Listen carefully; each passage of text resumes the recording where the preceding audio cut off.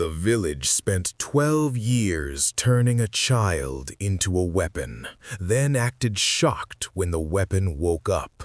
He rips demons apart with his bare hands, and the biggest demon of all, he was made right here by you. Naruto's childhood was exactly as cruel as you'd expect. The orphanage kept him until he was 4. Then they put him out.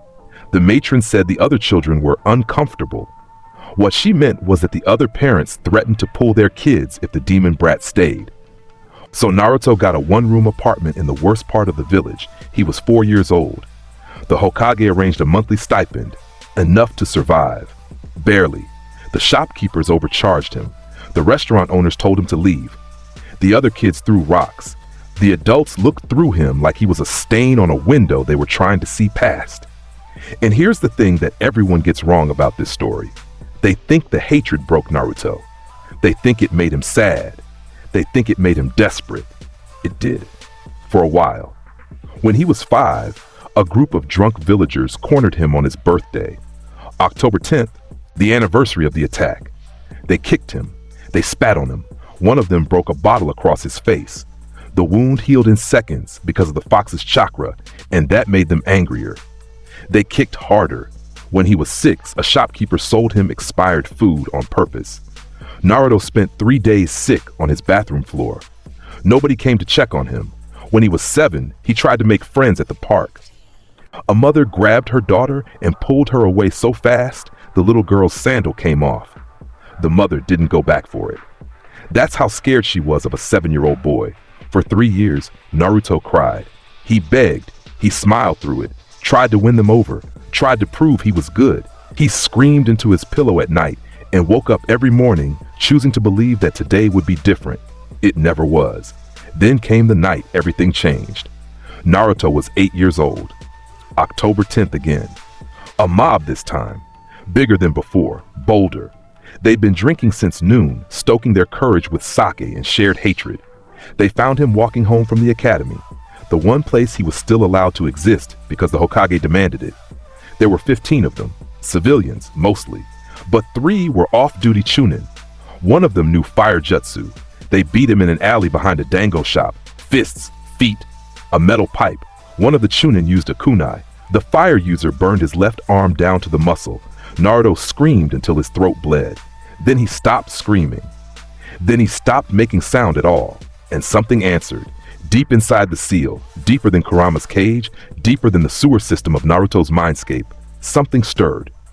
That energy, that ancient, formless, impossibly old rage that had been sleeping since the night of his birth. It felt the boy's pain, it tasted his blood, and it recognized something in him, a will that refused to die.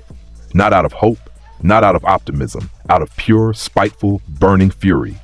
The energy moved. It wrapped itself around Naruto's soul like armor. It sank into his bones, his muscles, his nervous system. It rewired him on a molecular level, and it whispered to him, not in words, in feelings, in visions. He saw a warrior, a man in green armor standing atop a mountain of corpses so high it touched the sky. Demons, real ones, not chakra constructs, but creatures of pure malice from a dimension of endless war, lay broken and torn at his feet. The man held a shotgun in one hand and a burning sword in the other. His visor glowed red. He was covered in blood, and he was still fighting. Naruto understood. He didn't need it explained. He didn't need philosophy or speeches or a mentor's guidance. The vision was simple. There are things in this world that exist only to cause suffering.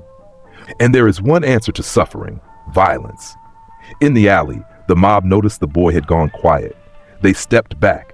Some of them smiled, thinking they'd finally broken the demon. Then the green light appeared. It came from Naruto's body, a blinding emerald flash that turned the alley into daylight. The mob shielded their eyes. The 3 chunin drew weapons on instinct. A sound rang out, a heavy clang.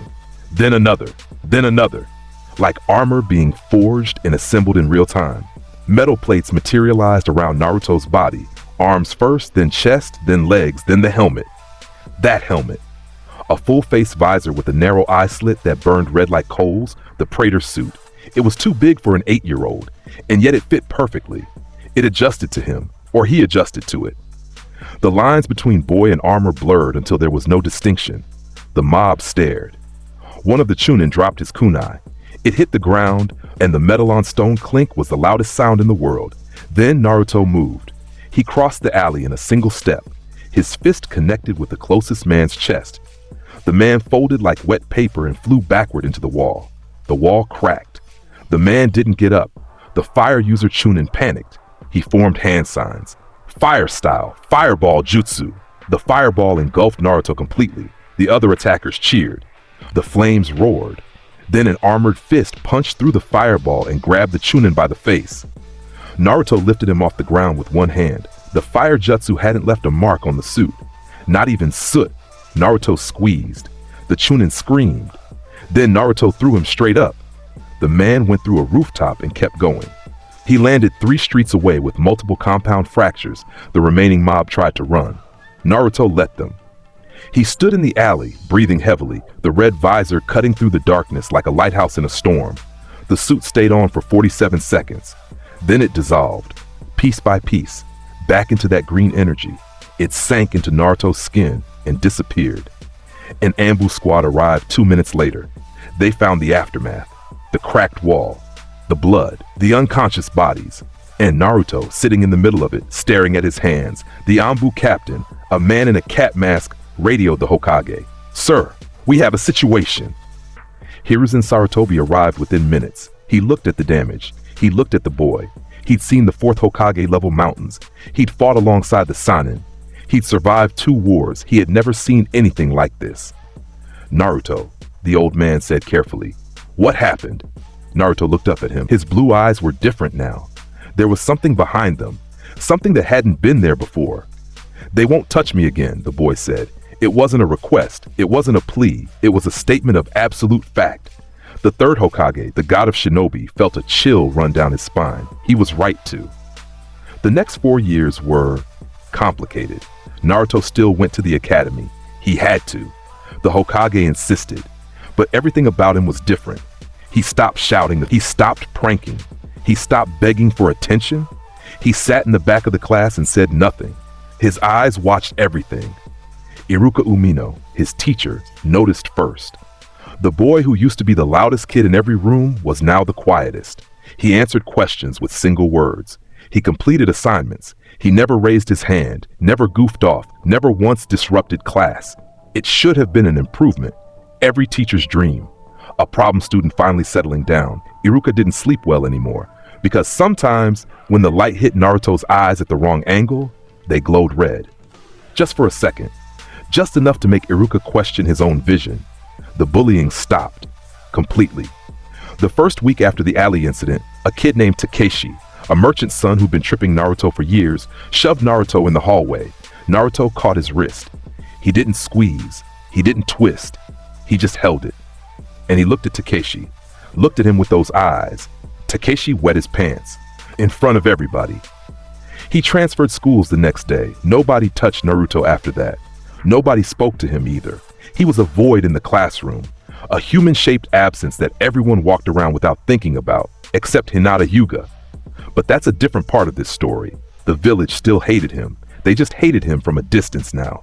The whispers continued. Demon. Monster. It. But they kept their voices low, and they kept their hands to themselves, smart. At home, if you could call that apartment a home, Naruto trained. Not the academy basics. Not the clone jutsu that gave him trouble because his chakra reserves were an ocean trying to fit through a garden hose. He trained with the power inside him. Every night, he sat cross-legged on his floor and reached inside himself. Past the chakra, past the seal, past Kurama, who pressed itself against the far wall whenever Naruto's consciousness got close. Into the green. The Argent energy. He learned to summon the suit piece by piece, gauntlet first, then arm, then full torso, then legs, then the helmet.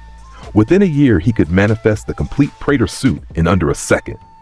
The sound never changed, that heavy clang that made the air itself vibrate. He learned the weapons next. The Doom Blade came first, a retractable wrist-mounted blade built into the suit's right gauntlet. Short, brutal, designed for close kills. He figured out the blood punch after that, a charged strike that released concentrated Argent energy on impact. The force was considerable. He punched a training log, and it exploded into sawdust. The 3 logs behind it also exploded. The super shotgun materialized during a dream. He was in the other dimension again, the one the visions showed him. The hellscape of eternal war. He was standing in a sea of demon corpses, and the weapon appeared in his hands like it had always been there. Double-barreled, massive. The meat hook attachment glowed underneath, a grappling chain that could latch onto targets and pull him toward them at terrifying speed. When he woke up, the shotgun was on his floor. Real, solid, heavy. The crucible came last. It took the longest because it scared him, not the weapon itself, the power it contained. The crucible was an energy sword. When activated, a blade of burning red argent energy extended from the hilt. 6 feet of concentrated destruction that hummed with a frequency he could feel in his teeth. It cut through everything. He tested it on a boulder in Training Ground 44. The boulder didn't just split. It evaporated along the cut line. The rock on either side melted and reformed as glass. By the time Naruto was 12 and ready to graduate from the academy, he had mastered every weapon the Argent energy gave him. He understood the flame belch, a burst of superheated energy from the suit's shoulder launcher that set targets ablaze. He knew the dash, a short-range burst of speed that let him close gaps or evade attacks faster than the eye could track. He'd figured out glory kills, instinctive, devastating finishing moves that, when performed on a weakened enemy, sent a pulse of energy back into the suit, restoring his stamina instantly. He was 12 years old. He weighed 90 pounds soaking wet under the armor. He was the most dangerous thing on the continent, and absolutely nobody knew it. Graduation day at the academy was the first time Naruto showed a fraction of what he could do, and even then, it was an accident. The test was simple, 3 parts. Written exam, weapons accuracy, ninjutsu demonstration, specifically the clone jutsu. Naruto failed the clone jutsu. Again, his chakra was still too massive, too wild. The normal clone jutsu, his clones came out flat, pale, and dead looking. Iruka failed him. The teacher looked genuinely sorry about it, but rules were rules. That night, Mizuki, a white-haired Chunin instructor with a smile that never quite reached his eyes, approached Naruto with a secret. There was a scroll, the Forbidden Scroll of Seals. If Naruto could steal it and learn one technique from it, he'd pass. A secret test. Very hush-hush. In canon, Naruto fell for this.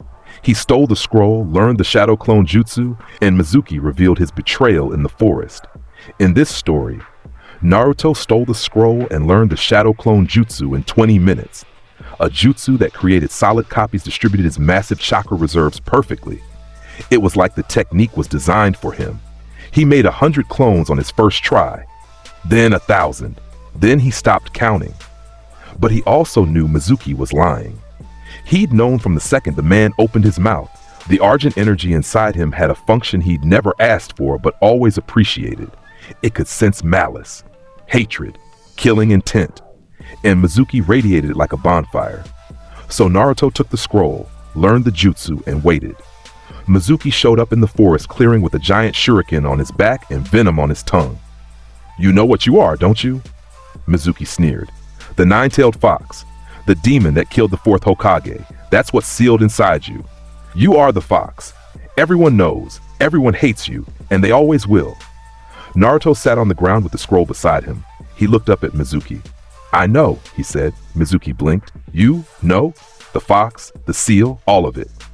Naruto's voice was flat, empty. "Figured it out 3 years ago." Mizuki recovered. He grabbed the giant shuriken from his back and spun it. "Well then, this makes things easier. Die knowing the truth, demon." He threw the shuriken. Naruto caught it with one hand, by the blade. The shuriken stopped dead in the air, and the metal screeched against armored fingers. Mizuki's eyes went wide. He hadn't even seen the gauntlet materialize. The green metal covered Naruto's right hand and forearm. Argent energy crackled along the joints. Naruto stood up, still holding the massive shuriken, and snapped it in half like a dry stick. "What?" Naruto's left hand shot out. The meat hook, a glowing chain with a hook at the end, launched from his wrist and embedded in Mizuki's shoulder. The Chunin screamed. Then the chain retracted, yanking Mizuki forward at bone-breaking speed. Naruto met him with a knee to the sternum. Mizuki's ribs shattered like ceramic. He hit the ground, gasping, coughing blood, and Naruto stood over him. For a moment, he considered the crucible, or the shotgun, or a glory kill. Then he heard Iruka arrive. The real Iruka, the one who'd been searching for Naruto all night, the one teacher who actually gave a damn. Iruka stumbled into the clearing, saw Mizuki on the ground, saw the armored gauntlet on Naruto's hand, and froze. Naruto let the gauntlet dissolve. The Argent energy receded into his skin. He tried to steal the scroll, Naruto said. Used me as a pawn. Iruka looked at Mizuki. The Chunin was alive but very, very broken. Then Iruka looked at Naruto. Naruto, what was that? Me? Iruka opened his mouth, closed it, opened it again. Then he just walked over to the boy and tied a forehead protector around his head. You pass, Iruka said. His hands were shaking, but his voice was steady. Naruto touched the metal plate on his forehead. He almost smiled. Almost. Team assignments.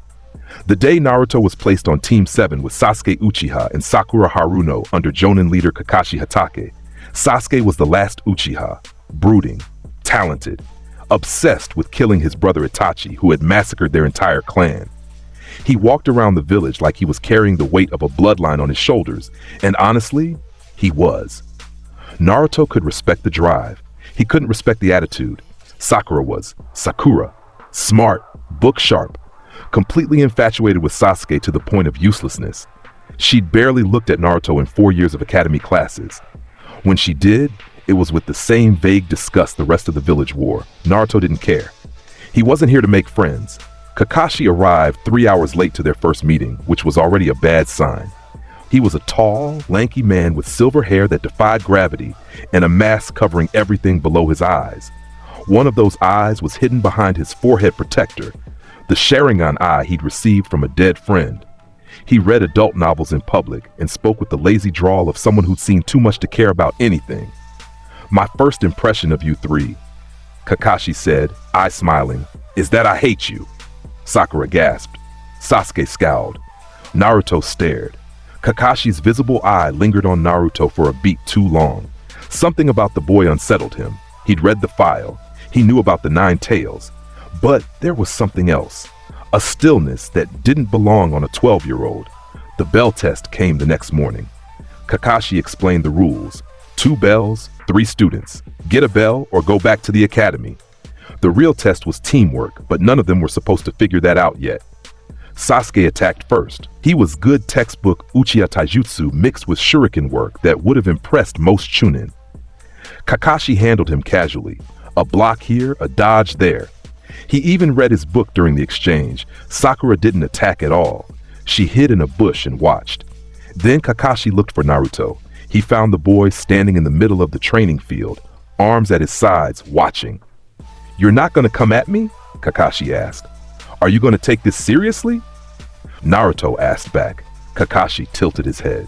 Excuse me? You're reading a book. You're fighting a kid with one hand. You're barely using any chakra. Naruto's voice was calm, the same flat tone he always used.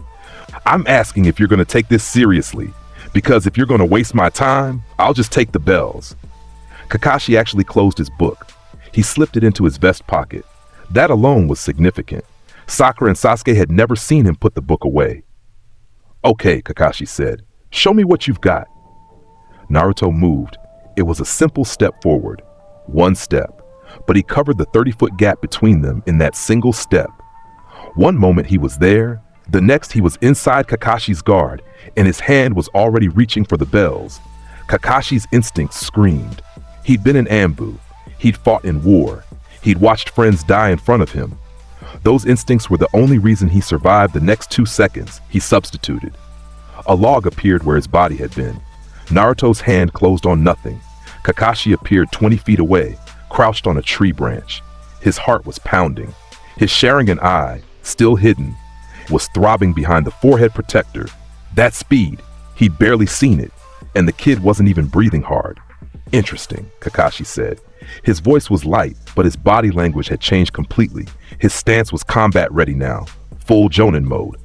I'm going to ask once, Naruto said. Give me the bells. That's not how this works, Naruto sighed, actually sighed, like this was an inconvenience. Then he formed a hand sign. Shadow clone jutsu. The field erupted. Copies of Naruto appeared, 50, 100, 200.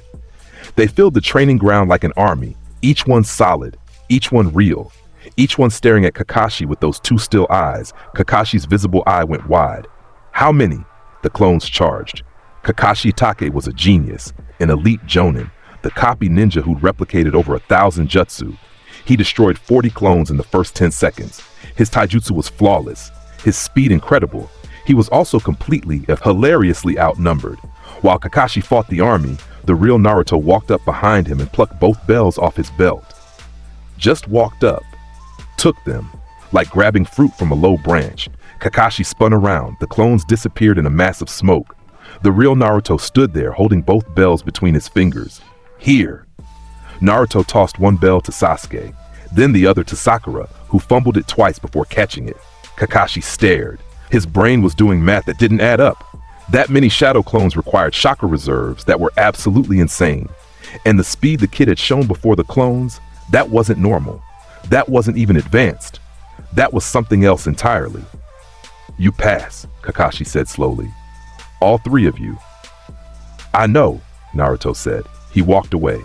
Kakashi stood in that field for a long time after the kids left. He pulled out his book but didn't open it. He just held it and stared at the spot where Naruto had been standing. Minato-sensei, he murmured to himself. What the hell is your son? The missions that followed were boring. D ranks, catching cats, pulling weeds, painting fences.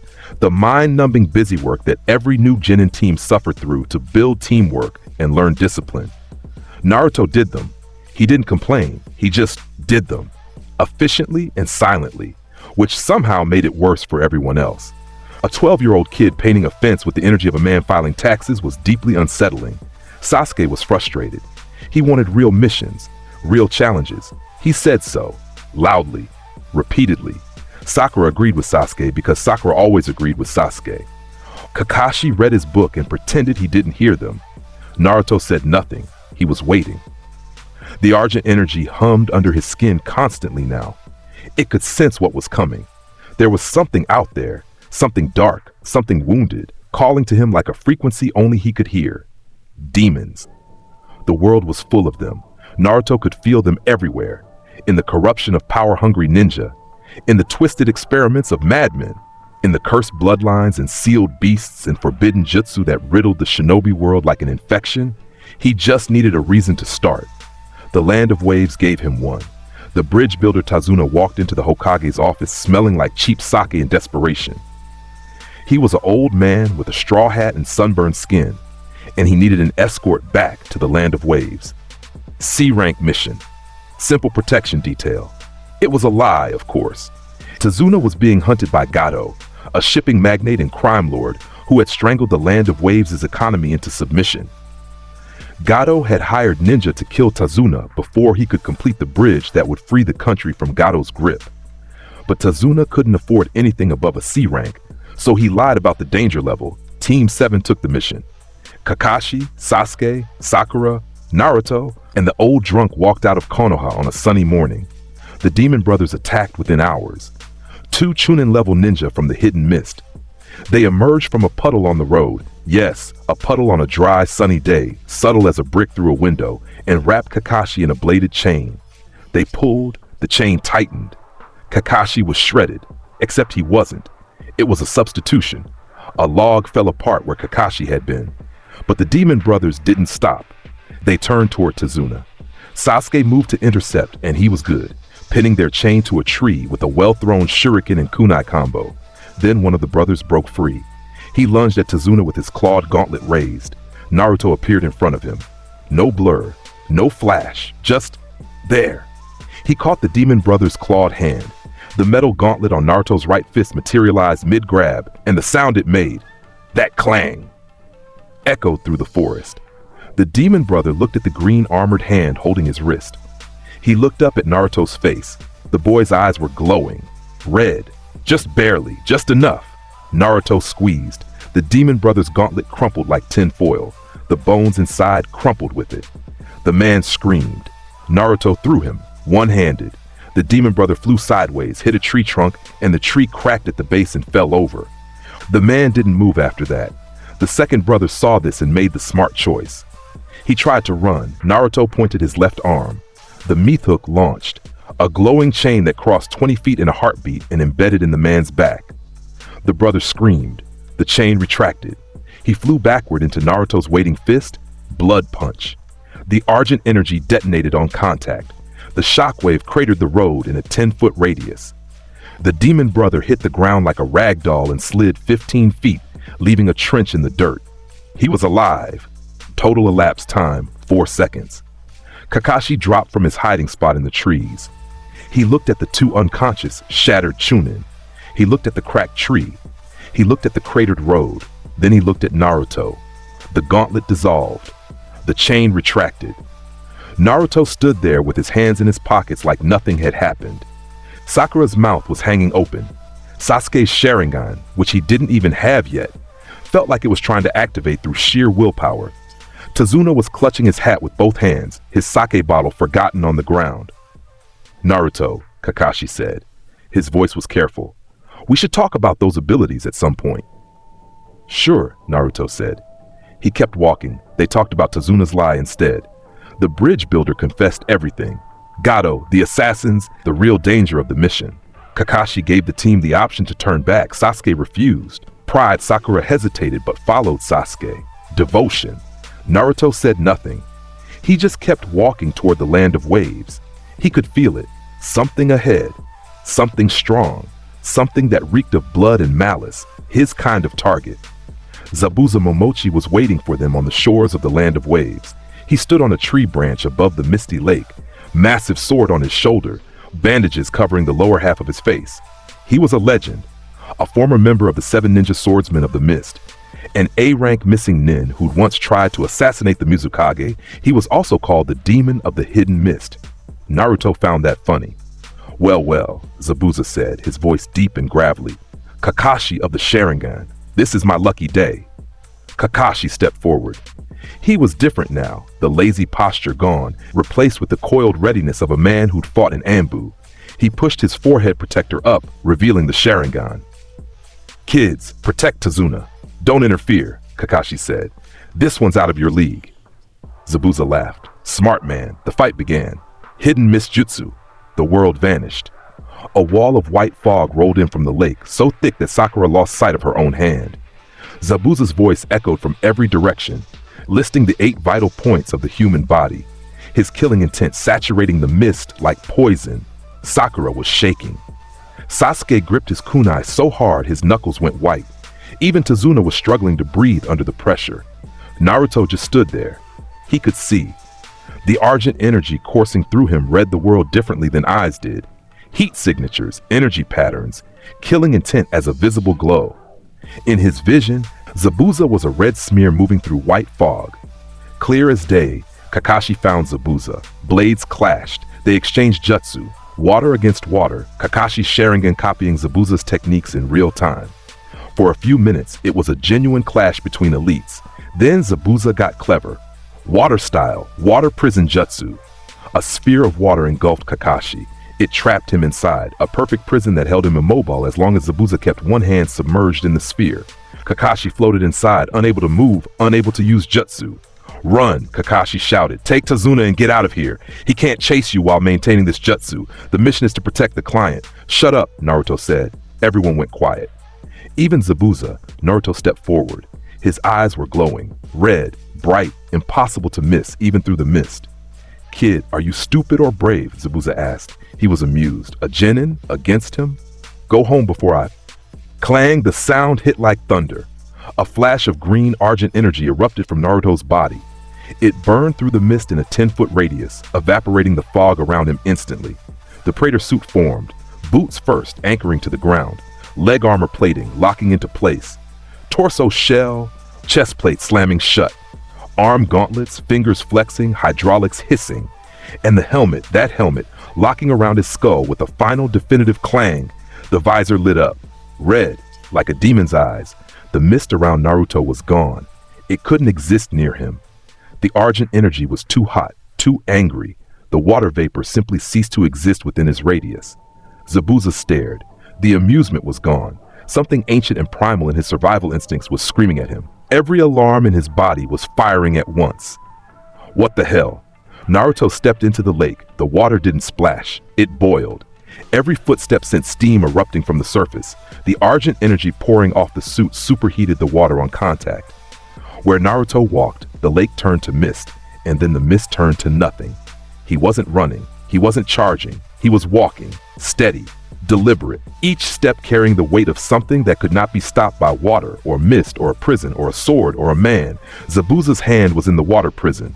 He couldn't let go without freeing Kakashi. He couldn't run. He was anchored. Water clone jutsu. Zabuza formed a clone from the lake water. The clone charged at Naruto, sword raised. Naruto didn't slow down. The clone swung the massive blade. It connected with the Predator suit's shoulder. The blade shattered. The water clone stared at the stump where its sword had been. Naruto grabbed the clone by the face and squeezed. It burst into water, which immediately boiled into steam against the suit's surface. Zabuza watched his clone get destroyed like it was made of wet paper. His jaw clenched behind his bandages. Naruto reached him. They were 3 feet apart. Zabuza was taller, bigger, broader. He had 20 years of killing experience and a body count in the hundreds. Naruto reached down and grabbed Zabuza's arm, the one maintaining the water prison, and he snapped it backward. The elbow broke with a crack that echoed across the lake. Zabuza screamed, a real raw guttural scream that the demon of the hidden mist would have rather died than let anyone hear. The water prison collapsed. Kakashi fell into the lake, gasping. Naruto wasn't done. He grabbed Zabuza's other arm and twisted. Another crack, another scream. The massive executioner's blade fell from numb fingers and sank into the lake. Then Naruto grabbed Zabuza by the front of his shirt and headbutted him. The Predator suit's helmet connected with Zabuza's forehead, and the impact was like a hammer hitting an egg. Zabuza's eyes rolled back. His body went limp. Naruto held the unconscious swordsman for a moment. Then he dropped him into the lake. The mist was clearing. The sun was coming through. And there, standing knee-deep in a boiling lake, visor glowing red, was a 12-year-old boy in armor that looked like it was forged in a war beyond imagination. On the shore, Sakura had her hands over her mouth. Her entire body was trembling. She'd seen fights in the academy. This was something else. This was a predator catching prey. Sasuke's face was unreadable. But his fists were clenched so tight that blood was leaking from his palms. He was watching Naruto with an expression that mixed awe, envy, and something that looked dangerously close to hatred. Tazuna sat down on the ground. Hard. "What?" he whispered. "What is that kid?" Kakashi dragged himself out of the lake, coughing water. He looked at Zabuza floating face down in the boiling shallows. Then he looked at Naruto. "Yo," Kakashi said weakly. "Thanks for the save." Naruto turned his visor toward Kakashi, said nothing. Then he walked out of the lake. The Predator suit hissed steam with every step. Behind them, a masked figure appeared on a tree branch. Slim, young, long black hair. "Thank you for your assistance," the figure said. The mask was white with thin red lines, a hunter nin from the mist. "I have been tracking Zabuza for some time. I will dispose of the body." The hunter nin, Haku, dropped to the water, collected Zabuza's body, and vanished in a swirl of mist. Kakashi watched them go. Something bothered him about that interaction. Something wrong. Hunter nin were supposed to dispose of the body on sight. Taking it meant, "He's alive," Naruto said. Everyone looked at him. "The swordsman. He's alive. That hunter was his partner. They'll be back." Kakashi stared. "How do you know that?" "I broke his arms. I didn't kill him." The visor's glow dimmed. "That was a mistake. I won't make it again." The Predator suit dissolved. Naruto stood on the shore, a 12-year-old kid again, looking somehow both smaller and infinitely more terrifying than he had 3 minutes ago. Kakashi's Sharingan eye was throbbing. He'd been watching Naruto's chakra during the fight, except it wasn't just chakra. There was something else, a green energy he'd never seen before, running alongside Naruto's chakra like a second circulatory system. It was dense, violent, and it was everywhere inside the boy. "We need to get to Tazuna's house," Kakashi said finally. "I need to sit down." They stayed at Tazuna's house. They waited for Zabuza to heal. Kakashi estimated a week, maybe less. During that week, 2 things happened. First, Kakashi tried to train his team. Tree walking exercises, channeling chakra to the feet to walk up vertical surfaces. Sasuke struggled. Sakura nailed it quickly because her chakra reserves were small and her control was excellent. Naruto walked up the tree on his first try. Then he walked back down. Then he looked at Kakashi with an expression that clearly communicated. Was that it? Kakashi scratched his head. Okay, water walking? Naruto walked on the lake. First try. Right, Kakashi pulled out his book. Well, good talk. Second, Naruto met Inari. Tazuna's grandson was a small, angry, deeply sad kid. His stepfather, a man named Kaiza, the closest thing to a hero the Land of Waves had ever had, was publicly executed by Gato as a message. Inari saw it happen. It broke him. You can't beat Gato! Inari screamed at the dinner table one night. Nobody can, you'll just die like everyone else. There's no such thing as heroes. Everyone at the table shifted uncomfortably. Sakura looked sympathetic. Sasuke looked annoyed. Kakashi kept eating. Naruto put down his chopsticks. You're right, he said. Inari blinked. What? There are no heroes. Heroes save people because it's the right thing to do. I kill people because they deserve it. There's a difference. Dead silence at the table. Inari stared at him. Tazuna's daughter Tsunami covered her mouth. Naruto picked his chopsticks back up. Your stepfather sounds like he was a hero. He died like one. That's what heroes do. They die. I don't plan on being one. He went back to eating. Kakashi very slowly closed his book, looked at the ceiling, and exhaled through his nose. Sakura whispered to Sasuke, "Is he always like this?" Sasuke didn't answer. He was watching Naruto with that same complicated expression. The mix of awe and hatred was getting stronger. After dinner, Inari went to the dock and cried. Naruto found him there an hour later. He sat down next to the kid. They didn't talk for a long time. Finally, Naruto said, "Gato's going to die. I'm going to kill him. Your stepfather will be avenged. And after that, you can decide what to do with the crying." Inari looked up at him. Tears were still streaming down his face. But something in Naruto's voice, that absolute, unshakable certainty, penetrated the wall of grief and hopelessness the kid had built. "You promise?" Inari whispered. "No," Naruto said. "I don't make promises. I make guarantees." The bridge. The final confrontation. Zabuza came back. Both arms healed, splinted and wrapped. Haku was with him, mask on, that cold confidence radiating from every movement. The bridge was covered in mist. Tazuna's workers had fled. Bodies of the ones who'd been too slow littered the concrete. Not dead, just beaten. Zabuza's warning. Kakashi stepped forward. "Same dance as last time?" "This time," Zabuza growled. "I'm ready for your brats." Haku moved, a blur of speed directed at Sasuke. Ice Senbon flew from Haku's hands like needles from a machine gun. Sasuke was good. He dodged the first volley, countered with a fireball jutsu that Haku sidestepped with fluid grace, but Haku wasn't playing around. Not this time. Secret jutsu, crystal ice mirrors. Dozens of mirrors made of pure ice materialized in a dome around the bridge. They formed a prison, beautiful, glittering, and absolutely lethal. Haku stepped into one mirror and appeared in all of them simultaneously. Reflections, copies, an infinite array of identical masked figures, each one launching Senbon from a different angle. Sasuke was fast. But this was faster. The needles came from everywhere, above, below, behind, left, right. He tried to dodge. He got hit. Again. His body was becoming a pincushion. "Sasuke!" Sakura screamed from outside the dome. Meanwhile, Kakashi engaged Zabuza. Round 2. This time, Zabuza was more cautious, more defensive. He knew what Kakashi's Sharingan could do. He kept the mist thick and fought by sound and killing intent. Naruto watched the ice dome. He could see Haku's energy pattern inside. One person moving between mirrors at speeds that approached teleportation. Sasuke was losing. The Uchiha was covered in needles, bleeding from dozens of wounds and slowing down. But this was Sasuke's fight. Naruto waited. He wanted to see something, and then he saw it.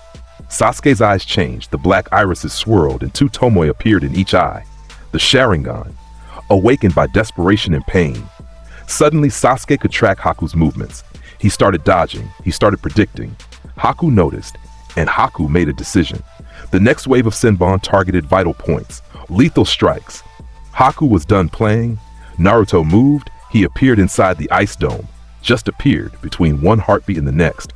The Praetor suit formed mid-step, each plate locking into place with those thunderous clangs that echoed inside the enclosed space like war drums. Haku's Senbon hit the suit. All of them. Hundreds of needles, ice cold and sharp enough to pierce bone. They bounced off. Every single one. The needles fell to the ground like rain hitting a roof. Haku froze inside the nearest mirror. Behind the mask, her eyes went wide. "What? Get behind me," Naruto told Sasuke. His voice came through the helmet's filter, that distorted growl that turned every word into a threat. Sasuke, bleeding and barely standing, stared at the armored figure. Pride screamed at him to refuse. Self-preservation screamed louder. He moved behind Naruto. Haku attacked again. A volley of senbon from 6 mirrors at once. Naruto didn't dodge. He took every single one. The needles pinged off the Praetor suit like hail against steel. They didn't even scratch the paint. "You can't hurt me," Naruto said. Simple fact. Like saying the sky is blue, Haku changed tactics. She launched from the mirror, full speed, senbon in each hand, aiming for the gap between helmet and chest plate. Naruto caught her by the wrist. Haku's eyes went wide behind the mask. She tried to pull free. She might as well have been pulling against a mountain. "I know who you are," Naruto said. "Zabuza's tool. You said it yourself. You exist to serve him, to be used." "Yes," Haku said. Her voice was soft. Even now, even caught, even facing something she couldn't beat. "I am Zabuza's tool. I live to serve his purpose. Without him, I have no reason to exist." Naruto stared at her through the red visor. For a moment, just a moment, something flickered behind the glow. A recognition. He knew what it felt like to be told your existence had no value. Then the moment passed. Blood punch. The Argent energy detonated. The impact hit Haku dead center in the chest. The shockwave exploded outward in every direction. Every ice mirror within the dome shattered simultaneously. An explosion of glittering crystal that lit up the bridge like a second sun. The fragments rained down like glass snowflakes. Haku flew backward. She hit the bridge floor hard enough to crack the concrete. Her mask broke in half. Her face was revealed. Young, beautiful, those gentle eyes now wide with shock and agony. The ice mirrors were gone. All of them. One punch, Haku lay on the ground, chest caved in, blood on her lips. She was still alive, barely. The suit's HUD told Naruto her vitals fading fast. Sasuke stared at the destruction. The dome of ice that had been his death trap moments ago was just gone, glittering dust in the air. "You," Sasuke whispered. He looked at Naruto's back, at the Praetor suit, at the red visor. Something cracked inside the Uchiha in that moment. A fracture that would grow. Naruto walked toward Haku. The girl looked up at him. She wasn't afraid. She was smiling. "Kill me," she said. "Without Zabuza, I am nothing. And without me, perhaps he can." "You're wrong about that," Naruto said. "But okay." He raised his armored boot. "Wait," Sasuke started. Naruto brought it down. Quick, clean. A stomp that ended Haku's pain and her service in the same instant. Glory kill. A pulse of energy flowed up Naruto's leg and through the suit. Stamina restored. The HUD glowed brighter. The visor burned hotter. Sasuke's mouth opened, closed. He took a step backward, then another. Across the bridge, the mist was clearing. Zabuza and Kakashi had been fighting. Kakashi had the advantage now, his Sharingan predicting Zabuza's moves. But Zabuza felt the ice mirrors break. He felt Haku's chakra signature vanish. He stopped mid-swing. His eyes widened. "Haku?" No answer. "Haku!" Zabuza abandoned his fight with Kakashi and charged toward the spot where the ice dome had been. He found Naruto standing over the girl's body. The demon of the hidden mist looked down at his tool, his partner, the child he'd raised. The one person in the world who'd chosen to follow him, dead. Something broke in Zabuza Momochi. His bandages darkened with tears he would never admit to. His massive frame shook with a grief so heavy it crushed his killing intent flat. Then he looked up at Naruto. "You?" Zabuza's voice was barely a whisper. "I'm gonna kill you. I'm gonna rip you apart," he charged. No jutsu, no strategy, pure rage. He grabbed a fallen sword from like one of Gado's mercenaries, who had been waiting at the bridge's end to betray Zabuza, and swung it with everything he had. The blade hit the Praetor suit's chest plate. It snapped. Zabuza stared at the broken hilt in his hand. Then he looked at Naruto. Naruto drew the super shotgun. It materialized in his right hand with a whir of Argent energy, a massive double-barreled weapon that glowed with barely contained power. The barrels were thick and short. The grip was wrapped in scarred metal. The meat-hook attachment hung beneath like a promise of violence. Zabuza's eyes widened. He'd faced kunai, katanas, jutsu of every element, even the executioner's blade of 7 generations of swordsmen. He had never seen anything like this weapon. "For what it's worth," Naruto said, "she was the best person you'll ever know." You wasted her. Zabuza screamed and lunged. Naruto fired. The super shotgun's blast was a wall of force. Argent energy and chakra combined into a concentrated storm of destruction that hit Zabuza at point-blank range. Zabuza's upper body ceased to exist. From the waist up, the demon of the hidden mist simply wasn't there anymore. His legs stood for a half-second longer, swaying, before collapsing into what was left. The bridge shook. The shockwave from the blast carved a groove in the concrete that ran 30 feet. The mist was gone, burned away by the heat. Silence. Absolute, suffocating silence. Sakura threw up. She turned away and emptied her stomach on the bridge. Her body was shaking so hard she could barely stand. Sasuke was on his knees. He couldn't feel his legs. His new Sharingan eyes recorded everything in perfect, horrible detail. Kakashi stood 10 feet away. His Sharingan was exposed. He had seen every microsecond of what just happened. His visible eye was wide. His hand, the one that wasn't holding a kunai, was trembling. He slowly reached into his vest, pulled out his book, looked at it, and put it back. "I'm going to need a stronger prescription," he muttered. Tazuna was hugging a support beam. His hat had fallen off. Is the kid always?" "I'm starting to think so," Kakashi said quietly. Then, footsteps. From the far end of the bridge, a lot of them, Gato arrived. The shipping magnate himself, a tiny man in a business suit, flanked by 100 mercenaries with swords and clubs. He looked at Zabuza's remains and laughed. "Well, the demon did all the work and got himself killed. That saves me the cost of paying him." Gato adjusted his tiny glasses. "Now, kill the bridge builder, kill the ninja, kill everyone." The mercenaries cheered. 100 armed thugs against a jonin, 2 injured genin, and a bridge builder. And one thing that wasn't human anymore. Naruto turned to face the army. The Praetor suit's visor cut through the remaining haze like a spotlight. He started walking. One mercenary, braver or stupider than the rest, charged ahead of the group with a raised sword. Naruto didn't break stride. He reached out and grabbed the man's face. The man's feet left the ground. Naruto kept walking. He dragged the mercenary for 3 steps, then slammed him into the concrete so hard the bridge surface cracked in a spiderweb pattern. The man didn't get up. The other mercenaries hesitated. 1 step. That was all it took. 1 glance at their fallen comrade. Then Naruto activated the flame belch. A torrent of superheated argent energy erupted from the suit's shoulder launcher. It washed over the front line of mercenaries like dragon's breath. They screamed. They burned. They ran. The ones who didn't run, Naruto walked through. The doom blade extended from his right gauntlet, a short, brutal, arm-mounted blade that was designed for one thing. He cut through them. Left, right, overhead, thrust. No wasted motion. Each cut hit something vital. Each target dropped. He wasn't fighting 100 men. He was processing them.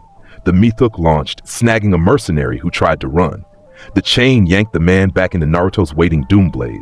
2 more rushed from behind. Naruto spun, caught one with a backhand that sent him over the bridge railing, and drove the doom blade through the second one's shoulder, pinning him to the concrete. Glory kill. Naruto grabbed the pinned man's head with both hands and twisted. The crunch was audible. Stamina surged. Gato watched his army get dismantled. The tiny man's smug expression crumbled piece by piece. His lip trembled. His tiny glasses fogged with stressed sweat. "K, kill him!" Gato shrieked. "There's only one. 100 against 1. Kill him!" The mercenaries didn't listen. They were running, tripping over each other, shoving each other aside, throwing down their weapons. Some jumped off the bridge into the water below.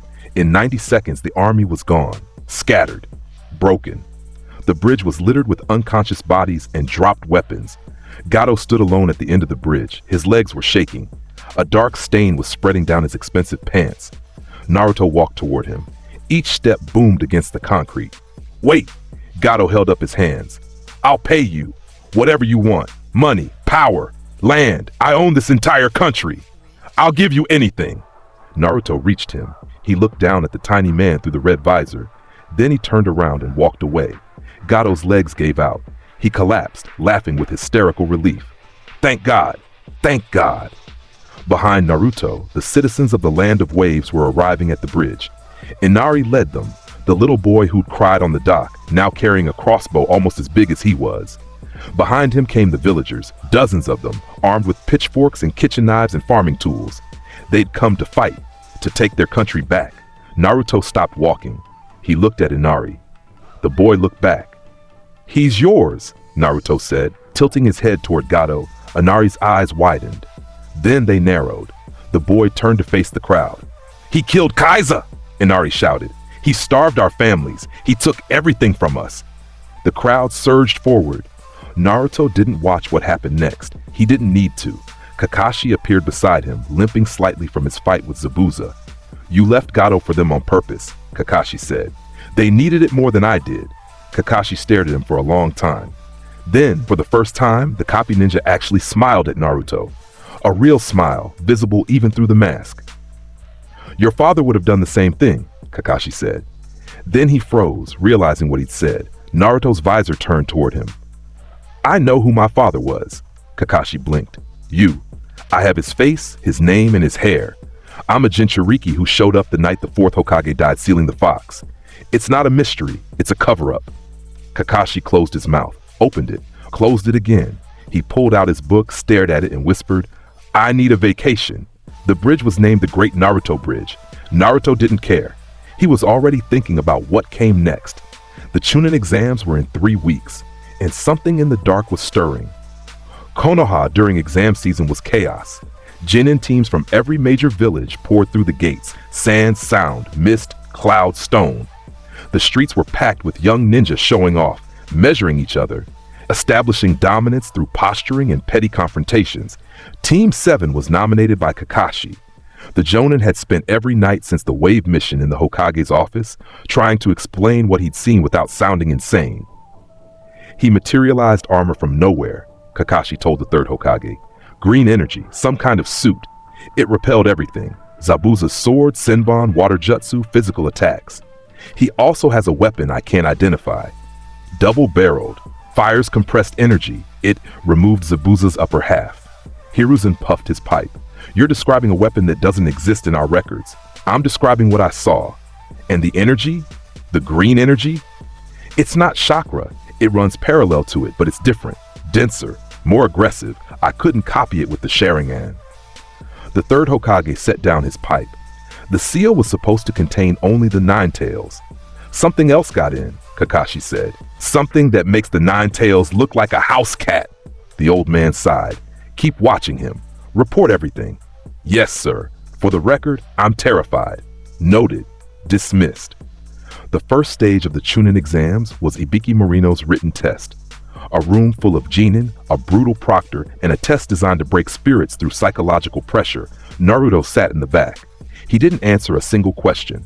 When the final question came, the do-or-die ultimatum, the quit now or risk being a genin forever mind game, he stayed seated. Not because he believed in himself, not because he was brave, because the test was meaningless to him. All of this was, the exams, the ranks, the hierarchy. He was here because the Hokage told him to be here. Once he was done, he'd go back to what mattered, hunting. The second stage was the Forest of Death. 44 training grounds worth of dense, dangerous forest filled with giant animals, poisonous plants, and enemy ninja teams. Each team received a scroll, heaven or earth, and had 5 days to collect the opposite scroll and reach the tower at the center. Team 7 got a heaven scroll. They needed an earth. They entered the forest, and the forest entered them. Orochimaru came on the second day. Team 7 was moving through the canopy when the air changed. The temperature dropped. The birds stopped singing. Even the insects went quiet. A killing intent so massive it felt like gravity had tripled, washed over them like a tidal wave. Sakura dropped to her knees. She couldn't move. Her body refused to obey her brain. She was crying and she didn't even know why. Sasuke froze.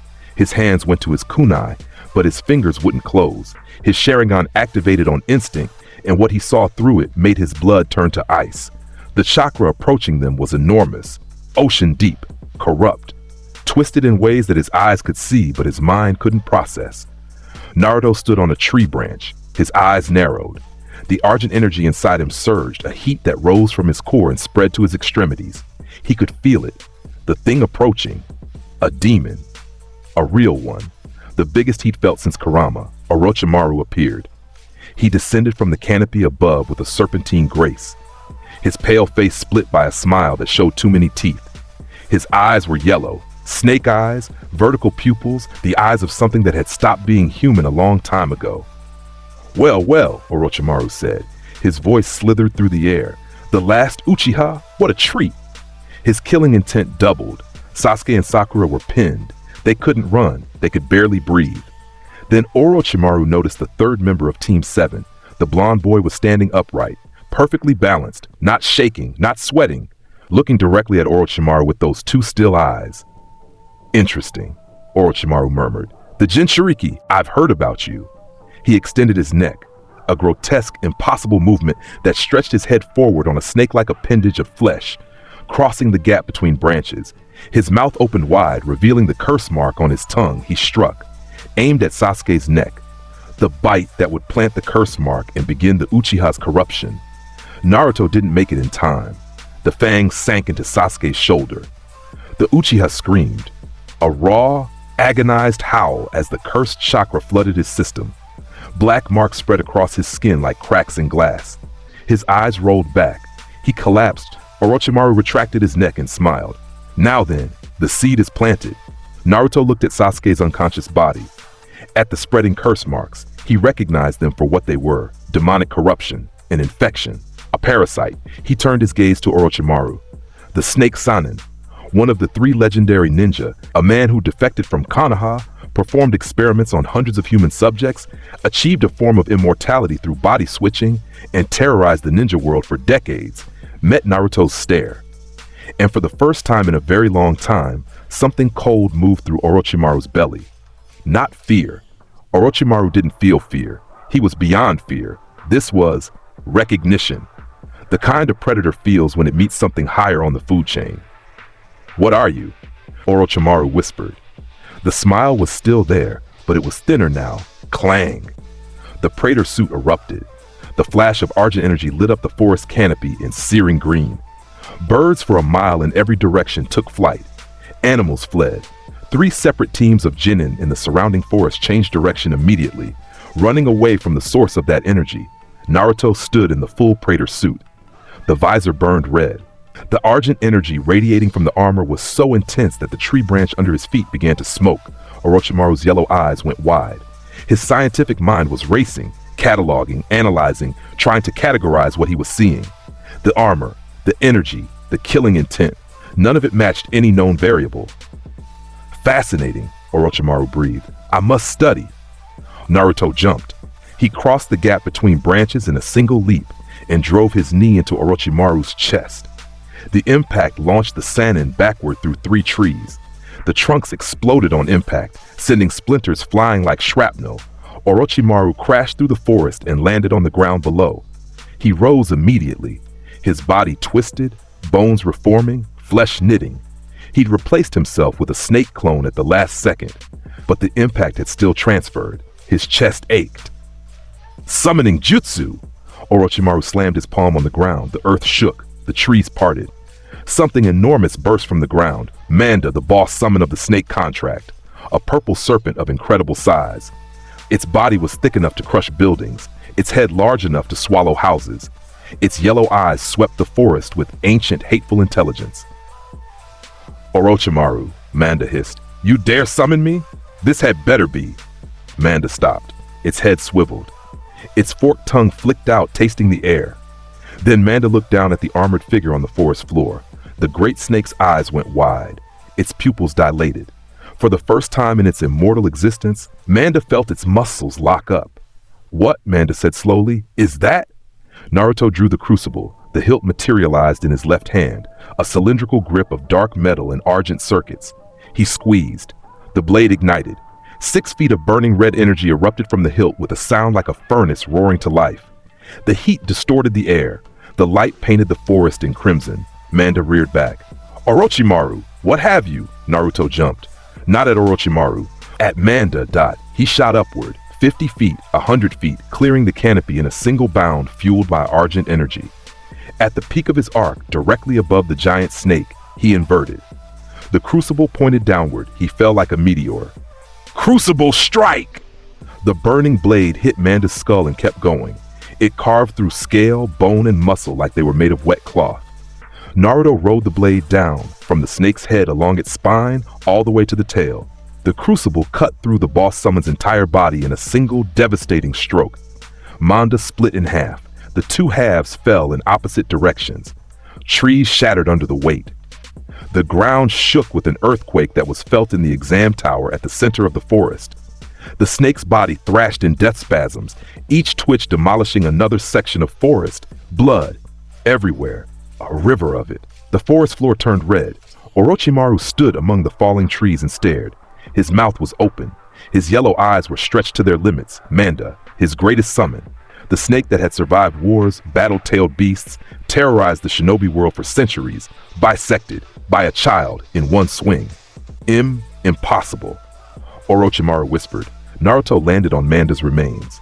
The crucible hummed in his hand, still burning, still hungry. He looked at Orochimaru, then he charged. The gap closed in a heartbeat. Naruto swung the crucible. Orochimaru dodged, barely, the blade passing close enough to singe his hair. The Sanin's hands flew through seals. Wind style, great breakthrough. A wall of compressed air hit Naruto dead on. It didn't move him. His feet slid back an inch, 1 inch, and the wind died against the Praetor suit's surface. Orochimaru tried another approach. His mouth opened impossibly wide, and the Kusanagi, the legendary sword of Kusanagi, emerged from his throat. He gripped it and slashed at Naruto in a single fluid motion. The blade struck Naruto's raised gauntlet.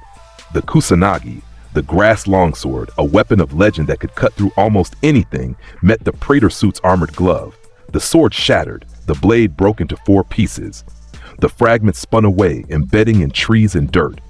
Orochimaru stared at the hilt in his hand. His sword, his legendary, irreplaceable sword, broken. Naruto dropped the crucible. It dissolved into energy and vanished, and grabbed Orochimaru by the jaw. The armored fingers clamped around the Sanin's lower face with a grip that could crush steel. Orochimaru's eyes went wide. He couldn't substitute. Naruto's energy was disrupting his chakra flow. He couldn't body flicker. He couldn't use any jutsu that required hand signs because both his hands were clawing uselessly at the armored wrist holding him. Naruto looked at Orochimaru through the visor. Red light reflected in yellow snake eyes. Then Naruto pulled. He ripped Orochimaru's jaw off his face. The bones separated from the skull with a wet, horrible crack. Skin tore. Muscle ripped. Orochimaru's tongue, that impossibly long, snake-like tongue, flopped free and dangled. The scream that came out of Orochimaru wasn't human. It was a high-pitched, gurgling shriek that echoed through the forest and would haunt the dreams of every living creature within a mile. Orochimaru's body convulsed. His survival instincts, honed by decades of cheating death, kicked in. His body began to dissolve, turning to mud, to snakes, to something that could escape. A substitution layered on top of a body replacement, layered on top of a snake clone. He fled. Through the ground, through the trees, through dimensions of snake summons and hidden spaces. He ran harder than he'd ever run from anything. Naruto stood in the destroyed forest, holding Orochimaru's jaw. He looked at it. Then he dropped it. He'll be back, Naruto said to himself. The distorted growl echoed inside the helmet. They always come back. He turned and walked back to where Sasuke and Sakura were. Sasuke was unconscious, the curse mark pulsing on his neck. Sakura was awake. She'd seen everything from the tree branch above. Her green eyes were the size of dinner plates. She stared at Naruto as he deactivated the suit. The armor dissolved piece by piece. The visor went last, revealing his face, a 12-year-old kid with whisker marks and blonde hair and eyes that had seen too much. Naruto, Sakura whispered. What? What are you? Carry Sasuke, Naruto said. We need to reach the tower. But now. She carried Sasuke. They reached the tower in 4 hours. Behind them, the forest was burning where Manda's bisected corpse leaked chakra-infused blood into the soil. It would take years for that section of forest to recover. In a hidden underground laboratory, Orochimaru regenerated his jaw through a forbidden jutsu that cost him 6 months of his current body's lifespan. As the bone reformed and the skin knitted shut, he sat in the dark and did something he hadn't done in decades. He shook, his hands trembled. His jaw, the new one, clenched and unclenched. The green demon, he whispered. What was that thing? Kabuto, his silver-haired assistant, adjusted his glasses. Lord Orochimaru, should we stay away from it? Orochimaru said. His voice was sharp. final. Stay away from the Uzumaki boy. Whatever that power is, it's beyond us. Kabuto raised an eyebrow. In all his years serving Orochimaru, he had never, not once, heard his master use the word beyond. In Konoha, in the Hokage's office, Hiruzen Sarutobi felt the earthquake from the Forest of Death. His Anbu reported the destruction. Satellite imagery from the observation team showed a section of forest simply gone, replaced with a scar of burned earth and a bisected snake some the size of a river. Which team? The Hokage asked. Team 7, specifically the Uzumaki boy. The old man closed his eyes, took a very long puff of his pipe. Tell Anko to double the surveillance teams. Sir, the surveillance teams are refusing to go near him. The god of shinobi pinched the bridge of his nose. Of course they are. The preliminary rounds. Too many teams had passed the second stage. One-on-one fights, randomly assigned, in the tower's arena. The matchboard spun. Names shuffled. The first fight that mattered. Naruto Uzumaki vs. Kiba Nuzuka. Kiba pumped his fist. Yes, I got the dead last. This'll be over in 10 seconds. Akamaru, his little white dog, barked in agreement. In the stands above the arena floor, every ninja who'd heard rumors about the Forest of Death leaned forward. Kakashi put his book away. The Jonin instructors exchanged glances. The proctor, Hayate Gecko, a pale, coughing man with a perpetually bored expression, raised his hand. Begin. Kiba was fast, credit where it's due. He dropped to all fours immediately, chakra flooding his muscles, enhancing his speed and strength. Beast mimicry, all fours jutsu. His nails sharpened, his canines extended. He looked feral, dangerous. Let's go, Akamaru! Man-beast clone! Akamaru transformed into a copy of Kiba, two feral fighters side by side. Fang over fang. Both Kibas launched. They spun, twin drilling torpedoes of claw and fang, rotating at incredible speed. The technique could shred through wood, stone, and most defenses. It was the Inuzuka clan's signature move. The twin drills hit Naruto, or rather, they hit what was in front of Naruto. The gauntlets materialized, just the gauntlets. Two armored hands, green metal and argent energy, covering Naruto's forearms and fists. He caught Kiba, mid-spin, one hand on each of the twin drills. The rotation stopped dead. The momentum converted into vibration, and Kiba's teeth rattled in his skull. Naruto held the real Kiba in his left hand. He looked at him. Then he slammed him face first into the arena floor. The concrete cracked in a crater. Kiba's face hit so hard that the impact echoed off the arena walls. His nose broke. His lips split. 3 teeth scattered across the ground. Naruto lifted him up, slammed him down again. Then he dropped Kiba's twitching body and turned to the Akamaru clone, which had reverted to dog form and was backing away, tail between its legs, whimpering. Naruto looked at the dog. The dog looked at Naruto. The dog fainted. Naruto turned back to Kiba, who was trying to crawl away. Blood dripped from his ruined face. I yield, Kiba croaked. Naruto walked over. He stepped on both of Kiba's legs, one stomp each. 2 cracks, 2 screams. The arena went dead silent. Hayate Gecko stared at the scene. He looked at his clipboard. He looked at Kiba, who was no longer conscious. He looked at his clipboard again. He wrote how on the evaluation form. Winner, Naruto Uzumaki. In the stands, the reactions rippled outward like a stone dropped in still water. Hinata Hyuga's hands were clasped over her heart. Her pale eyes were enormous. She'd watched Naruto, the boy she'd admired from afar for years, dismantle a fighter in seconds with a brutality that should have terrified her. And it did. It also made her face turn the color of a ripe tomato. Naruto-kun, she whispered. Shino adjusted his sunglasses. That was efficient. Kurenai, their Jonin sensei, put a hand on Hinata's shoulder. Not for comfort. To steady herself. Across the arena, Shikamaru Nara leaned back and muttered, "What a drag. I'm definitely not fighting that guy." Choji stopped eating his chips. When Choji stops eating, something significant has happened. Ino stared with her mouth open. What the actual? Rock Lee's eyes were the size of basketballs. Such power! Such youth! Might Guy had to physically restrain him from jumping into the arena. Neji Hyuga watched with his Byakugan activated. He could see the energy in Naruto's gauntlets, green, dense, flowing like liquid fire. It wasn't chakra. He couldn't identify it. His all-seeing eyes were seeing something they couldn't comprehend, and the cognitive dissonance made his left eye twitch. "What is that, boy?" Neji murmured. Tenten shrugged. "Dead last, apparently." "That," Neji said flatly, "is not a dead last."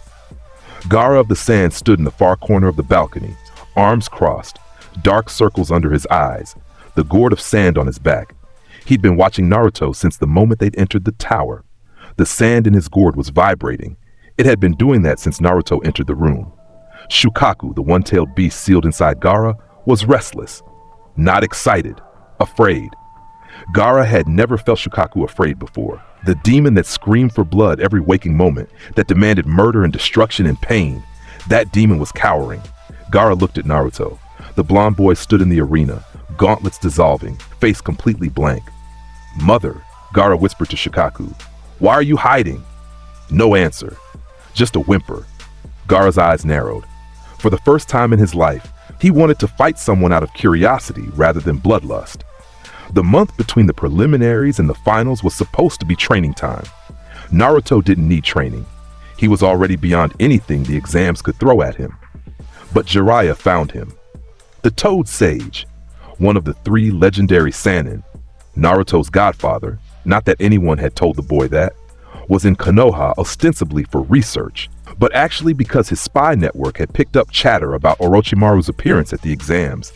He found Naruto at Training Ground 7, standing motionless in the middle of the field with his eyes closed. The argent energy was visible as a faint green glow around his body. "Yo," Jiraiya said. He was a large man, white-haired, red-marked on his face, wearing wooden sandals and an outfit that screamed, "I am both a legendary warrior and a clown." He carried a massive scroll on his back and the swagger of someone who'd survived 3 wars. Naruto opened his eyes, looked at the man, assessed. The argent energy gave its read. This person was powerful, extremely powerful, but the malice indicator was near 0. He wasn't a threat, he was familiar. "You look like someone," Naruto said. "I look like me, the gallant Jiraiya, Toad Sage of Mount Myoboku, author of the Ika-Icha series.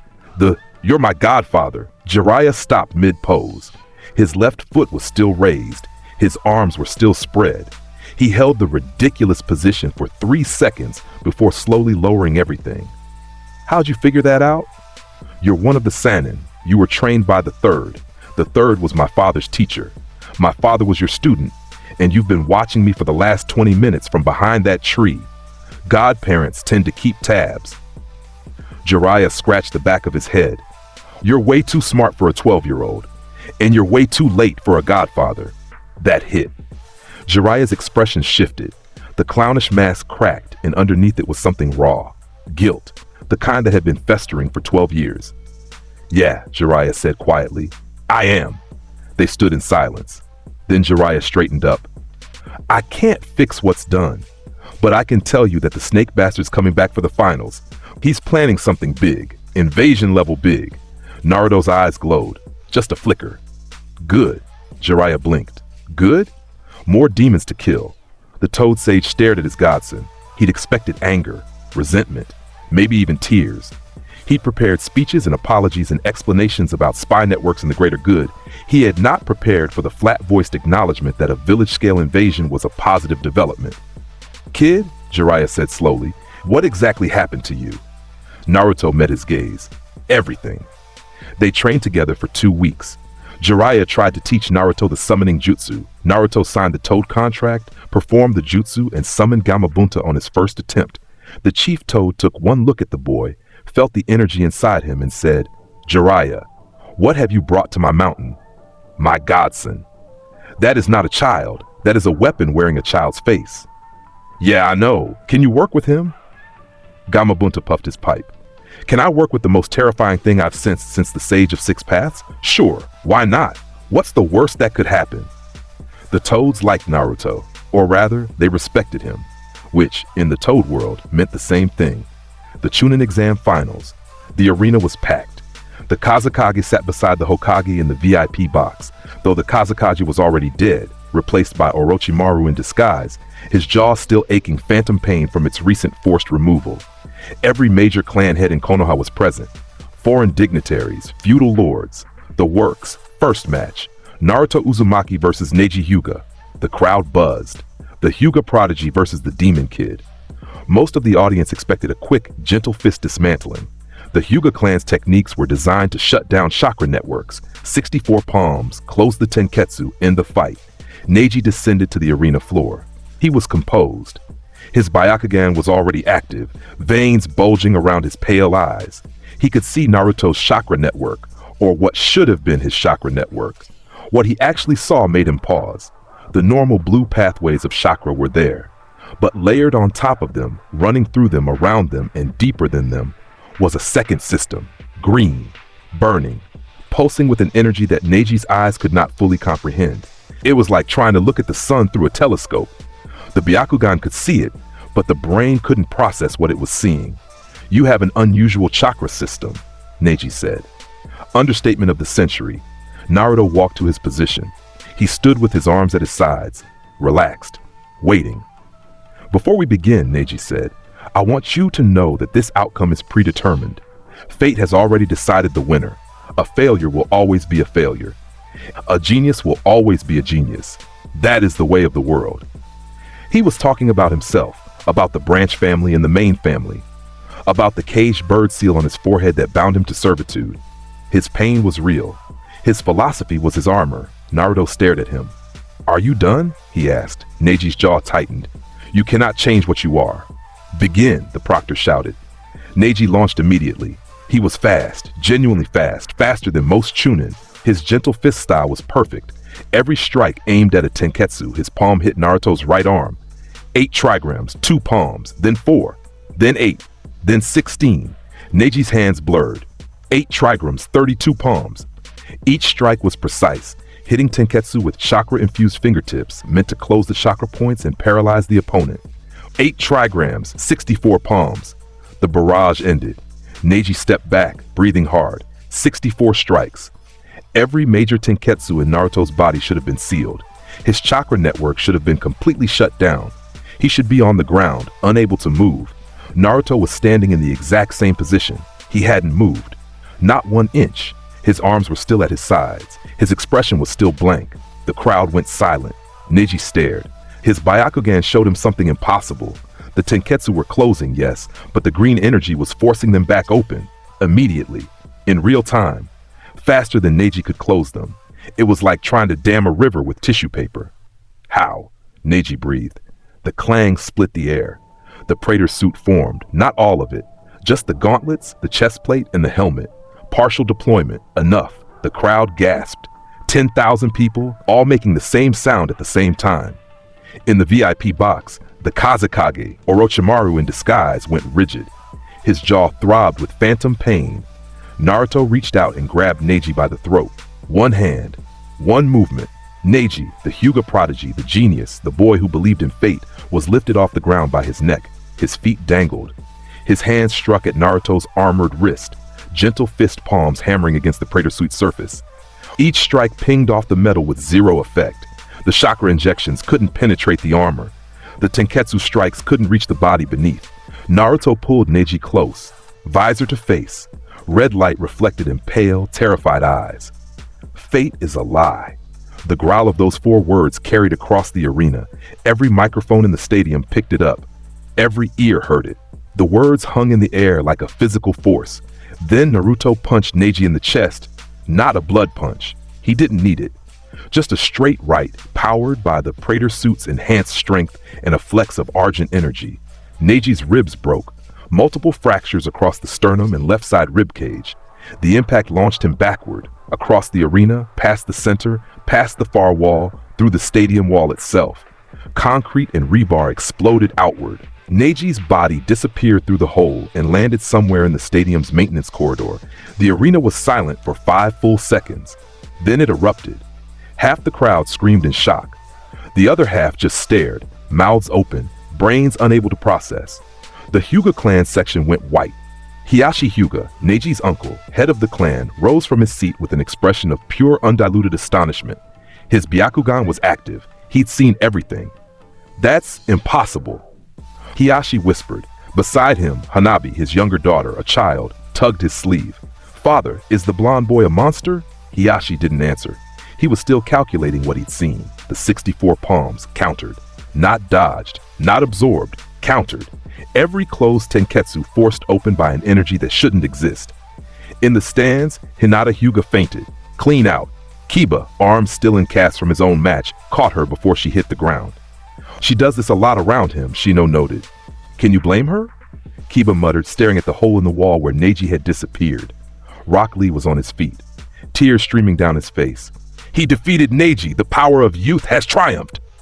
Lee, sit down, Tenten started. I must challenge him. Lee, sit down. Might Guy, their sensei, was also crying, but his tears were more complicated. He was looking at the destruction and doing the math in his head, and the math was telling him something his heart didn't want to hear. That boy could probably beat him too. Shikamaru closed his eyes. This is so troublesome. If I end up fighting him, I'm forfeiting. That's the spirit, Choji said, offering him a chip. In the competitor's box, Gaara's sand was going crazy.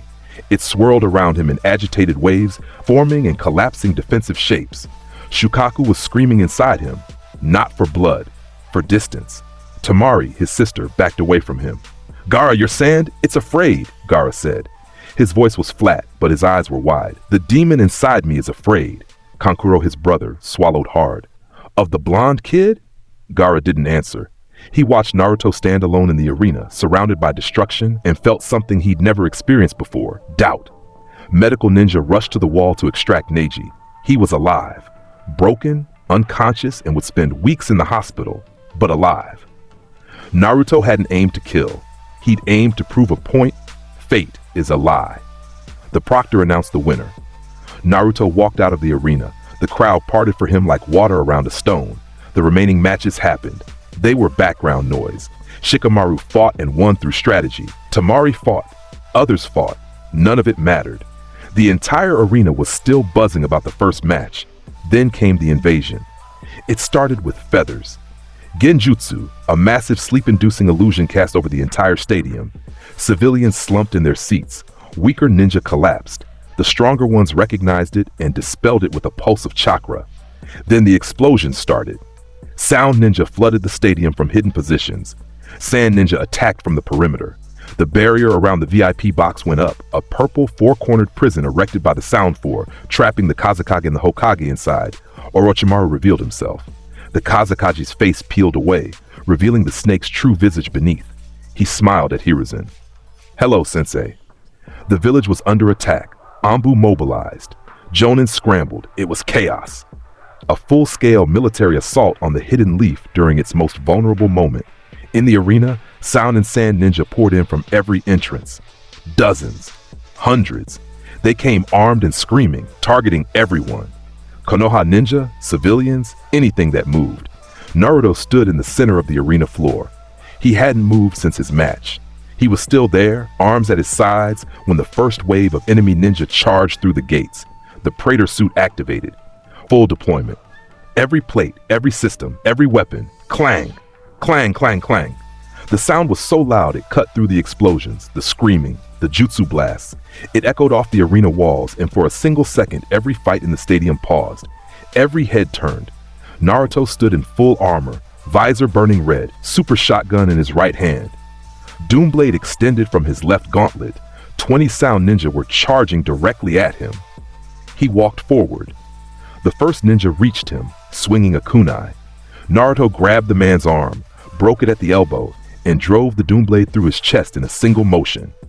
He pulled the blade free and turned it on the second attacker. A horizontal slash that opened the man from hip to shoulder, glory kill. He grabbed the third ninja by the head and slammed it into his rising knee. The crunch was lost in the chaos. Energy surged through the suit.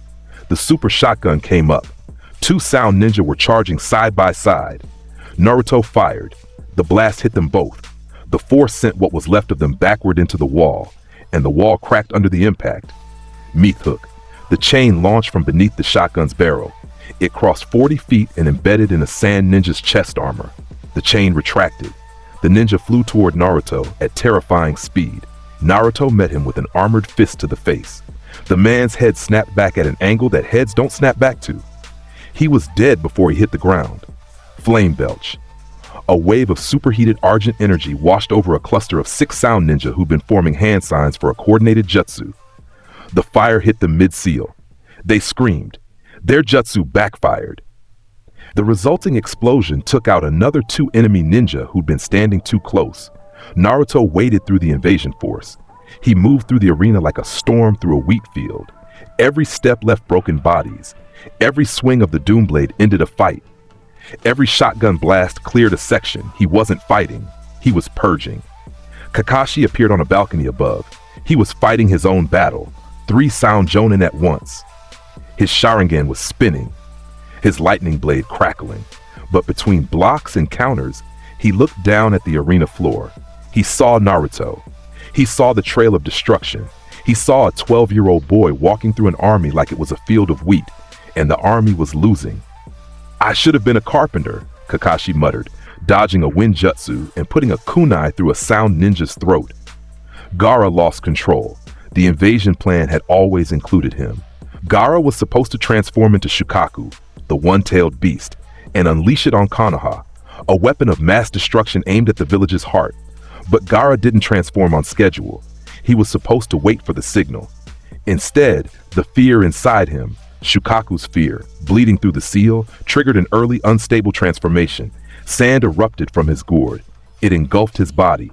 It grew and grew and grew. The arena's roof shattered as Shukaku's form emerged, a towering construct of sand and demonic chakra, the one-tailed beast, a raccoon dog the size of a mountain with yellow eyes and markings across its sandy body. It roared, and the sound flattened buildings for 3 blocks. "Finally! Ha! I'm free! I'm free!" Shukaku's voice boomed across the village. "Which of you insects wants to die first?" The beast swung a massive arm and demolished a quarter of the arena. Sand and stone rained down. Ninjas scattered. Temari and Kankuro stared up at their brother's transformation. They'd seen it before. It never got less terrifying. "This wasn't the plan," Kankuro said. "Does it look like he cares?" Temari snapped. Shukaku rampaged. Its arms swept through buildings. Its tail carved trenches through streets. It was heading for the center of the village, where the Hokage's tower stood. Then it stopped, because something was climbing it. Naruto scaled Shukaku's body like an insect climbing a wall. The Praetor suit's grip was absolute. Each handhold punched into the sand and held firm. He moved fast, impossibly fast, scaling the beast's leg, torso, and shoulder in seconds. Shukaku felt him, like an ant bite, an annoyance. The beast reached around to swat at whatever was on it. Naruto drew the crucible. The burning red blade erupted from the hilt. 6 feet of demonic slaying energy, humming with a frequency that made Shukaku's sand vibrate. "What is that?" the beast roared. "What is that feeling, that energy? It burns." Naruto swung. "Crucible strike!" The blade carved through Shukaku's right arm at the shoulder. The arm, massive, hundreds of feet of compressed sand, separated and fell. It hit the ground with an impact that registered on seismographs in the next country. Buildings beneath were flattened. Dust clouds rose hundreds of feet. Shukaku screamed, a real scream, not anger, pain. The crucible's energy burned through the demonic chakra holding the sand together. The arm didn't reform. It couldn't. The argent energy cauterized the cut, preventing regeneration. "My arm! It can't! Why can't I?" Naruto didn't wait. He crossed the beast's shoulders in 3 running steps and swung again. The left arm fell. Same result. Shukaku's second arm crashed to earth, and the beast staggered, a mountain losing its balance. "Impossible! Impossible! I am the one tail!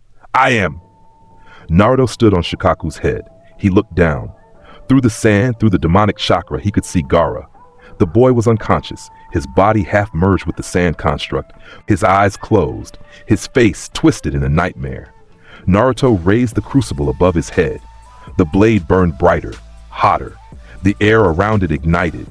Then he drove it straight down. The blade pierced Shukaku's skull. It plunged through sand and chakra and reached the core, the point where Gaara's consciousness connected to the beast. Shukaku's screaming hit a pitch that broke windows a mile away. The beast's body convulsed. Sand exploded outward in all directions. The massive form began to collapse, piece by piece, the demonic chakra destabilizing as the crucible's energy disrupted the seal from the inside. The one-tailed beast dissolved. Like a sandcastle in a tsunami, hundreds of feet of compressed demonic sand fell apart in seconds. The resulting sandstorm blanketed half the village. When it cleared, Naruto stood on the ground. In front of him, Gaara lay in a heap, human again, small, trembling, barely conscious. The red-haired boy opened his eyes. He saw the visor, the red glow, the armored figure standing over him. Gaara had never felt small before. He was the ultimate weapon of the sand, the host of a tailed beast. Everywhere he went, people ran from him. Now he understood how they felt. "Please," Gaara whispered, his voice cracked. "Don't." Naruto looked at him for a long time. The crucible was still in his hand, still burning. Then it deactivated. The blade retracted. The hilt dissolved. "You're like me," Naruto said. The growl was quieter now, almost gentle. Almost. A weapon they made and then hated for being what they made. Gaara stared. "The beast inside you isn't the problem. The people who treated you like a monster are the problem. You have a choice. Keep being their weapon or become something else." Gaara's lip trembled. Tears, actual tears, something he hadn't produced since childhood, rolled down his cheeks, cutting paths through the sand and blood. What else can I be?" Naruto turned away. "That's your question to answer." He walked toward the center of the village. Behind him, Temari and Kankuro rushed to their brother's side. They found Gaara crying in the sand, repeating a single sentence, "I want to be something else. I want to be something else." In the distance, Naruto's armored figure disappeared into the smoke and dust of the invaded village. On the rooftops, Konoha ninja watched him pass. Some were fighting. Some had stopped fighting to stare. One Chunin, a man who'd been in the middle of a kunai exchange with a sound ninja, froze mid-throw because the terror rolling off the armored figure was more compelling than his actual opponent. The sound ninja he'd been fighting also stopped to stare. They both watched Naruto walk past. Then they looked at each other, silently agreed this fight wasn't worth dying over, and went in opposite directions. The invasion was broken. The sound and sand forces, already struggling against Konoha's defenses, completely collapsed when their tailed beast weapon was dismantled in under 2 minutes. Without Shukaku, the plan was dead. The sand retreated. The sound scattered. But the Hokage didn't survive. Hiruzen Sarutobi fought Orochimaru inside the barrier. The old man used everything, the Reaper Death Seal, the technique that his own successor had used to seal the Nine Tails. He summoned the Death God itself to rip Orochimaru's soul from his body. It worked. Mostly. He sealed Orochimaru's arms, permanently stripping the snake of his ability to use jutsu. But the cost was his own life. The god of shinobi died on that rooftop, surrounded by the broken bodies of the Sound Force barrier, with a smile on his face and the word Konoha on his lips. Naruto arrived too late. The barrier was already down. The Anbu were already there. The old man's body was already cold. He stood on the rooftop and looked at the third Hokage's corpse. The man who put him in that apartment, who'd given him the monthly stipend, who'd visited once a month and asked if he was okay. The only person in the entire village who treated him like a person before Iruka. Not enough. It was never enough. The old man could have done more, should have done more, but he was also the only one who'd done anything at all. Naruto knelt beside the body. He removed his helmet. The visor's red glow died. A 12-year-old face stared down at the old man. "You tried?" Naruto said. "That's more than most." He stood up. He put the helmet back on. The visor reignited. He walked to the edge of the rooftop and looked out over the damaged village. Smoke rose from a dozen fires. Buildings were destroyed. The arena was rubble, but the village was standing. The people were alive. The invasion had failed, and somewhere out there, Orochimaru was crawling through the shadows with useless arms and a stolen body, adding another nightmare to his collection. Naruto filed it away. The snake would be dealt with. Eventually. Everything would be dealt with eventually. Right now, there was a funeral to attend. The third Hokage's funeral was held on a rainy day. Every ninja in the village came, civilians too. The old man had been loved, complicated, yes, flawed, absolutely, but loved. Naruto stood at the back. He wore his normal clothes. The suit was beneath his skin. People avoided him, as always. But the quality of avoidance had changed. Before, it was hatred, fear of the demon inside him. Now it was something else, a primal, instinctive caution, the kind of distance you keep from a loaded weapon. Kakashi found him after the ceremony. "You okay?" the Jonin asked. "He died fighting." "That he did. It's a good death." Kakashi looked at his student. Really looked. For a kid, you talk about death like an old man. For a teacher, you're pretty bad at noticing things. Kakashi actually laughed. A short, surprised bark of laughter that he immediately smothered. Okay, fair. They stood together in the rain, two damaged people, one hiding behind a mask and a book, the other hiding behind armor and silence. Sasuke's getting worse, Kakashi said. Naruto didn't respond. The curse mark is spreading. Orochimaru's influence is growing. Sasuke is already stronger than he was a month ago, but it's not his power, it's the mark, and it's eating him alive. I know. What are you going to do about it? Whatever I have to, Kakashi sighed. That's what I was afraid of. The weeks after the invasion were tense. Konoha was rebuilding. The new Hokage, Tsunade, the third Sannin, a legendary medical ninja dragged back to the village by Jiraiya, was settling into the position with the enthusiasm of a woman being forced to do paperwork at gunpoint. She met Naruto once during this period. Jiraiya introduced them. Tsunade looked at the boy. She saw his face, Minato's face. She saw his eyes, Kushina's eyes. She saw the way he carried himself, like a soldier who'd been fighting for decades, compressed into the body of a child. He's got the look, she said to Jiraiya. What look? The one you and I had after the Second War, when we'd seen too much and felt too little. Jiraiya said nothing. Tsunade crouched to Naruto's eye level. Kid, you carrying a lot in there? Naruto met her gaze. More than you can imagine. She smiled, not a happy smile, a tired one. Yeah, I bet. She stood up and walked into the Hokage's office. She didn't look back, but she murmured to Jiraiya, keep him close and keep him alive. He's going to be either the salvation of this world or its destruction. I haven't decided which yet.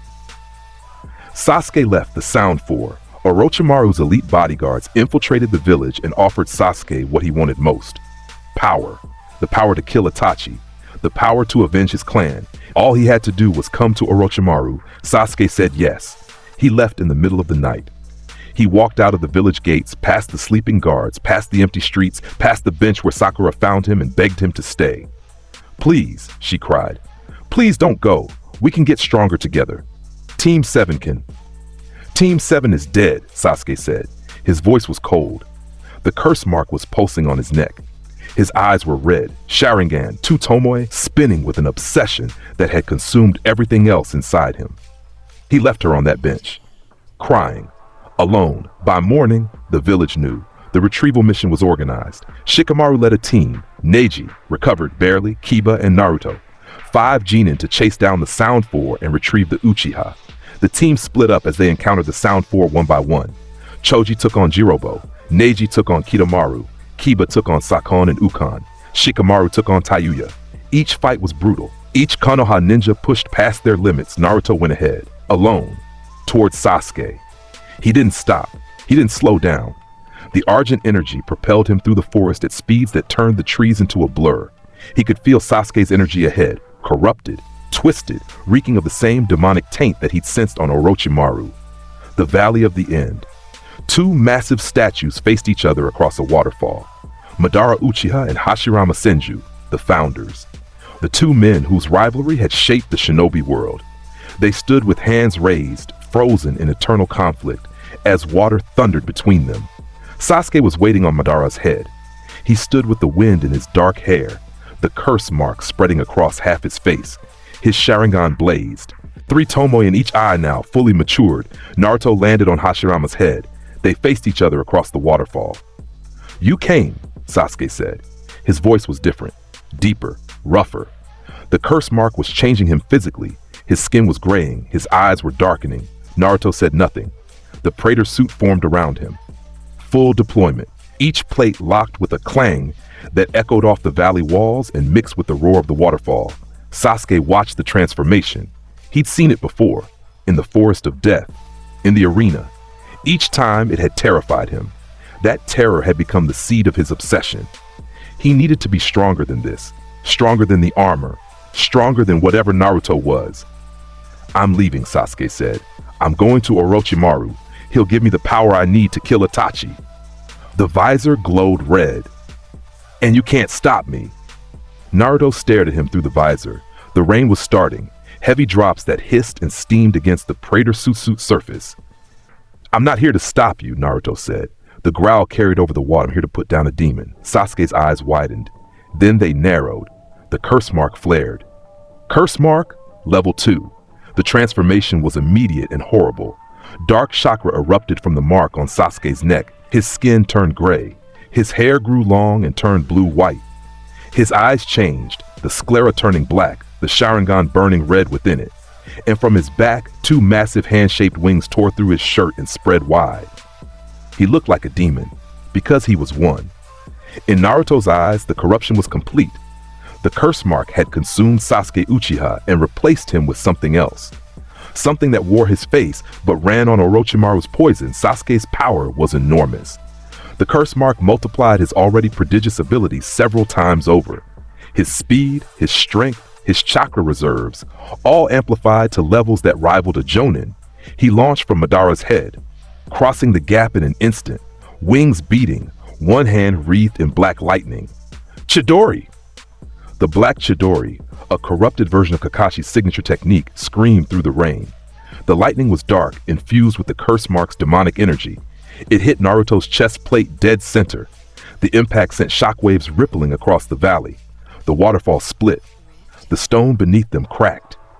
The sound was like a thunderclap compressed into a single point. The Chidori dissipated. The Praetor suit was undamaged. Not a scratch, not a dent. The black lightning had spread across the chest plate and died, absorbed into the Argent energy matrix like a candle flame in a hurricane. Sasuke stared at his hand. It was smoking. The Chidori, his strongest attack, amplified by the curse mark, had done nothing. He looked up at Naruto's visor, and for the first time since the curse mark took hold, the demonic confidence shattered.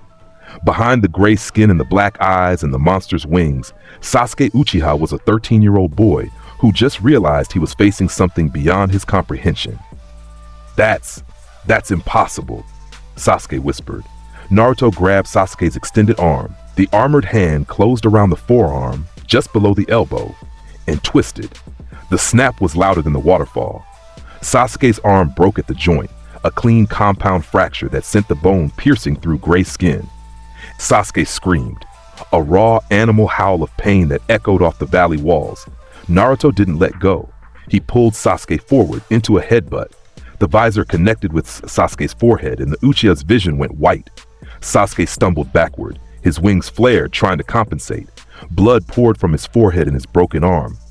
The curse mark pulsed, trying to heal the damage, but the Argent energy in the impact was burning through the demonic chakra like acid. The Doom Blade extended from Naruto's left gauntlet. One step, one swing. The blade sliced through the base of Sasuke's left wing. The appendage fell, twitching, dissolving into dark chakra as it hit the wet stone. Sasuke screamed again. He tried to fly, one wing remaining, but his balance was gone. He spiraled downward, crashing onto the rocks at the waterfall's base. Water and blood mixed around him. Naruto jumped down.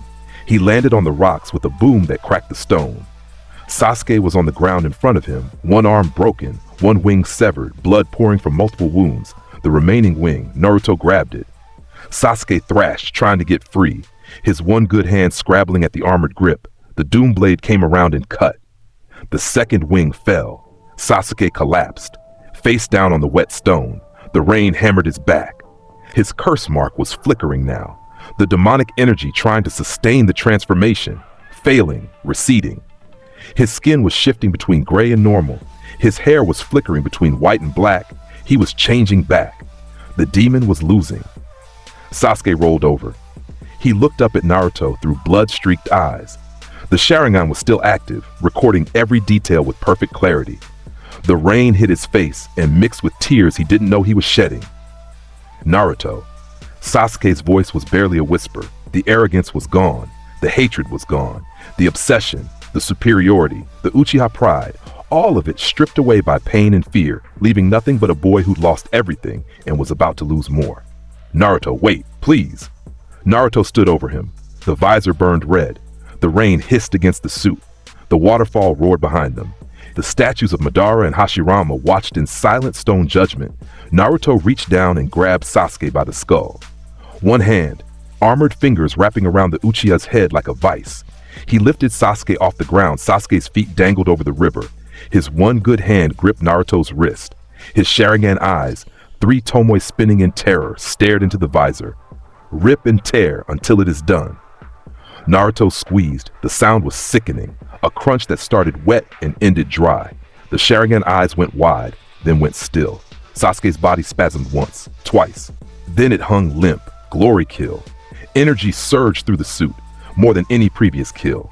The curse marks demonic energy, purified by the glory kill, fed back into the Praetor suit as raw power. The visor burned brighter than it ever had. For a moment, the entire valley was bathed in red light. Naruto dropped the body into the river. Sasuke Uchiha, the last of the Uchiha bloodline, the Avenger, the Prodigy, the boy who wanted to be a god, sank beneath the water and was carried downstream. The curse mark on his neck dissolved. The demonic energy dissipated. What was left was just a body. Small, young, gone. Naruto stood at the base of the waterfall. The rain was torrential now.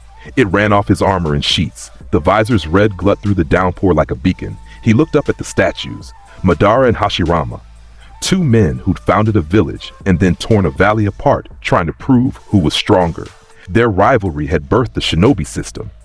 Their conflict had created the framework for every war, every betrayal, every corrupted power grab that followed.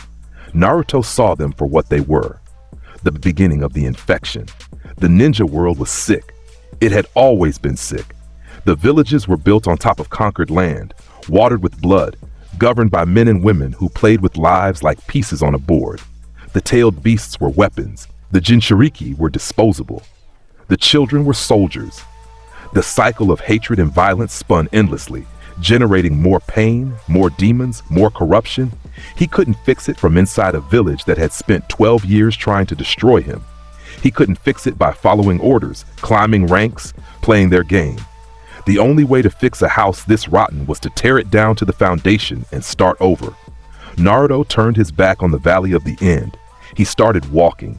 Kakashi found the valley an hour later. He was out of breath, his Sharingan exposed, tracking the energy signatures that were already fading. He saw the blood on the rocks. He saw the damage, the cracked stone, the split waterfall, the scorch marks where Argent energy had burned the earth. He saw the river running slightly red downstream. His dogs found Sasuke's body a mile south. Pakun brought the news with a look on his face that dogs shouldn't be able to make. Kakashi knelt at the river's edge. He stared at the water. The rain had stopped. The sky was a bruised purple. The first stars were appearing. Both of them, Kakashi whispered. His voice broke. I lost both of them. Minato's son and Obito's legacy, his teacher's boy and his best friend's last gift. Both gone. One dead. One walking into a darkness that Kakashi couldn't follow. He pulled out his book, looked at it. His hands were shaking too hard to read. He put it away and covered his face with both hands. In Konoha, Sakura was still sitting on the bench where Sasuke had left her. She hadn't moved. Ino found her there, brought her inside, wrapped her in a blanket. Sakura didn't speak. She stared at the wall. When the news came, Sasuke dead, Naruto missing, Sakura broke. Something inside her simply turned off. She stopped crying. She stopped talking. She sat in silence for 3 days. When she finally spoke, she said, "I'm going to learn medical ninjutsu." Nobody questioned it. Tsunade got the report. She read it twice. Then she put it down and poured herself a drink. The Uchiha boy is dead, killed by Naruto. She took a long sip, and Naruto's gone. Jiraiya sat across from her. He looked 10 years older than he had that morning. "He's not coming back," Jiraiya said, "not voluntarily." "Where will he go?" "Everywhere. He'll go after every demon, every corruption, every dark thing in the shinobi world. That's what he was built for. That's what the energy inside him drives him to do." "Can we stop him?" Jiraiya laughed. It was the saddest laugh Tsunade had ever heard. "Can we stop a hurricane? Can we stop an earthquake? You saw what he did to Shukaku, what he did to Orochimaru, what he did to an entire invading army. Can we stop him?" Tsunade finished her drink. "Then we'd better hope he stays on our side." "He's not on any side. He's on his own." The new Hokage stared out the window at the village she'd been forced to protect. The repairs were ongoing. The village was healing. Life was returning to normal, but nothing was normal. The world had changed. A force had been unleashed that the shinobi system wasn't built to contain, because the shinobi system was what created it. Years of abuse, hatred, isolation, and cruelty had been poured into a child, and the child had become something that the abusers could never control. Naruto Uzumaki was out there, walking, hunting, destroying everything the darkness tried to build. And the darkness was everywhere. In a cave far to the south, a man with orange hair and ringed purple eyes, the Rinnegan, sat on a throne. Pain, the leader of the Akatsuki, the self-proclaimed god of the shinobi world, he felt it. Across the miles, across the countries, across the barriers between ordinary perception and divine sight. He felt the argent energy moving through the world like a green fire. "Konan," he said. A woman with blue hair and a paper flower in it appeared from the shadows. "Yes? The Nine-Tails Jinchuriki has awakened something we haven't seen before. Is it a threat to the plan?" Pain's Rinnegan eyes focused on a distant point, on an armored figure walking through the rain, leaving craters in the earth. "It is a threat," Pain said slowly, "to everything." In a dark underground chamber, Itachi Uchiha received the news about his brother. He sat in silence for a long time. His Sharingan eyes, Mangekyo, bleeding, always bleeding, stared at nothing. "Sasuke," he whispered. He had planned everything. The massacre, the defection, the villain's mask, all of it to protect Sasuke, to make Sasuke strong enough, to give Sasuke a purpose, a target, a reason to grow. All of it. Wasted. Ended by a boy in green armor who didn't know the meaning of mercy. Itachi closed his eyes. When he opened them, the Mangekyo was spinning. "Naruto Uzumaki," he said to the darkness, "we will meet." Somewhere on a muddy road between countries, the rain fell on an armored figure walking alone. No village behind him, no team beside him, no orders, no ranks, no missions assigned. Just the suit, the weapons, the rage, and a world full of demons. Naruto Uzumaki walked into the storm. The visor burned red. His footsteps left craters in the mud. The rain hissed and steamed against the Praetor suit's surface. Behind him, the shinobi world was already changing. Rumors were spreading, stories being told and retold. A green demon that slaughtered an army, a boy who cut a tailed beast in half, an armored figure that no attack could touch. They would give him names. The Green Demon, the Walking Apocalypse, the Slayer. He didn't care about names. He cared about one thing: rip and tear until it is done. In the Hidden Leaf Village, in a small apartment that had been empty for weeks, a milk carton sat expired on the counter. Dust gathered on the table. The bed was made, military corners, tight as a drum. On the wall, next to the door, someone had carved 4 words into the wood with a blade. The cuts were deep, made with a weapon that could cut through anything. The words read, "I'll finish the job." The door was locked from the outside. Nobody ever went in. But sometimes late at night, the lights in the apartment flickered green. And the neighbors, the ones who'd thrown rocks, who'd called him demon, who'd looked through him like a stain on a window, pulled their blinds shut and locked their doors, not because they hated him anymore, because they finally understood what they'd helped create. And it was already too late to be sorry. The storm swallowed the road whole. Rain hammered the earth so hard the puddles jumped. Lightning split the sky every few seconds, and in those flashes the silhouette appeared, armored, wide-shouldered despite the child's frame underneath, moving forward with a grinding inevitability that made the storm feel like a suggestion. Each footstep cracked the road. Mud compressed under armored boots and spiderwebbed outward. Rainwater rushed into the fractures and boiled on contact. Tiny geysers of steam erupting around each step like the ground was screaming. Naruto Uzumaki walked through the border of the land of fire at midnight. The Praetor suit's visor burned red through the downpour.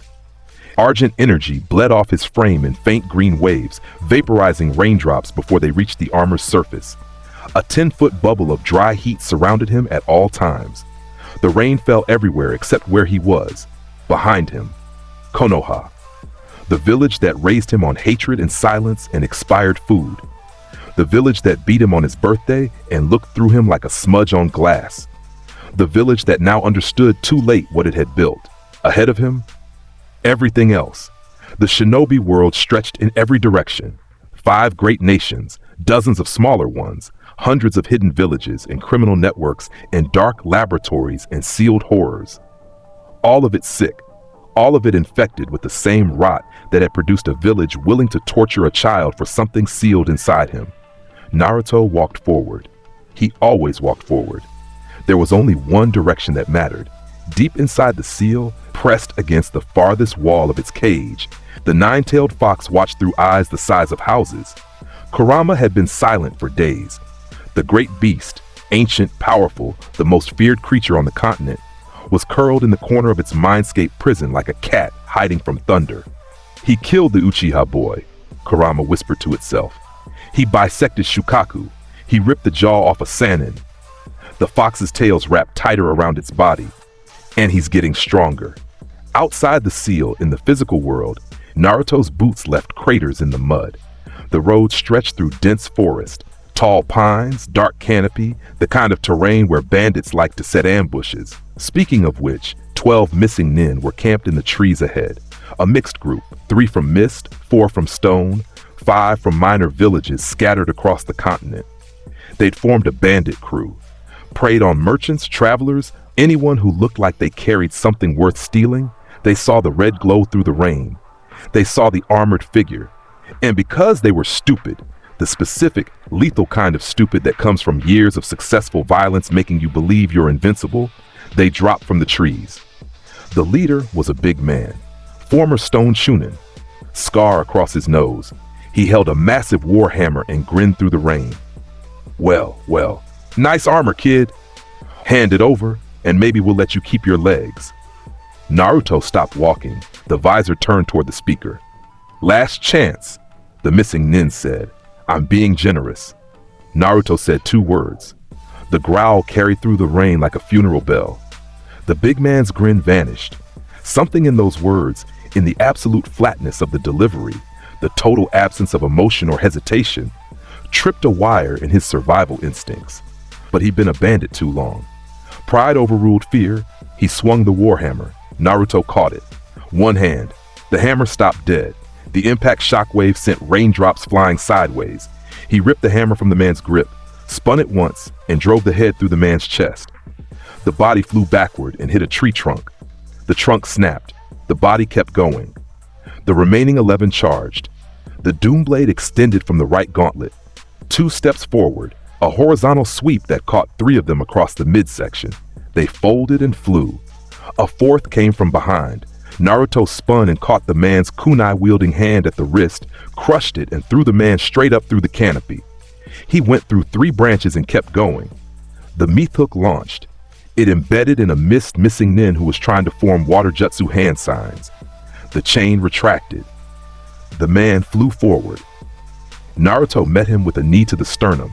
Ribs collapsed. The man hit the ground and dug a trench in the mud. 6 more. 3 seconds. The doom blade did its work. Short, brutal arcs, each one connecting with something vital. A throat, a leg, a sword arm. Bodies dropped. The flame belch activated for one of the runners. A burst of superheated argent energy from the shoulder launcher that caught the fleeing ninja in the back and sent him face first into the mud, clothes smoldering. 18 seconds, total. Naruto stood in a crater-filled road surrounded by broken trees and broken bodies. The doom blade retracted into the gauntlet with a whisper.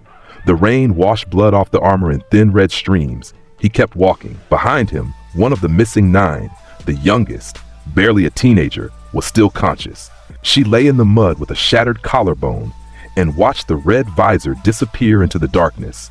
She would survive. She would spend 3 weeks in a border town hospital.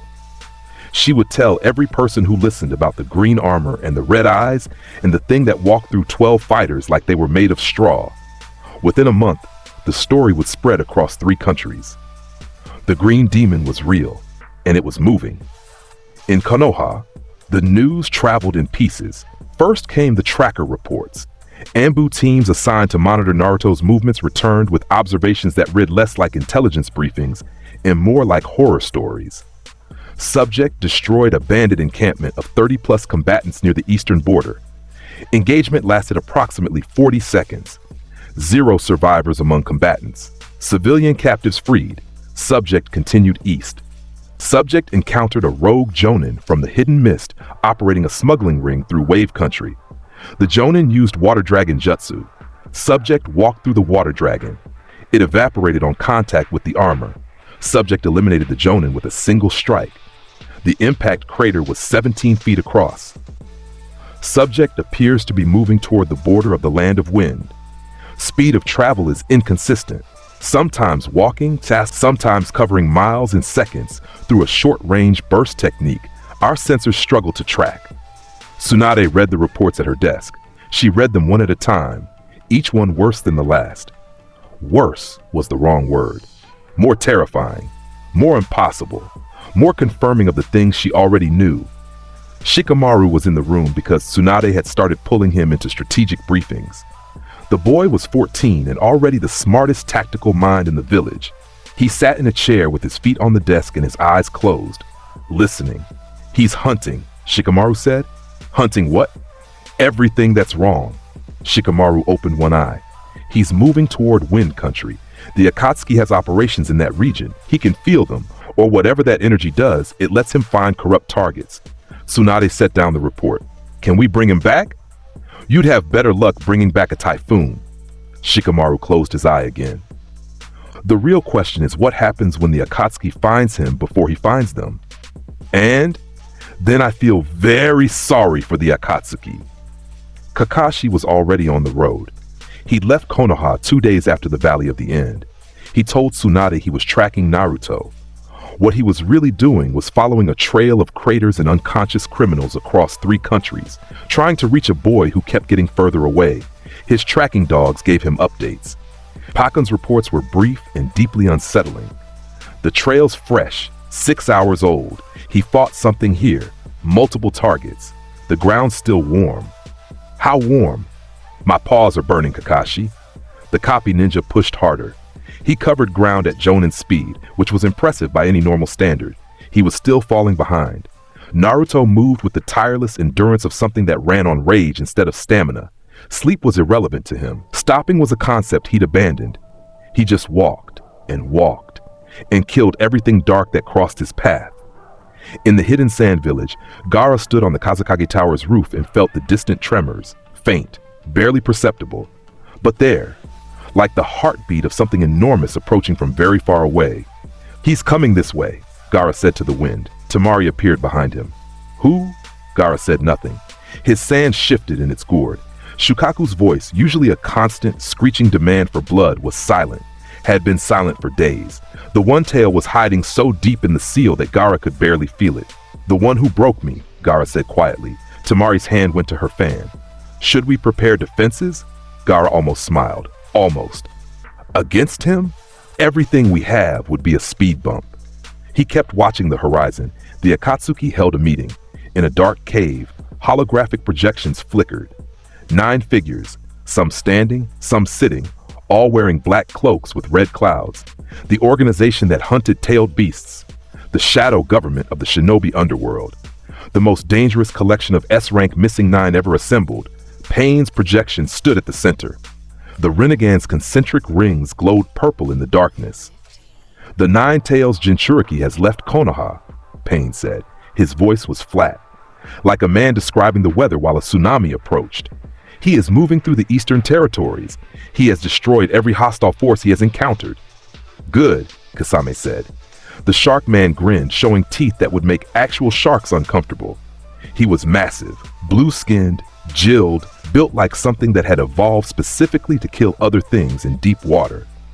Samahada, his sentient sword, was wrapped in bandages on his back and already vibrating with anticipation. "I've been wanting a real fight." "This is serious, Kasame." Pain's projection turned toward him.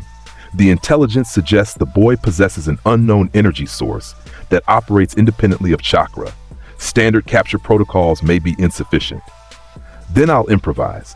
Itachi's projection stood beside Kasame, still, silent. His Sharingan burned red in the holographic darkness. He had already seen what Naruto could do. He carried that memory behind his eyes like a scar. "I'll accompany Kasame," Itachi said. His voice gave away nothing. "Good." Pain's Rinnegan focused on a distant point, far beyond the cave, beyond the countries, on a moving point of green energy that his divine eyes could barely perceive. "Bring the Jinchuriki. Alive if possible. Dead if necessary. And if we fail?" Kasame asked. He was grinning again. The question was a joke to him. Pain's projection flickered. "You are Akatsuki." The projection cut out. The cave went dark. In the silence, Kasame unwrapped Samehada. The sword pulsed with anticipation. It could already taste the Jinchuriki's chakra from 100 miles away. It was hungry. "This is going to be fun," Kasame said. Itachi said nothing. He was already walking. They found Naruto 3 days later. Or rather, Naruto found them. Because the Argent energy had been tracking the pair since they left their cave. Two massive signatures of malice and power, moving in his direction with clear intent. One was dark and sharp, like a blade hidden in deep water. The other was layered and strange, wrapped in guilt and grief, and something that almost resembled mercy. Naruto stood on a road in the eastern wilderness. A stretch of packed earth between two rocky hills, with sparse trees and a gray sky overhead. The ground around him was already damaged. 3 fresh craters from the missing nin he'd encountered that morning. 5 bodies, arranged in a neat row by the roadside, alive but unconscious. He'd started leaving them breathing when they were small time. When the malice reading was low. When they were just desperate people making bad choices. The ones with real darkness in them got the full treatment. He sensed the 2 signatures approaching from the north. He stopped walking. He stood in the center of the road, arms at his sides, and waited. The Praetor's suit was already deployed, had been for hours. He'd stopped deactivating it during travel. The suit was more comfortable than his own skin now. Kasame appeared first. He walked out from behind a rocky outcrop like he was strolling into a bar. Samahata was on his shoulder, the bandages loose, the sword scales already moving, tasting the air, sensing the chakra ahead. The shark man's grin was enormous. He looked at Naruto, at the armor, the visor, the faint green glow, the craters in the road, and his grin got wider. Well, Kasame said. "The Jinchuriki, you're smaller than I expected." Itachi appeared behind him. His Akatsuki cloak hung still in the windless air. His Sharingan was active, 3 tomoe spinning slowly, recording everything. His face was blank. Every emotion locked behind walls of discipline and pain. He looked at Naruto's visor. The visor looked back. Something passed between them. An acknowledgement. A shared history that started with Sasuke's death at the Valley of the End and would end wherever this road took them. Naruto stood still. He said nothing. The visor's red glow pulsed once.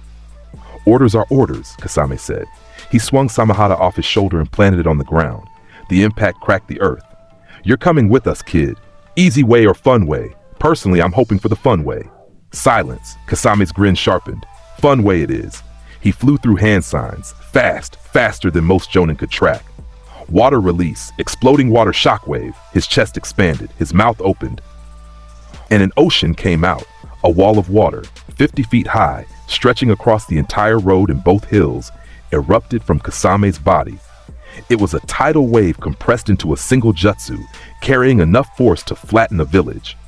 The water crashed forward, swallowing trees and rocks and the road itself. It hit Naruto. The wall of water struck the Praetor suit at full force. The impact was enormous, thousands of tons of pressurized water slamming a single point. Spray erupted in every direction. The ground beneath was stripped to bedrock. The water boiled. It started at the point of contact and spread outward. Steam erupted in massive plumes, white clouds that rose 50 feet and turned the battlefield into a sauna. The water touching the armor superheated instantly, and the chain reaction ripped through Kasame's jutsu like fire through paper. The tidal wave evaporated. In seconds. Thousands of tons of water, gone. Converted to steam by the Argent energy radiating from the suit. When the steam cleared, Naruto was standing in the exact same spot. His boots had sunk half an inch into the bedrock. That was it. Half an inch. Kasame stared. The grin faltered. For 1 second. Then it came back, wider than before. "Oh, this is going to be fun." He charged. Samahata came off the ground in a wide, sweeping arc, the massive, scaled blade aimed at Naruto's midsection. Kasame was fast, genuinely fast. He was one of the strongest physical fighters in the Akatsuki, with chakra reserves that rivaled a tailed beast. The blade hit the Praetor suit's torso, and Samahata bit down. The living sword's scales opened, hundreds of tiny mouths, each one designed to devour chakra. They clamped onto the armor and pulled. Samahata fed for exactly 1.5 seconds. Then Samahata tasted the Argent energy. The sword screamed. A real living animal scream that came from somewhere inside the blade's biological core. The scales retracted. The mouths closed. Samahata tried to pull away from the suit, tried desperately with every fiber of its sentient being, to detach from the source of what it had just consumed. The argent energy was too much, too hot, too ancient, too angry. It flooded into Samahada's living tissue like acid into a wound. The blade's surface cracked, the scales shattered. The biological components cooked from the inside. Samahada exploded. The legendary sword, one of the 7 swords of the mist, a sentient weapon that had devoured the chakra of thousands, detonated in Kasame's hands. The blast sent shrapnel flying in every direction, fragments of scale and metal embedded in the rocky hillside. Kasame's hands were blown open, skin split, bones exposed. The Sharkman stumbled backward. He looked at his ruined hands. He looked at the empty space where his partner had been. "My sword?" Kasame whispered. Then his grin came back, broken, bloody, absolutely deranged. "Okay, bare hands it is." He charged again. No weapon, just raw physical power, chakra flooding his muscles, enhancing his already inhuman strength. He threw a punch that could crack a castle wall. Naruto caught it. One hand. The armored fingers closed around Kasame's fist. The impact shockwave flattened the grass for 20 feet. Blood punch.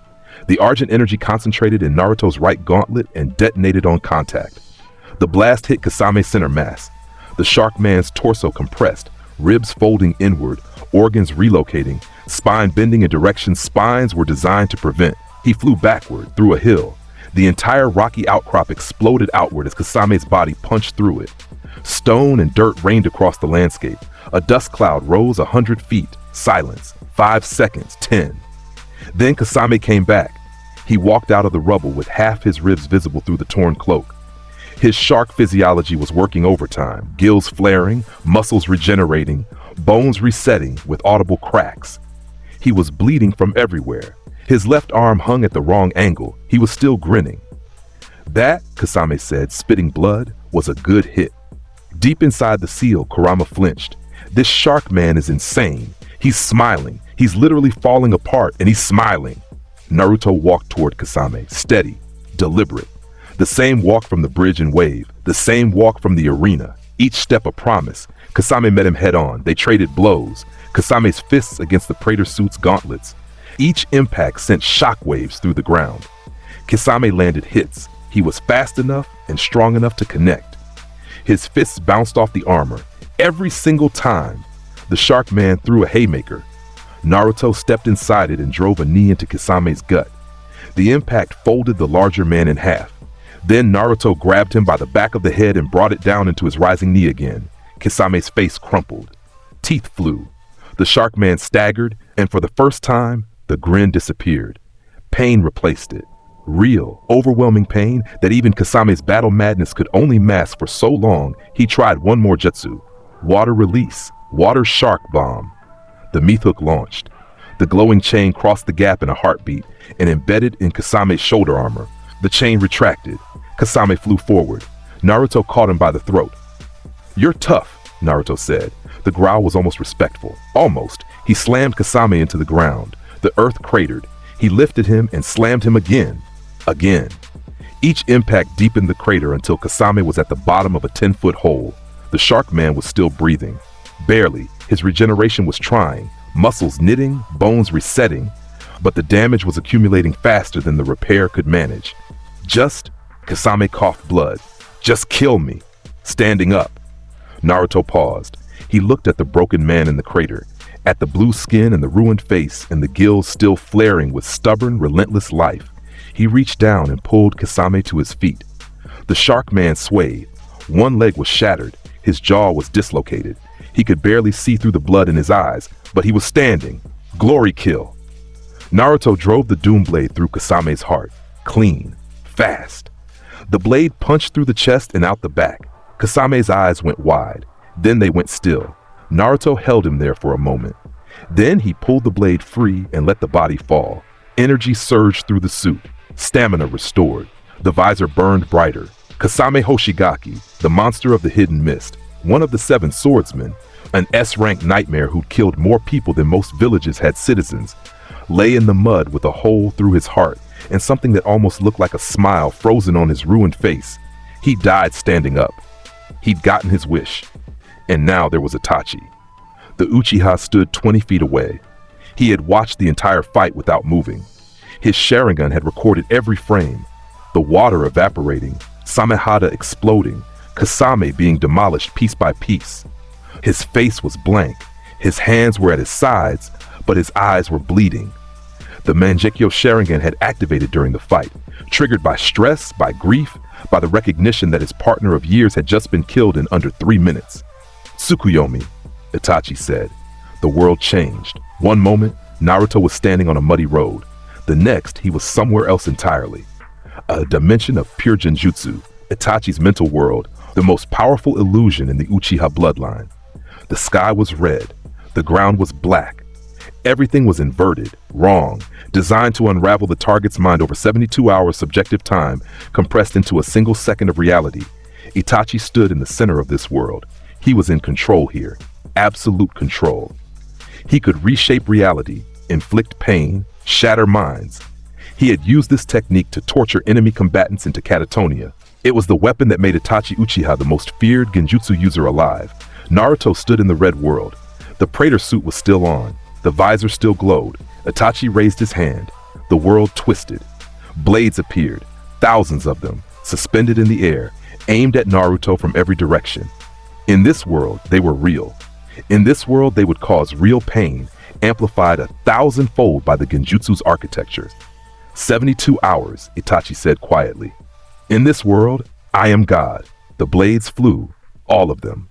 Thousands of stabbing, piercing impacts from every angle. They hit the suit, and the suit did what it always did. It burned. The Argent energy pulsed outward, a wave of green fire that erupted from every joint, every plate, every seam in the Praetor suit. It hit the mental world like a match hitting gasoline. The red sky cracked. The black ground shattered. The blades dissolved. Because the rage inside Naruto was older than Itachi's genjutsu, older than the Sharingan, older than the Uchiha bloodline itself. The Argent energy existed in a place that genjutsu simply held no authority over. It was real in a way that mental constructs were merely approximations of reality. The Tsukuyomi tried to contain something that had been burning since before this dimension was born. The mental world burned. Cracks appeared in the framework of the technique itself. Green light poured through the cracks. Itachi felt it, a searing heat in his eyes, a tearing sensation behind his consciousness. The Tsukuyomi shattered. The mental world collapsed. Reality snapped back. Itachi staggered, physically, in the real world, on the muddy road. Blood poured from both eyes. The Mangekyo Sharingan spun wildly, damaged, struggling to maintain its shape. He stared at Naruto. The armored figure stood exactly where he'd been, unmoved, unharmed. The visor's glow was brighter than before. The suit had consumed the genjutsu's energy like fuel. Inside the seal, Kurama was pressed flat against the cage wall. He broke a Sharingan genjutsu from the inside. He ate it. He ate a god-level illusion like it was a snack. Itachi wiped the blood from his eyes. His hands were shaking. He closed them into fists. "You killed my brother," Itachi said. The words hung in the air between them, heavy. Naruto looked at him through the visor. A long pause. The rain had started again, light, cold, whispering against the armor. He was a demon. 3 words, simple, absolute.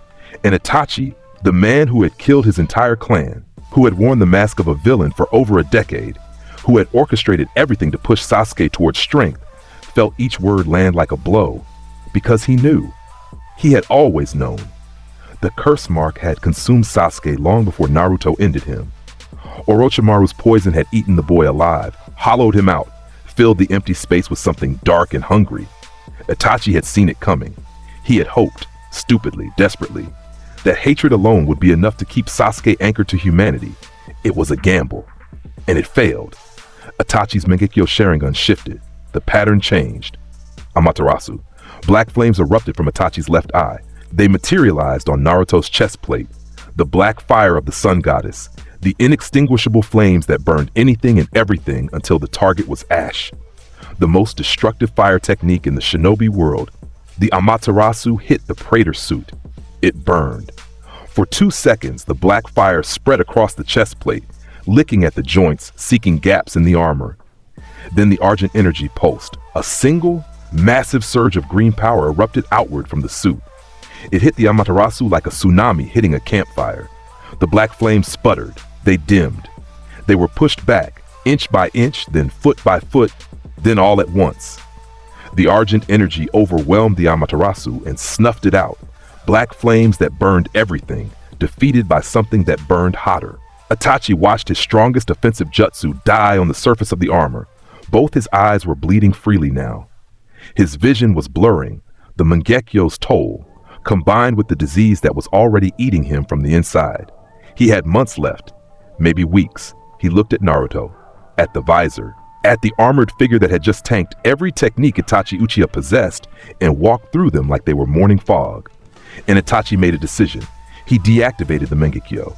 The Sharingan faded. His eyes returned to their natural black, dark, tired, carrying the weight of a lifetime of wrong choices made for the right reasons. He stepped back. 1 step, 2. Naruto watched. The visor tracked the movement. Itachi held the look. Then he turned and walked away. Into the rain, into the gray. His Akatsuki cloak trailed behind him, already fading into the mist. He let Naruto walk, and Naruto let him walk. 2 killers passing each other on a road, each recognizing something in the other that stayed the hand. For Itachi, it was the knowledge that his fight was already over. His body was failing, his eyes were dying, and the brother he'd sacrificed everything for was already gone. For Naruto, it was the Argent energy's read on the man, layered with darkness, yes, wrapped in blood and secrets, but the malice indicator was almost flat. Itachi Uchiha was many things. A demon was none of them. The moment passed. They went in opposite directions. Itachi walked for a mile before he stopped. He leaned against a tree. His hand went to his eyes, swollen, bleeding, burning. The Mangekyo had cost him dearly. 2 techniques, both shattered like glass against a wall. "Kasame," Itachi said quietly to the empty forest. "I'm sorry." He looked south, where the armored figure had disappeared. He could still feel the residual heat in the air. The Argent energy left a trail like a comet, scorched earth and glass footprints. There would be another meeting. He could feel it in his bones. The road was long, and it circled back. Far to the south, in a cave, Pain stood in the darkness. His Rinnegan eyes were open. He had been watching through one of the animal path's summoning creatures, a chameleon hidden in the trees near the battlefield. He had seen everything. Kasame, dead. In 3 minutes, Tsukuyomi broken from the inside, Amaterasu extinguished. Pain's fists tightened. Slowly, the knuckles whitened. "Konan," he said. The woman with blue hair appeared from the shadows, a paper flower in her hair, amber eyes that had seen too much death and too little reason. "Assemble them all," Pain said. Konan looked at him. In all their years together, from orphaned children in a war zone to gods of a hidden village, she had seen every version of Pain's composure. She had seen him angry. She had seen him grieving. She had seen him when Yahiko died. She had never seen him uncertain. "All of them?" she asked. "All of them." Pain's Rinnegan opened wider. The concentric rings glowed in the dark. "And begin preparing the village defenses. The Jinchuriki is coming to us." "How do you know?" "Because I can feel him. And he's getting closer every day." The news hit the Akatsuki like a bomb. Kasame, dead, the monster of the mist, killed in a roadside fight. His legendary sword destroyed. His body left in the mud. The intelligence came from Zetsu, who had been monitoring the battle from underground. "He broke Samahata," Zetsu reported, his black and white halves speaking in alternation. The sword tried to absorb the energy and exploded. "Exploded?" Deidara shouted. The blonde bomber was already on edge. "That sword eats chakra for breakfast. What kind of energy?" "We have no classification for it," Zetsu said. "It reads as chakra adjacent but distinct, denser, more aggressive. Our sensors fail to fully categorize it." In the back of the cave, Sasori sat in silence. His puppet body was perfectly still. He was already planning. "I have operations in Wind Country," Sasori said. His voice was low, gravelly, filtered through Hiruko's shell. "If the Jinchuriki moves in that direction, I'll handle it." "You?" Deidara scoffed. "Against the thing that killed Kasame?" Kasame was a brawler. Brute force against brute force. "I am an artist." The puppet's tail swished. "Art is precision. 100 weapons operated simultaneously from a safe distance." Deidara opened his mouth, closed it, then grinned. "Fine, but if you die, I get your workbench." "I am already dead," Sasori said. "That's the advantage." The Doomslayer entered Wind Country 6 days after killing Kasame. The landscape changed. Lush forests gave way to dry scrubland, then to sand, then to the vast amber emptiness of the desert. The sun was brutal. The heat shimmered off the dunes. Nothing lived here that was built for comfort. Naruto walked through the desert the same way he walked through everything else. Forward. The Praetor suit's temperature regulation kept him cool. The visor's heads-up display tracked heat signatures, energy patterns, and threat levels across a 50-mile radius. He sensed Sasori before he saw him. The malice signature was unusual, cold, layered with something that felt like preserved death, like a body that had stopped living but was still moving. Sasori was waiting in a canyon, a narrow passage between two sandstone cliffs with walls rising 60 feet on either side. A choke point, a trap. The puppet master sat inside Hiriko, his favorite puppet shell, a hunched, wide-bodied monstrosity with a scorpion tail and a face that leaked poison gas. He'd been here for hours, patient. A spider in a web behind him, concealed in sealed scrolls, were 100 puppets. And the crown jewel, the third Kazekage puppet, made from the actual body of the most powerful Kazekage in Sand Village history. It was the single most dangerous puppet in existence, armed with iron sand, magnetic, chakra-infused metal particles that could reshape into any weapon, any shield, any trap. Sasori heard the footsteps first. Heavy, rhythmic. The sound of armored boots compressing sand with each step. Then the green glow appeared at the canyon's mouth. Naruto walked in. He saw Hiriko. He saw the canyon walls. He understood the trap immediately. He kept walking. "You're the one who killed Kasame," Sasori's voice echoed from inside Hiriko. Flat, unimpressed. "I expected something bigger." Naruto stopped. The visor turned toward the puppet shell. "Let me show you something," Sasori said. He raised both hands. Chakra threads, invisible to normal eyes, visible to the suit's HUD as glowing blue lines, extended from all 10 fingers. The scrolls behind him unfurled simultaneously. 100 puppets erupted into the air. A swarm of wooden warriors, each armed with poisoned blades, hidden launchers, chakra-channeling weapons. They filled the canyon sky like a locust swarm, blocking out the sun. 100 puppets, Sasori said. "I can control them all simultaneously. Each one carries enough poison to kill 100 men. Each one is a weapon of war."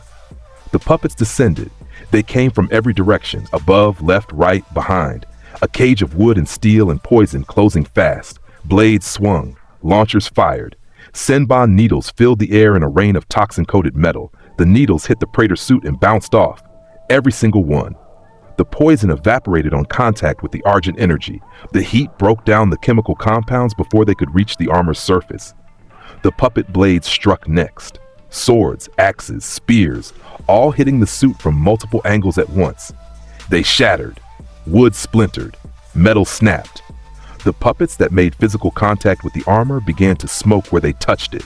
The Argent energy melted their joints, cooked their internal mechanisms. Naruto moved. Meath hook!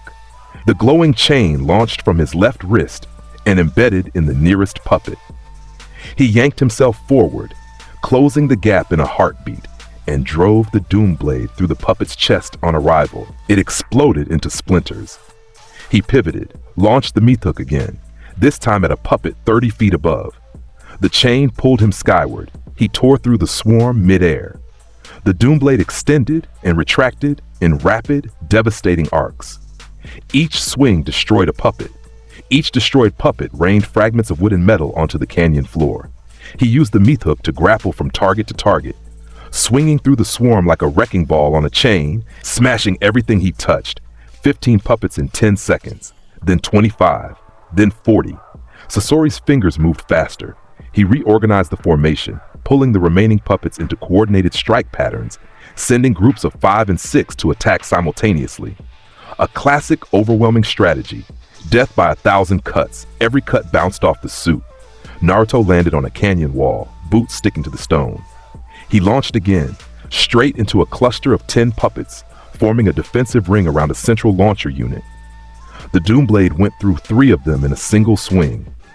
He grabbed a 4th and threw it into the launcher, and both exploded. The remaining 6 attacked from behind. He spun and activated the flame belch, the shoulder-mounted launcher vomiting a stream of superheated Argent energy that turned all 6 puppets into ash in under a second. 60 puppets destroyed. 40 remaining. Sasori watched his collection get dismantled. Inside Hiriko's shell, his preserved face showed the first flicker of genuine concern. These were his masterpieces. Years of work, decades of engineering. Being torn apart like paper dolls, he brought out the third Kazakage. The puppet rose from its scroll like a god ascending. It was human-shaped but wrong, too perfect, too still, with the dead face of a real man preserved in wood and metal. The third Kazakage had been the strongest leader the Sand Village ever produced. In death, he was even more dangerous. Iron Sand World Order. The air turned black. Magnetic chakra-infused iron particles erupted from the Kazakage puppet's mouth, a cloud of metallic dust so dense it blotted out the sun. The iron sand reshaped itself into spears, walls, cages. It crashed toward Naruto from every direction, tons of magnetic metal compressing around him like a fist. The iron sand hit the Praetor suit. It stuck. The magnetic force clamped down, and for the first time in the fight, Naruto slowed. 5 seconds. The iron sand compressed further. Layer after layer of magnetized metal piled onto the armor, trying to crush it, trying to find gaps, trying to force its way between the plates. The weight was enormous, thousands of pounds of compressed iron pressing inward. In the canyon, the remaining puppets halted their assault. Sasori held his breath, the iron sand tightened. Naruto's movement stopped completely. He was encased, a statue of black metal frozen in the desert canyon. Inside the seal, Kurama's eyes went wide. Is he actually stuck? Is this the one? Is this where? Argent surge. The green explosion was blinding. Argent energy detonated outward from every surface of the Praetor suit simultaneously, a sphere of burning power that expanded at the speed of sound. The iron sand blew apart. Every particle, every grain, the magnetic field holding it together was overwhelmed by the Argent energy's interference. The iron scattered in every direction, embedding in the canyon walls, raining from the sky like black hail. Every remaining puppet in the canyon dropped at once. The chakra threads connecting them to Sasori were severed by the energy pulse. 40 puppets hit the ground simultaneously, lifeless. Naruto stood in the cleared canyon. The air around him shimmered with residual heat. The visor burned red. Sasori stared from inside Hiruko.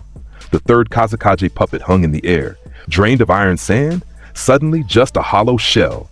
Naruto drew the super shotgun.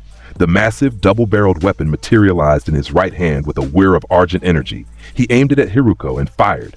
The blast hit Hiruko dead center. The puppet shell, Sasori's favorite armor, his mobile fortress, exploded. Wood, metal, and mechanism detonated outward. The scorpion tail snapped. The poison chambers ruptured. Hiruko ceased to exist as a coherent object. Sasori stood in the wreckage. His true body, exposed. He was a puppet himself, a human who had converted his own body into a weapon. A teenage face preserved forever in ageless wood, mounted on a frame with hidden blades and cable launchers in every joint. His chest was open, revealing the only living part of him. A core of flesh, his heart, sealed in a container, the anchor that kept his soul attached to the puppet body. He was a masterpiece. He was an abomination. He was both. "You destroyed my collection," Sasori said. His voice carried a new edge. Anger, real anger, from a man who had given up most of his emotions along with his flesh. "Do you understand how long those took?" Naruto walked toward him. Step by step, Sasori attacked. His body was a weapon, blades extended from his arms, water jets from his palms, flame launchers from his shoulders. He was fast. He fought like a machine designed to kill. The Doom Blade met every attack. Naruto parried the arm blades and cut through the left one at the elbow joint. Sasori's water jets hit the suit and boiled away instantly. The flame launchers produced fire that was immediately overwhelmed by the Argent energy's ambient heat. Sasori tried to retreat. Naruto was faster.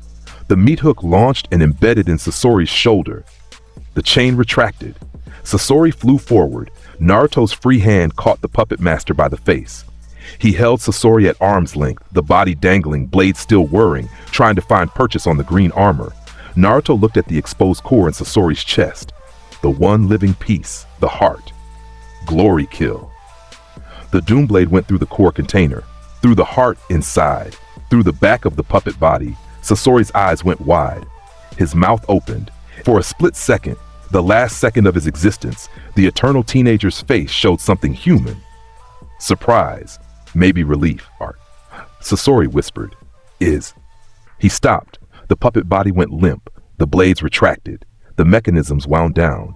Sasori of the Red Sand, master puppeteer, S-rank Akatsuki member, the man who had turned himself into art, was a pile of wood and metal and one dead heart on the canyon floor.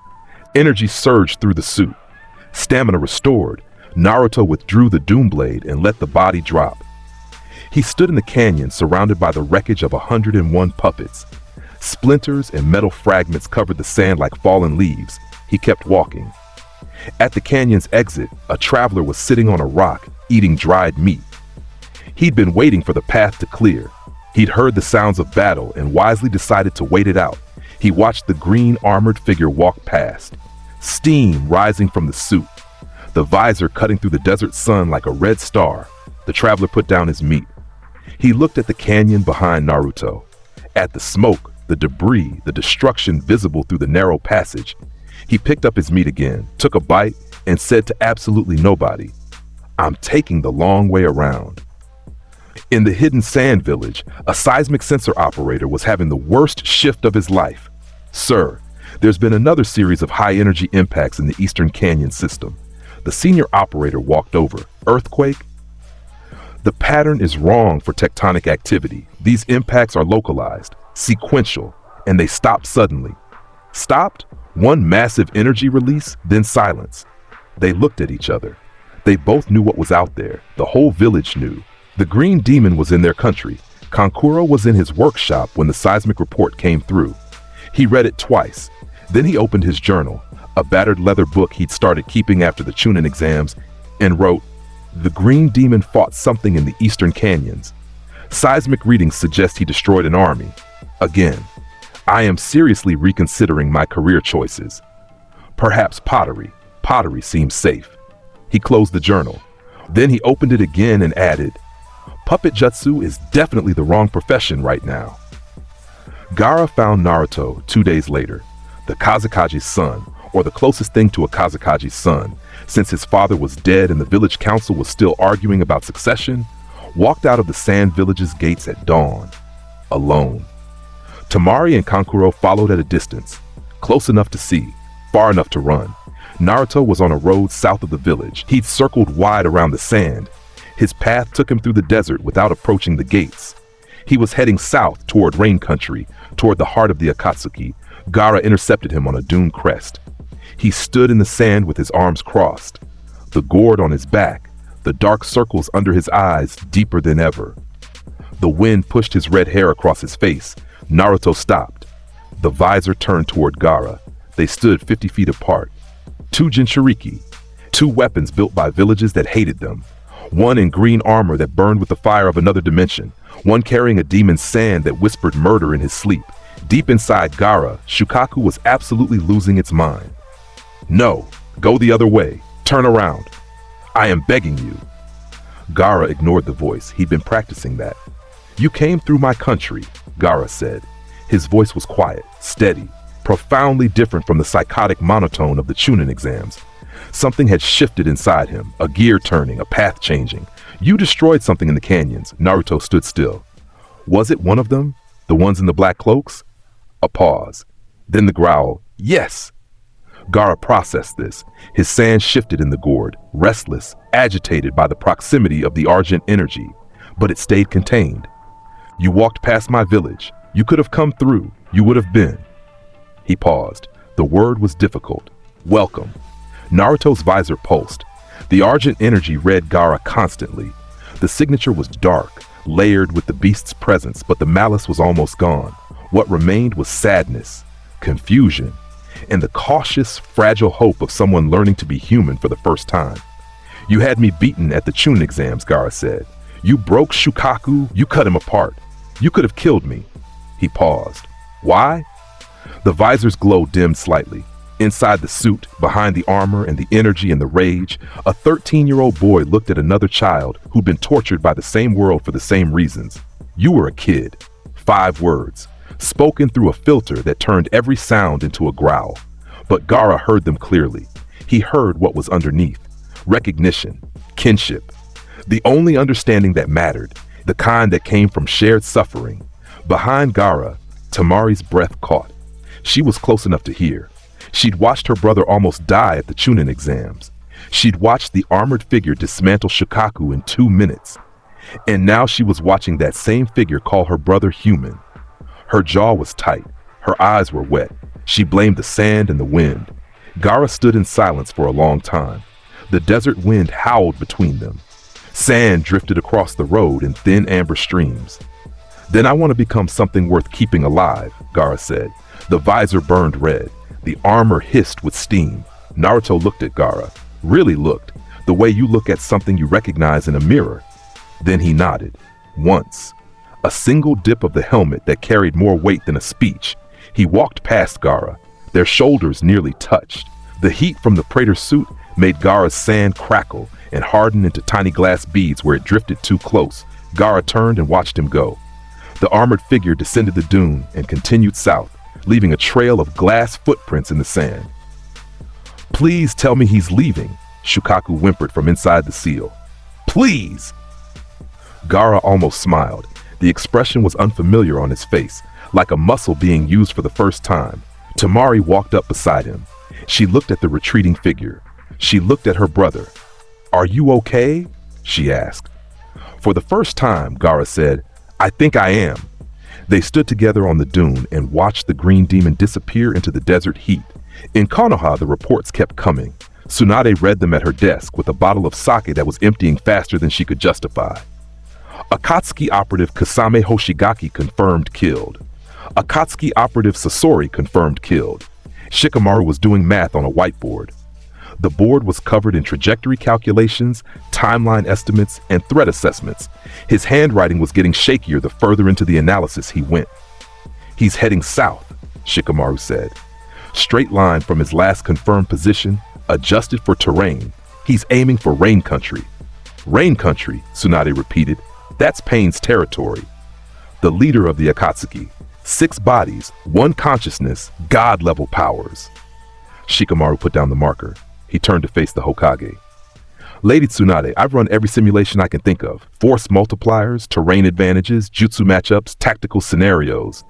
And I have absolutely no idea what happens when an unstoppable force hits an immovable object. He sat down. But I'm betting on the force. Kakashi was still on the trail. He'd found the canyon in Wind Country. He'd walked through the destruction, the shattered puppets, the craters, the places where Argent energy had fused sand into glass. Pakun sat on his shoulder, nose twitching. The trail heads south, the dog said. He's moving faster now. How fast? Faster than you. Kakashi sighed. He looked at the glass footprints leading into the desert. They glittered in the sun. You know, Kakashi said to his dog, when I signed up to be a Jonin, nobody mentioned I'd spend my career chasing an apocalypse.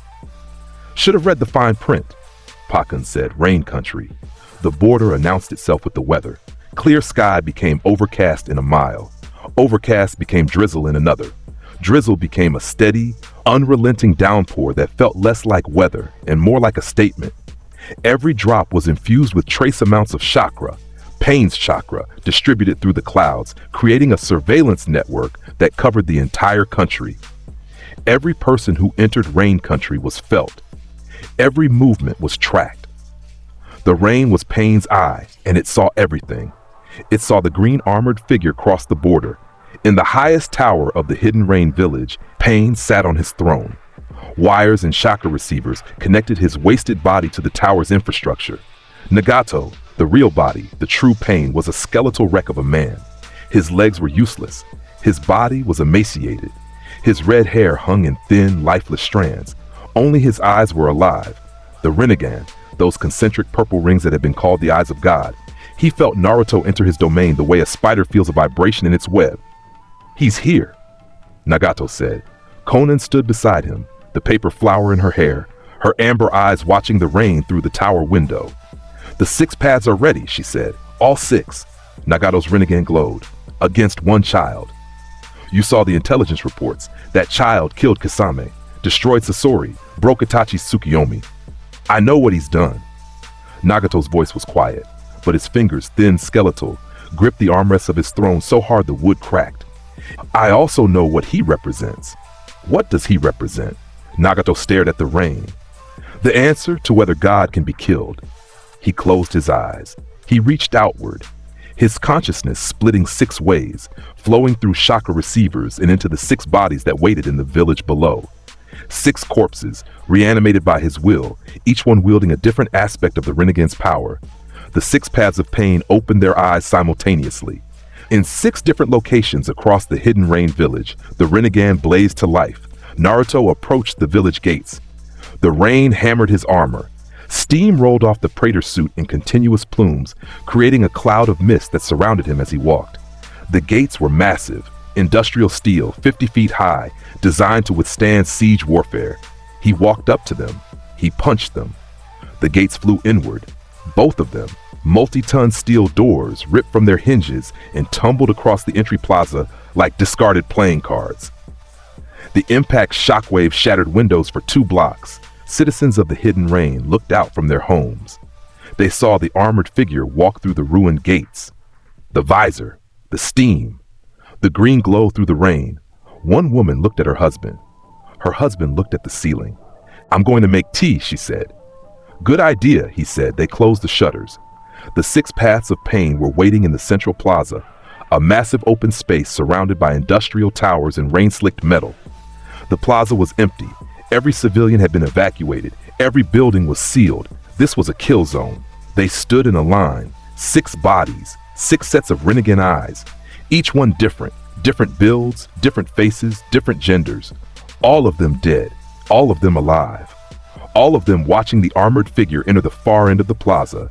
The Deva path stood in the center, Pain's primary body. A man with orange hair and piercings covering his face, the corpse of Yahiko, Nagato's best friend, reanimated as a weapon. His Rinnegan burned purple through the rain. The Asura path stood to his right, a massive body, broad and with hidden weapons in every limb. The animal path beside it, a woman's body, slender and still, her hands ready to summon an army of beasts. The human path, a tall man with a ponytail, capable of ripping the soul from a living body with a single touch. The Preta path stood to the left, a bald, heavy-set body designed to absorb any chakra-based attack. The Naraka path beside it, a quiet, bearded figure that could summon the King of Hell itself to judge and repair. 6 gods, 1 plaza, 1 armored figure walking toward them through the rain. Naruto stopped at the center of the plaza, 50 feet from the line of Pain's bodies. He stood still. The praetor suit's full systems were active.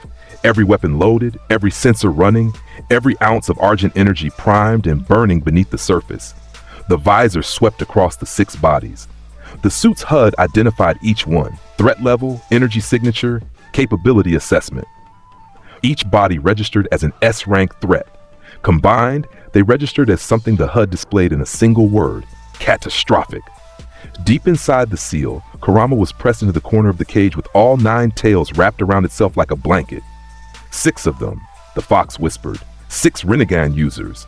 That's the legendary eye. The Sage of 6 Paths eye. The eye that made me. Kurama's voice cracked. And he's going to walk right at them. The visor burned red.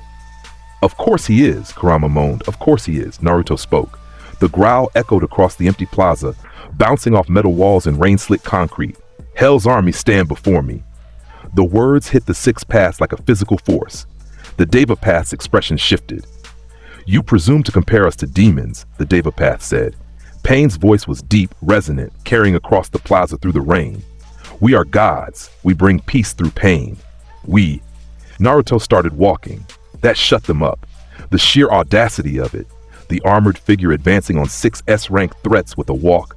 The same walk that had ended Zabuza and Kasame and Sasori and everything else that had tried to stand in his path, hit the 6 paths harder than any jutsu could. The Preta path moved first. It stepped forward. Its power was absorption. It could devour any chakra-based technique, any energy attack, any jutsu of any element, the perfect counter to overwhelming force. The Preta path reached toward Naruto. Its hands glowed with absorption fields, spiraling vortexes designed to drain the energy from whatever they touched. The hands clamped onto the praetor suit's chest plate.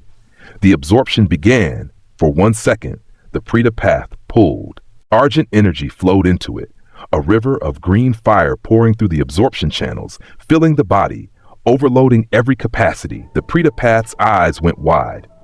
The Rinnegan could process what was happening. And what was happening was that the energy being absorbed was so dense, so volatile, and so fundamentally aggressive that the absorption body was being eaten alive by what it consumed. The Pretapath tried to pull away. Too late. The Argent energy detonated inside the body, a contained explosion that blew the Pretapath apart from the inside. The corpse burst at the seams, arms separated from torso, the head flew upward. Chakra receivers and metal piercings scattered across the plaza like shrapnel, one down. The remaining 5 reacted instantly. The Ashura Path's face split open, the human facade peeling back to reveal components beneath. A missile launcher emerged from the skull. Chainsaw blades extended from the forearms. A laser-focusing array locked onto Naruto from the chest cavity. The barrage was immediate. Missiles screamed across the plaza. The laser beam, concentrated chakra weaponry hot enough to melt steel, hit Naruto's visor. The chainsaw arms launched forward on extending limbs, reaching for the armor's joints. Naruto walked through the missiles. They detonated against the Predator suit and accomplished exactly as much as the rain, which was to say, 0. The laser beam hit the visor and scattered. The chainsaw blades touched the gauntlets and shattered. He grabbed one of the Ashura Path's extended arms, planted his foot, and ripped it off. Hydraulic fluid sprayed. Sparks flew. He used the severed arm as a club and hit the Ashura Path across the face. The body flew sideways, tumbled across the plaza, and embedded in a building wall. Naruto was already there. Dash! A burst of speed that crossed 30 feet in a blink. He grabbed the Ashura Path by the remaining arm and tore that off too. Then the head. One hand on the skull, one twist. Glory kill. The body collapsed. Energy surged through the suit. 2 down. The animal path raised both hands. Summoning arrays appeared on the ground. Massive, glowing seals that pulled creatures from a contracted dimension. The plaza shook as they arrived. A giant dog, the size of a building, multi-headed, regenerating. It hit the ground and charged, 3 heads barking in unison. A giant rhino, armored, massive, lowering its horn for a devastating charge. The ground cracked under its weight. A giant chameleon, rippling invisible, tongue reaching, wrapping around the nearest structure for purchase. A giant bird, filling the sky above the plaza, wings creating downdrafts that flattened the rain sideways. A giant ox, broad, muscular, horns wreathed in something that looked like fire but was pure concentrated chakra. 5 boss-level summons, each one building-sized, all of them converging on a single target. Inside the seal, Kurama screamed, 5 boss summons at once? That's an army! That's a... Naruto drew the crucible. The hilt materialized in his left hand. He squeezed. The blade ignited. 6 feet of burning red argent energy that hummed with a frequency the summons could feel in their bones. The heat distorted the rain. The light turned the plaza crimson. The giant dog reached him first. 3 heads, 3 sets of jaws, each one wide enough to swallow him whole. He swung. Crucible strike. The blade passed through the dog's central head. Clean. Absolute. The head separated and fell. The body stumbled, then began to regenerate, the head growing back. The dog's unique ability. Regeneration. Every time you cut it, it multiplied. Naruto adjusted instantly. He deactivated the crucible, switched to the super shotgun, aimed at the regenerating stump and fired. The Argent charge blast hit the regenerating tissue. The Argent energy burned through the biological reconstruction mechanism, cauterizing the wound, preventing regeneration, overriding the chakra that powered the ability. The dog collapsed. Permanently. The rhino was next. Full charge. The ground shook with each massive stride. The horn lowered, aimed directly at the Praetor suit's center. Naruto planted his feet. He caught the horn with both hands. The impact pushed him back, 3 feet, leaving furrows in the concrete. His boots dug in. The rhino's momentum died against his grip. Then he lifted. The giant rhino, building-sized, multi-ton, was hoisted off the ground by its horn. Naruto pivoted and threw it. The rhino sailed across the plaza and crashed into the giant ox, which had been circling for an opening. Both summons went down in a heap of limbs and dust. Naruto was on them before they recovered. The crucible reignited. 2 swings, 2 kills. The chameleon turned invisible. The creature was enormous, but the thermal bloom on the suit's HUD was impossible to miss. Naruto aimed the super shotgun at the empty air where the chameleon's skull was hiding and fired. The invisible creature became a very visible explosion of summoning smoke. Sent back to its dimension in pieces, the bird remained, circling above, staying high, staying out of reach. The animal path was using it as an aerial platform, standing on the bird's back, watching the battle from above, directing summons. Naruto looked up. The visor locked on. Meat hook! The chain launched upward. It crossed 200 feet of vertical space and embedded in the bird's underside. The chain went taut. Naruto rocketed skyward. The rain hammered his visor as he ascended. The bird screamed and tried to bank. Too slow. Naruto reached the underside, drove the doom blade into the creature's belly, and dragged it along the entire length of the bird's body. As he climbed, he emerged on top. The animal path was there, Rinnegan blazing, hands already forming a new summoning seal. Naruto stomped on the seal hand. The fingers shattered. The seal broke. Naruto grabbed the animal path by the ankle and threw it off the bird.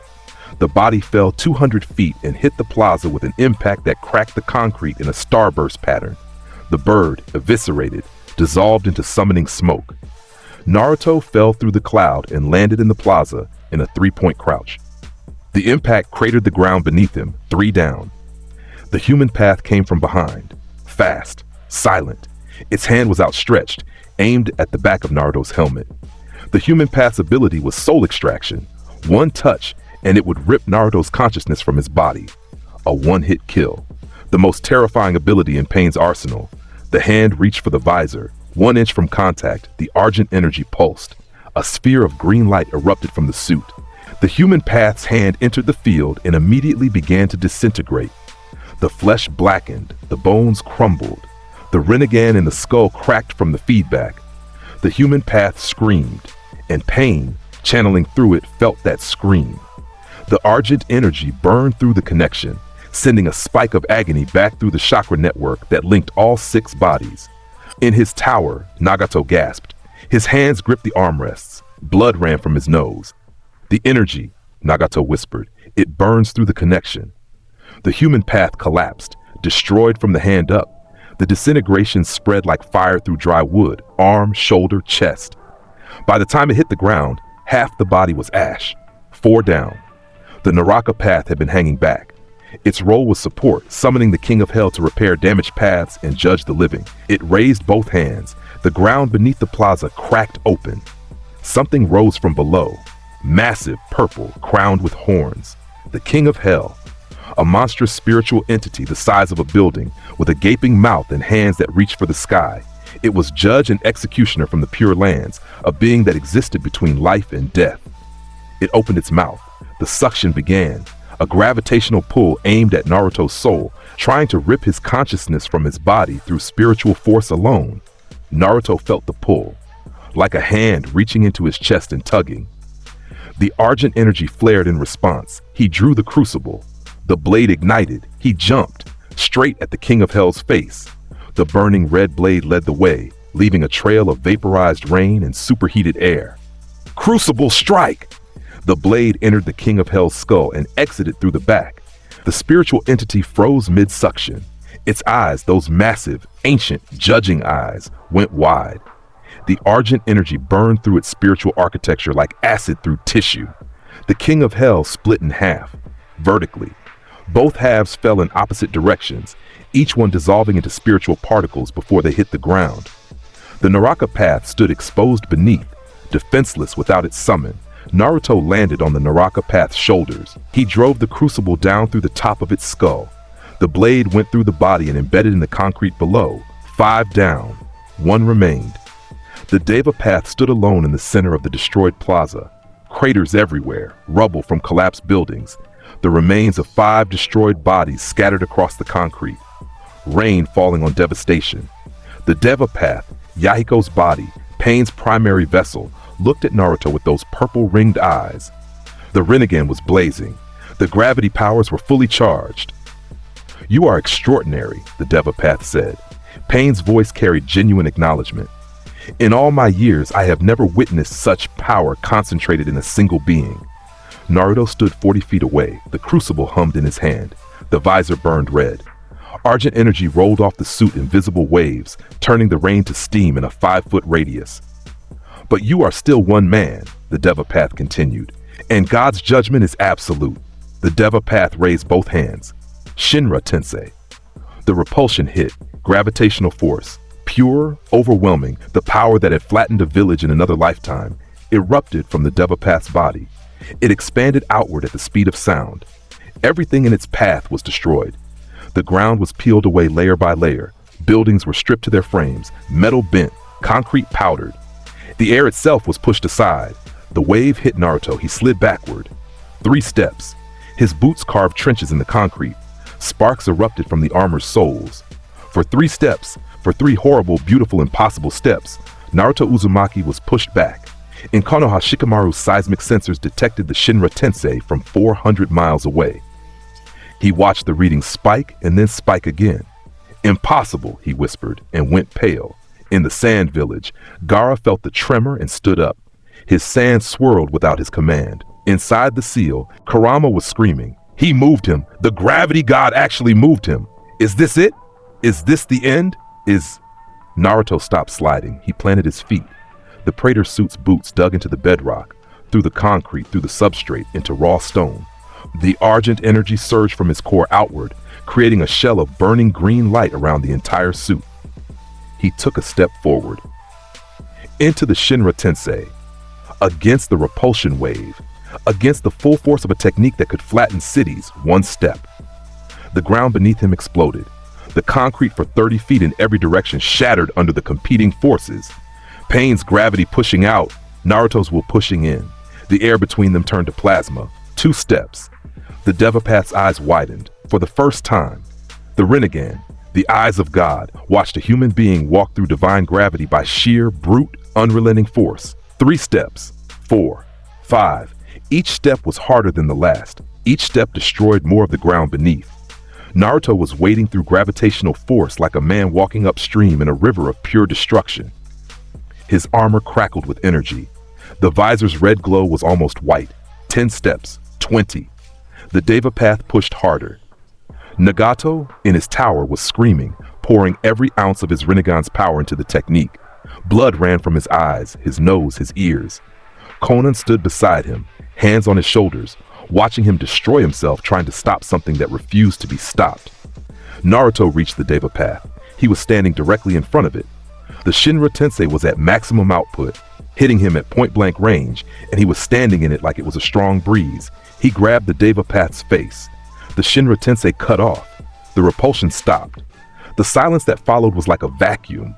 The absence of godlike force, replaced by the sound of rain and the hum of argent energy. The Deva Path hung in Naruto's grip. Those purple eyes, wide, staring, ringed with divine power, looked into the red visor from an inch away. Impossible! Pain's voice came through the Deva Path's mouth.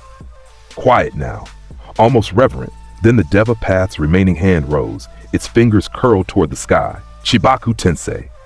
A black sphere erupted from the Deva Path's palm and shot skyward. It reached 100 feet, then 200, then it stopped and hung in the air like a dark sun. Gravitational force, beyond anything the Shinra Tensei had produced, erupted outward.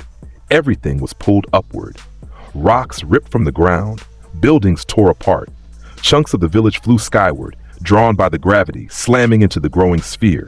The planetoid expanded, the size of a building, then a city block, then larger still. The sky darkened. The rain reversed, falling upward. The earth cracked and peeled.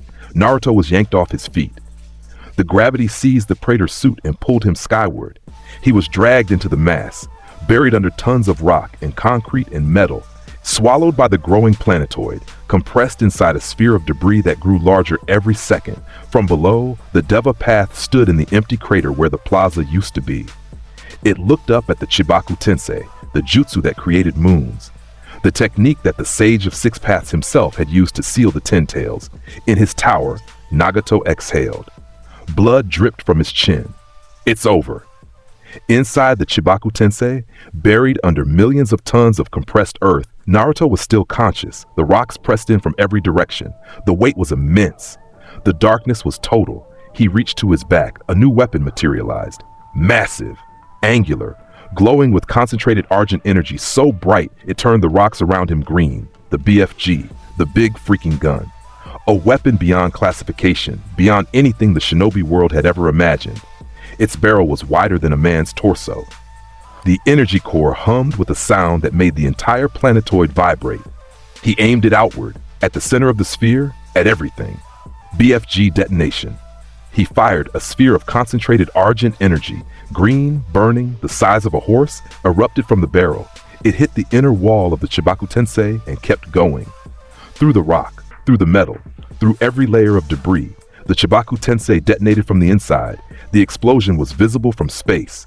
The planetoid, stone, metal, earth, everything. Pain's gravity had gathered, blew apart in every direction. Debris rained for miles. The shockwave flattened clouds. The sound hit the sand village 400 miles away, hard enough to rattle windows. Pieces of the Deva path rained from the sky. It had been too close to the blast radius when the Chibaku Tensei came apart. An arm here, a leg there. The head, Yahiko's face, Pain's mask, hit the plaza floor and rolled to a stop. The Rinnegan eye stared upward. Dead. Empty. 6 down. 0 remaining. Naruto descended from the sky. He fell through the debris field, through the rain of stone and dust, and landed in the center of the destroyed plaza with a 3-point impact that sent cracks radiating 60 feet in every direction. He stood up. The BFG dissolved.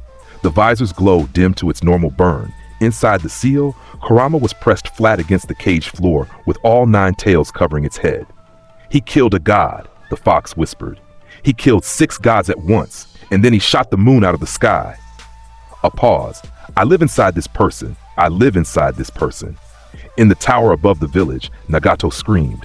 The backlash from 6 destroyed paths hit him simultaneously. A cascade of severed connections, lost chakra, and shattered technique. Blood poured from every orifice. His already wasted body convulsed. Konan held him. Her paper wings wrapped around his frail form. Her amber eyes were wet. Nagato, she cried. Let go! He's coming, Nagato whispered. His Rinnegan was flickering. His body was shutting down. The destruction of all 6 paths had burned through his remaining life force. The tower door opened. Naruto stood in the doorway. The visor's red glow cut through the dim light. Rain dripped from the armor. Steam rose from every surface. He stepped inside. Nagato looked at him. The skeletal man on the throne connected to wires and chakra receivers. His Rinnegan eyes barely glowing. He looked like a corpse that had forgotten to stop talking, but he straightened. With effort that cost him everything, Nagato pushed himself upright in the throne. He met the visor with what dignity he had left. You've destroyed my 6 paths, Nagato said. His voice was thin, reedy. You've dismantled my organization. You've walked through my village like it was made of tissue paper. Naruto stood still, listening. Do you know why I built the Akatsuki? Why I created pain? Why I sought the tailed beasts? Silence. Because this world is broken. Nagato's voice carried the weight of a lifetime of suffering. I grew up in war. I watched my parents die. I watched my best friend die. I watched children starve while villages burned and ninja played their power games. I saw the cycle. Hatred breeds hatred, war breeds war, suffering breeds suffering, and I decided to end it. He coughed, blood on his lips. His eyes were still burning. I thought if I controlled enough power, if I made a weapon terrible enough, I could force peace. Fear would replace war. Pain would teach the world to stop fighting. He looked at Naruto. And now you've appeared, a weapon more terrible than anything I ever imagined, walking through my plans like they were made of sand. A bitter, broken laugh. Is this what peace looks like? Naruto stared at Nagato through the visor. The growl filled the room. You're wrong about peace, and you're wrong about pain. Then what am I? What is all of this? Naruto stepped forward. 1 step. The floor cracked beneath the boot. You're just another demon wearing a dead man's face. Nagato flinched. The words hit him harder than any technique ever had. Because the dead man's face was real. Yahiko's face, used as the Deva path, worn as a mask for over a decade. The corpse of his best friend, puppeted for power. Yahiko, Nagato whispered. His eyes were wet, the Rinnegan blurred with tears. Yahiko would have? He would have hated what you became, Konan said. Everyone looked at her. Konan stood beside Nagato's throne, her paper wings folded, her hands at her sides. Tears ran down her face, but her voice was steady. He would have hated this. Nagato. All of it. The killing, the manipulation, using his body. She looked at the armored figure. Yahiko wanted to change the world through understanding, through connecting, through being better. She looked back at Nagato. We forgot that. Nagato stared at her, his mouth opened, closed, his rinnegan dimmed, his skeletal fingers loosened on the armrests. Yes, he whispered, we did. Naruto drew the crucible, the hilt appeared in his hand. The blade ignited. 6 feet of burning red energy that lit the room in crimson. Nagato looked at the blade, he looked at the visor, he closed his eyes. Do it. One swing, clean, fast. The crucible passed through Nagato's core and the throne behind him. The cut was instant, painless. Everything the man had experienced in his final years was pain. The least Naruto could offer was an end without it. Nagato's body split. The rinnegan flickered once and went dark. The wires and receivers went dead. The throne powered down. The tower systems, the rain surveillance, the village infrastructure, all of it connected to Nagato's life force, shut off. Outside, the rain stopped. For the first time in years, the sun broke through the clouds over the hidden rain village. Golden light spilled across wet metal towers and ruined streets. Citizens opened their doors and looked up at a sky they'd forgotten existed. Konan stood beside the remains of Nagato's throne. She looked at Naruto. He deactivated the crucible. The blade retracted. The hilt dissolved. He was wrong about you, Konan said quietly. Yahiko would have understood what you are. Go home, Naruto said. He turned. He walked to the doorway. His boots left scorch marks on the floor. Where will you go? Konan asked. Naruto stopped. The visor's glow reflected off the wet metal walls. Forward. He walked down the tower stairs, through the ruined village, past citizens who stood in their doorways and watched the armored figure pass in silence. Past children who had grown up under pain's reign and were now seeing the open sky for the first time in their lives. One old man, standing in a doorway, bowed deeply as Naruto walked past. He said nothing. He just bowed. At the village gates, the gates Naruto had punched off their hinges on the way in, a hidden rain chunin was sitting on a chunk of rubble eating a rice ball. He watched Naruto walk past. He looked at the destroyed gate. He looked at his rice ball. I'm gonna pretend I saw nothing, he said to the rice ball. And you're gonna agree with me. He took another bite and stared at the sky. The sun was warm. He'd forgotten warm. In Konoha, Shikamaru's monitoring board went haywire. Pain's rain network just went offline, he reported. The entire country's chakra surveillance grid is dead. Tsunade set down her sake cup. Dead how? Ceased to exist, along with along with all 6 confirmed pain signatures, simultaneously. The Hokage stared at him. All 6? All 6, and the primary body's chakra signal. Shikamaru's voice was very quiet. Whatever happened in Rain Country, the Akatsuki's leadership is gone. Tsunade leaned back in her chair. She stared at the ceiling. One kid, she said. One 13-year-old kid. Almost 14. Shut up, Shikamaru. Yes, ma'am. The Toad Sage got word through his spy network. Jiraiya was in a hot spring town 3 countries away when the message arrived by Hawk. He read it while sitting in the water. Pain is dead. All 6 bodies destroyed. The real body, Nato, confirmed killed. The hidden rain village is in disarray. The Akatsuki's command structure has been decapitated. Jiraiya put down the scroll. He sat in the hot water and stared at the steam rising around him. Nagato, he said softly. The name carried weight. Nagato had been his student once, a long time ago. Before the war, before the pain, before the Rinnegan's power twisted a grieving orphan into a self-proclaimed god. Rest easy, kid, Jiraiya murmured. Someone did what I should have done years ago. He sank deeper into the water and watched the clouds. Kakashi found the rain village 2 days after Naruto left. He walked through the ruined gates. He walked through the crater that used to be the central plaza. He walked through streets where citizens were already rebuilding, tearing down Pain's surveillance towers, opening shops, talking to each other like human beings instead of subjects. He found the tower. He found the throne. He found what was left. He stood in the room for a long time. You're dismantling the world, Kakashi said to the empty room, one monster at a time. On the stairs, he passed Konan going up. She was carrying flowers. They nodded at each other. No words necessary. On a mountain road south of Rain Country, between 2 nations, Naruto walked, and Itachi found him. The Uchiha was sitting on a rock beside the road. His Akatsuki cloak was gone, replaced with a simple dark traveling cloak, hooded, civilian. He looked smaller without the red cloud pattern, more human, more dying. His Sharingan was deactivated. His eyes were their natural dark color. They were sunken, ringed with fatigue, carrying the milky beginnings of blindness. He heard Naruto before he saw him. The footsteps, the hiss of rain evaporating on armor, the faint green glow through the mountain mist. Naruto emerged from the fog. The Praetor suit was active. The visor burned red. He stopped 10 feet from the seated man. They looked at each other. "I'm here in peace," Itachi said. He held up his empty hands. "No weapons, no Sharingan, just me." Naruto's visor dimmed slightly. The suit's sensors read Itachi. His energy signature was fading. The disease was visible to the HUD: cellular degradation in the lungs and nervous system, progressive loss of visual acuity, systemic organ failure. The man had months left, perhaps weeks, and the malice indicator was at 0. Naruto stood still. He waited. Itachi lowered his hands.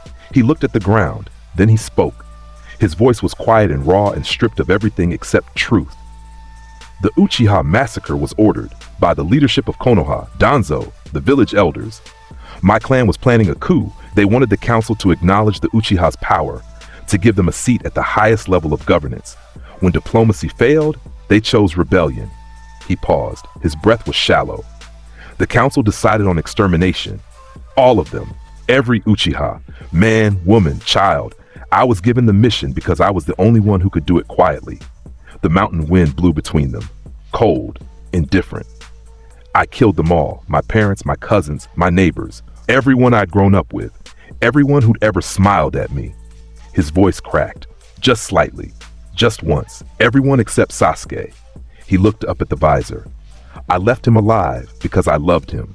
I made myself the villain because I thought hatred would make him strong. I thought if he had a target, someone to kill, someone to surpass, he'd become powerful enough to protect himself." A small, broken laugh. "I was wrong. I gave him hatred and it ate him alive. The curse mark finished what I started, and you ended what the curse mark created." He paused. "You killed my brother." The visor burned. The armor hissed. "And part of me hates you for it. And part of me knows you were right." Silence. Long. Heavy. The kind that sits between two people who have both done terrible things and know it. "And now?" Naruto's growl carried through the mountain air. Itachi smiled. It was small. Tired. The smile of a man who had been carrying a mountain on his back and was finally setting it down. "Now I want to make sure what I helped build is remembered properly." He reached into his cloak. "The things I did, the suffering I caused, I put all of it on Sasuke's shoulders. I made him carry my sin. That was cruel, worse than the massacre in some ways." He held out something. A small metal disc, dark with age, stamped with the Uchiha fan, the clan seal. Sasuke's. He had this when he was a boy, before the massacre, before the hatred, when he was still a kid who smiled and chased cats and wanted to be like his big brother. His voice was barely a whisper. He would have wanted someone to remember him like that, even if that someone is the person who killed him. Naruto looked at the talisman. The Praetor suit's HUD scanned it. Inert metal, no threat. Just an object, just a memory. He reached out. Armored fingers closed around the small disc. He held it for a moment, feeling its weight through the suit's sensors. Then he placed it inside the armor, near the chest plate's inner lining, close to the place where a heart would be, if the suit had one. He said nothing. The action was the sentence. Itachi watched. His dying eyes, nearly blind, carrying the curse of the Mangekyo, followed the armored hand, placing his brother's memory against its owner's heartbeat. "Thank you," Itachi said. Naruto's visor glowed. He held the look for one more moment. Then he turned and walked. Itachi sat on his rock and watched the green figure disappear into the mountain fog. The footsteps faded, the steam faded, the red glow faded. He was alone. He coughed, blood in his palm. He looked at it, then wiped it on the stone. "Sasuke," he said to the empty road, "I hope you can forgive me, wherever you are." He stood. His body protested, joints aching, lungs burning, the disease tightening its grip with every breath. He pulled his hood up. He walked away, in the opposite direction, toward nothing in particular. He died 3 weeks later, quietly, in a small town at the edge of fire country. He sat down under a tree, closed his eyes, and stopped breathing. A local farmer found him the next morning and buried him in the town cemetery. The headstone read, "A traveler." He was tired. It was enough. The Akatsuki was crumbling. Deidara was dead, killed in an unrelated skirmish before Naruto reached him. Hidan and Kakuzu had been dismantled by a coordinated effort from the Leaf Village. Shikamaru's revenge, brilliant and born from a grief that Shikamaru channeled into strategy instead of violence. Zetsu had gone underground. Literally, the moment the reports of Pain's destruction reached him, one man remained at the top. The true architect, the shadow behind every shadow, Obito Uchiha. He had gone by many names. Tobi, the masked man, Madara's heir, the puppet master, the one who had manipulated the Akatsuki from its inception, who had unleashed the Nine Tails on Konoha 13 years ago, who had given Nagato his ideology and aimed him at the world like a loaded weapon. Obito stood in the ruins of a battlefield, a dead country between nations, scorched earth and craters from a war fought long before he arrived. The landscape was flat and gray. The sky was gray. Everything was the color of ash. He wore the orange spiral mask. One eye whole, showing a single Sharingan. The other socket carrying a stolen Rinnegan that glowed faintly with borrowed power. His Akatsuki cloak billowed in the dead wind. Behind him, in a sealed dimension, the 10 tails stirred. The Gedo statue, the empty husk of the primordial-tailed beast, had been fed the chakra of every captured Biju. It was incomplete. The 8 and 9 tails were still free, but it was enough. Enough to begin the transformation, enough to create something that could reshape the world. Obito had accelerated the plan. With the Akatsuki in ruins and his operatives dead or scattered, subtlety was a luxury he could no longer afford. He would summon the 10 tails. He would cast the infinite Tsukuyomi. He would put the entire world to sleep in a dream of peace, ending all conflict, all suffering, all pain, forever. It was mercy. He was certain of it. The world was too broken to be fixed by hands or words or hope. The only answer was to replace it with something kinder. He was standing in the dead land, preparing the summoning ritual, when the Argent energy signature appeared on the horizon. Obito felt it. Through the Sharingan, through the Rinnegan, through every sensory technique at his disposal. A point of green fire, moving steadily toward him, burning through the gray landscape like a torch through fog. He smiled behind the mask. He'd been waiting. "Come then," Obito said to the approaching light. "Let's see if the Slayer can kill a ghost." Naruto arrived at sunset. Or what passed for sunset in this dead place? The gray sky turning a slightly darker gray. The air cooling from warm ash to cold ash. He walked across the flat, scarred earth. The Praetor suit was fully active. Every system running, every weapon primed.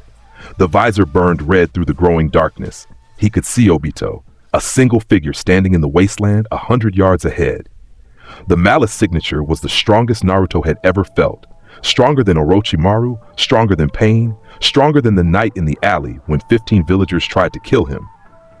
This was old malice, deep malice. The kind cultivated for decades, fertilized with grief and loss in a world that kept proving it deserved to be burned. Behind the figure, Naruto sensed something else, something vast. Something that made Kurama's energy feel like a candle beside a bonfire. The Gedo statue, the shell of the 10 tails, incomplete but massive, waiting. Inside the seal, Kurama's eyes went wide. "That's the husk," the fox began. The Gedo statue, the empty body of the 10 tails. Kurama's tails wrapped around itself. If he completes the summoning, the thing that comes out will be, "I was made from that thing." All of us Biju were. We are fragments of it. That is the whole. Naruto kept walking. "Are you listening? That thing is a god, the original god, the progenitor of all chakra. If he..." The visor burned brighter. Naruto's pace increased. Kurama pressed against the cage. "You're insane. You are completely, absolutely, certifiably insane.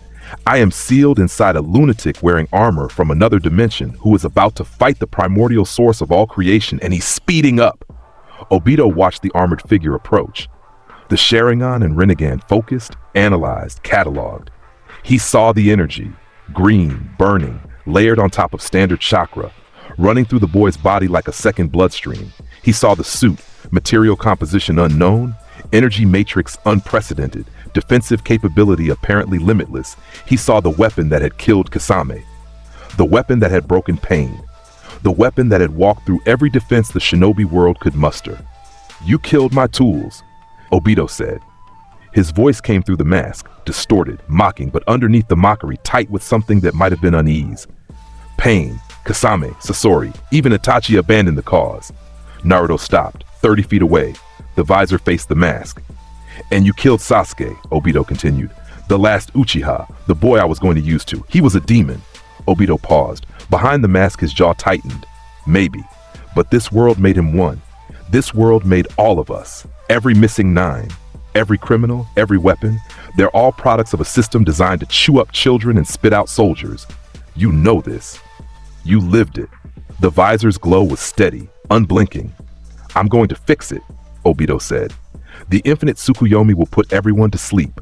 A perfect dream. No more war, no more suffering, no more villages torturing children because of what's sealed inside them. He tilted his masked head. You should want this, more than anyone. Naruto stared at him through the red visor. Everyone who says they're fixing the world makes it worse. The words landed in the dead air between them. Flat, final, carrying the weight of everything Naruto had seen. Every demon disguised as a savior, every tyrant claiming to be a healer, every broken man trying to redeem himself by breaking something bigger. Obito's Sharingan spun. Then let me show you what I mean. He activated Kamui. The space around Obito warped. Reality twisted. A spiraling distortion centered on his right eye that bent light, sound, and matter. His body shifted, phasing out of the physical plane. He became intangible. A ghost. Existing in the space between dimensions, where physical attacks passed through him like wind through smoke. Naruto moved. The Doom Blade extended. He swung. A horizontal slash aimed at Obito's midsection. The blade passed through empty air, through Obito's body, through the space where a solid person should have been. Obito laughed. The sound echoed from everywhere and nowhere. You see, Kamui makes me untouchable. Every attack passes through. I exist in a dimension your weapons hold no power over. Naruto drew the super shotgun, aimed, fired. The blast passed through Obito's chest and hit the dead earth behind him. A crater opened. Debris flew. Obito stood in the smoke, completely unharmed. Pointless, Obito said. Naruto threw the Doom Blade, launching the wrist-mounted weapon like a projectile. It spun through Obito's head and embedded in the ground beyond. Obito spread his hands. I am beyond you, Slayer. You can destroy flesh. You can break bodies. You can walk through every jutsu ever created. But you have to touch me to kill me. And you will never. Naruto reached behind his back. The crucible materialized. The hilt appeared in his left hand. He squeezed. The blade ignited, and it was different this time. The red energy burned brighter than Naruto had ever pushed it, brighter than the Manda kill, brighter than the Chibaku Tensei shot. The blade hummed with a frequency that made the air itself split. Hairline cracks in reality appearing around the weapon's edge, showing glimpses of something beyond the physical world. Something between dimensions, because the crucible was designed to kill demons. Real demons. Demons that existed across planes. Demons that phased between realities. Demons that were, by every conventional definition, untouchable. The blade existed in every dimension simultaneously. Naruto threw it. The crucible spun through the air. A pinwheel of burning red energy that left reality fractures in its wake. It crossed the 30 feet between them in a fraction of a second. Obito activated Kamui on instinct. His body phased. The crucible hit him anyway. The blade cut across dimensions. It existed in the physical plane and in Kamui's pocket dimension at the same time. It caught Obito's shoulder, the intangible shoulder, the one that should have been safe, the one that had never been touched by any weapon in any fight in Obito's entire career, and carved a burning line through flesh that had considered itself untouchable. Obito screamed, a real scream. The first real scream of his life since the day the boulder crushed him. Raw, animal, shocked. The mask cracked from the vibration of his own voice. The Kamui shattered. The dimensional phasing collapsed, forced back into reality by the Argent energy's interference. Obito materialized. Solid, vulnerable, blood running from a gash across his right shoulder that burned with residual red energy that kept eating into the wound. His eyes were wide behind the fractured mask. Both of them, Sharingan and Rinnegan, were locked on the crucible blade, which had embedded in the ground behind him, still burning. What? Obito whispered. What is that sword? Naruto was already moving. The gap closed in a dash. A burst of Argent-enhanced speed that turned 30 feet into zero. Naruto's armored fist connected with Obito's mask. The orange spiral exploded into fragments that scattered across the dead earth like broken teeth. Obito's face was revealed, scarred, half crushed. The right side was Uchiha perfect, dark eyes, sharp features. The left was a ruin, scar tissue and reconstruction in the borrowed cells of a dead legend. His expression was pure shock, the face of a man who had believed himself untouchable and just learned how wrong he was. Naruto grabbed him by the throat, lifted him off the ground. Blood punch! The Argent energy detonated on contact. The blast sent Obito ragdolling across the dead landscape, bouncing off the hard earth, carving a trench that ran 200 feet. He hit the base of the Ghetto statue. His back cracked against the massive stone husk. He slid to the ground, blood pouring from his mouth, his shoulder, a dozen fresh wounds. And Real smiled, bitter, broken, but real. Fine, Obito said. He placed his palm on the Ghetto statue. If I'm going to die, I'm going to die as a god. His Rinnegan blazed. Chakra, massive, overwhelming, the combined essence of 7 captured tailed beasts flooded from his body into the statue. The Ghetto statue's eyes opened. Its mouth opened. The stone cracked and fell away, revealing something alive underneath. The 10 Tails woke up. It rose from the dead earth like a mountain coming to life. Massive, beyond any word that meant large. Its body was a nightmare given form, 10 tails whipping behind it, each one long enough to crush a village. Its single eye opened. The Rinne Sharingan, the original eye of power, red with concentric rings and tomoe patterns that had existed since the beginning of chakra itself. Its roar was a physical force that stripped the dead earth down to bedrock for miles in every direction. The 10 Tails, the primordial beast, the original source of all chakra, the god from which all tailed beasts were fragments, incomplete, missing the chakra of the 8 and 9 tails, but still powerful enough to reshape continents. It roared again. The sound wave hit Naruto and actually pushed him backward, 1 foot sliding in the dead earth. The visor's HUD flickered. For the first time, the suit systems registered a threat level beyond anything previously calculated. Inside the seal, Kurama's reaction was immediate and absolute. "That's the ancestor," Kurama shrieked, "the thing that made me, the demon of all demons." The fox's tails were vibrating so hard the seal walls shook.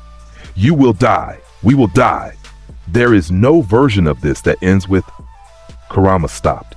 The fox looked at Naruto's consciousness, at the absolute unshakable stillness behind the visor, at the zero hesitation, at the footstep that was already moving forward. "Wait," Kurama said. "Wait. Oh no. He's going to..." Naruto started running. He's running at it. The primordial god beast that birthed all tailed beasts, and he is sprinting directly at its face. "I want a transfer. Is there a transfer process for this? Can I file a complaint with the Sage of Six Paths?" The crucible was back in Naruto's hand. He'd recalled it, the blade teleporting to his grip across the battlefield, burning brighter than ever. The red energy was so intense, it turned the dead earth to glass beneath his feet as he ran. The 10 Tails saw him. Its massive eye focused, its mouth opened, tailed beast bomb. The sphere of chakra formed in the beast's mouth, a compressed ball of raw, unfiltered power the size of a stadium. It pulsed with energy readings that broke every sensor on the Praetor suit's HUD. The numbers rolled over. The calculations failed. The system defaulted to a simple red warning. Run, Naruto kept running. Faster, the 10 Tails fired. The tailed beast bomb screamed across the landscape, a planet-cracking projectile of pure destruction aimed directly at the armored figure. The air around it ignited. The earth beneath its path was stripped away by proximity alone. Naruto met it head-on. The blast was beyond description. Light filled the world from horizon to horizon. Sound became meaningless, replaced by a vibration that rattled teeth in the jaws of people 3 countries away. The explosion consumed the landscape. A crater formed, miles wide, impossibly deep, the bedrock exposed and glowing with heat. In Konoha, Shikamaru's entire monitoring board exploded, literally. Sparks flew. Screens cracked. The sensors overloaded simultaneously, every single one receiving data that exceeded their maximum threshold by orders of magnitude. "What?" Shikamaru scrambled backward. "What just happened?" Tsunade was already at the window. She was looking south. The sky in that direction was glowing. Yellow, then white, then a color she had no name for. Something, Tsunade said quietly, just hit something else. Very hard. In the sand village, Gaara stood on the Kazakage Tower's roof and watched the southern horizon light up like a second sun. The tremor that followed knocked him off his feet. He caught himself with sand and stood back up. He's fighting it, Gaara said, the big one. Kankuro appeared beside him, gripping the railing for dear life as the aftershock rolled through. How big? Everything big. Kankuro sat down heavily. He pulled out his journal and wrote with shaking hands. The sky is on fire. I should have chosen pottery. In the hidden cloud village, 1,000 miles away, the Raikage's office shook. His coffee spilled. He looked at the seismic report coming in and stood up so fast his chair flew backward. What in the name of the sage is happening down there? His assistant was staring at the readings. Sir, the instruments are showing an impact that they're showing something the instruments were built to recognize as impossible. That answers nothing. Yes, sir, because we have no answers. In the crater, the smoke cleared. Naruto was standing. He was at the bottom of the crater, miles below the original surface, surrounded by molten rock and superheated air. The praetor suit was damaged, for the first time in a way that mattered. A dent in the chest plate, scorch marks across the left pauldron, a hairline crack in the visor's lower right corner. He looked at the dent. He reached inside himself, deep past the chakra, past the seal, into the Argent Energy's core. The green power surged. It filled the dent. It sealed the crack. It burned away the scorch marks. The suit repaired itself in seconds, the Argent Energy restructuring the armor's molecular composition from the inside. He looked up. The 10 tails loomed above the crater's rim, its massive eyes staring down at the tiny figure that had survived a point-blank tailed beast bomb. Rip and tear, Naruto said, until it is done. He jumped. The Argent Energy launched him upward, out of the crater, past the rim, ascending toward the beast's body at hypersonic speed. He hit the 10 tails' leg like a bullet hitting a building. The doom blade extended. He climbed, hand over hand, blade into flesh, scaling the god beast's body while it thrashed and roared. The 10 tails felt him, like a splinter, an irritation that was rapidly becoming something more. Its nearest tail swung toward the source, 100-foot appendage moving at incredible speed, aimed to swat the climbing figure off its body and into the next country. Naruto pulled the crucible and swung. Crucible strike! The burning blade met the tail. It cut through scale, muscle, the demonic chakra that held the beast together. Clean, complete. The tail separated. 100-foot section of the primordial god beast fell away and crashed to earth with an impact that created its own crater, sending debris a mile in every direction. The 10 tails screamed. A sound that existed in frequencies beyond human hearing, felt in the chest, felt in the bones, felt in the soul. 9 tails remaining. Then 8 as Naruto pivoted and cut again, the crucible sweeping through the next tail like it was air. Then 7. He was carving the god beast apart while climbing it. Each amputated tail crashed to the earth below. Each impact shook the continent. Each cut was cauterized by the crucible's Argent Energy, preventing regeneration, burning through the demonic chakra, ensuring the damage was permanent. The 10 tails tried to regrow. The stumps smoked and sparked and produced nothing. The Argent Energy was absolute. The beast thrashed. It swung its remaining tails wildly, demolishing the landscape in every direction, trying to shake the armored figure loose. Naruto held on. The suit's grip was total. He dug the doom blade into the beast's flesh as an anchor and kept cutting. 6 tails. 5.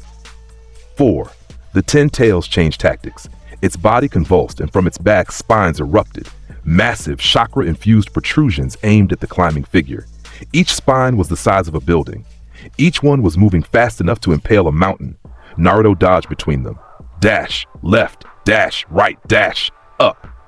The meat hook launched and grappled onto a spine 30 feet above. The chain retracted. He rocketed upward, past the spines, past the thrashing stubs of severed tails, toward the beast's shoulder. Meat hook! He swung from spine to spine, a green blur leaving trails of argent fire in the air behind him. Each grapple point smoked where the meat hook dug in. Each swing carried him higher. 3 tails left. He cut 2 more in rapid succession, the crucible singing through demonic flesh, leaving burning red lines that cauterized instantly. The beast's screaming was constant now, a vibration in the air that shattered rock formations for 50 miles. one tail remaining. Naruto reached the Ten Tails' shoulder. He stood on the massive, heaving body of a creature the size of a mountain range and looked toward the head. The Rinne Sharingan, that single, enormous, ancient eye, was tracking him, focused, enraged, afraid. The beast's mouth opened. Another tailed beast bomb forming. Point blank this time. From less than 100 feet away, the compressed sphere of chakra grew and grew, the energy reading screaming off the HUD's scales. There was nowhere to dodge, nowhere to go. Just the beast's open mouth and the end of the world building between its jaws. Naruto drew the BFG. The massive weapon materialized in his right hand. The crucible burned in his left. He stood on a god's shoulder with a weapon beyond classification in each hand. The 10 tails fired. Naruto fired. The tailed beast bomb and the BFG detonation met in the space between them. The collision was the end of everything compressed into a single point. Energy beyond measurement. Force beyond calculation. The shockwave compressed inward instead of outward, creating a momentary singularity that consumed light, sound, and matter in a sphere of annihilation. Then it exploded. The 10 tails' head snapped backward. The tailed beast bomb was overpowered, the BFG's argent energy burning through the chakra construct, consuming it, converting it into additional fuel. The remaining blast hit the beast's face at full force. The Rinne Sharingan cracked. The original eye of power, the source of all dojutsu, the eye that had cast the first genjutsu, the eye that had existed since the dawn of chakra, fractured down the center, a crack that ran from pupil to sclera. The beast howled, a sound that transcended physical existence and reached into metaphysical planes. Somewhere, in dimensions beyond this one, things heard that sound and flinched. Naruto leaped from the shoulder to the head. He landed on the cracked surface of the Rinne Sharingan itself, standing on the Eye of God, the crucible raised above his head, burning so bright it turned the entire battlefield red. He stood there for one heartbeat. The wind howled, the beast thrashed. The world held its breath. He drove the blade down. Glory kill!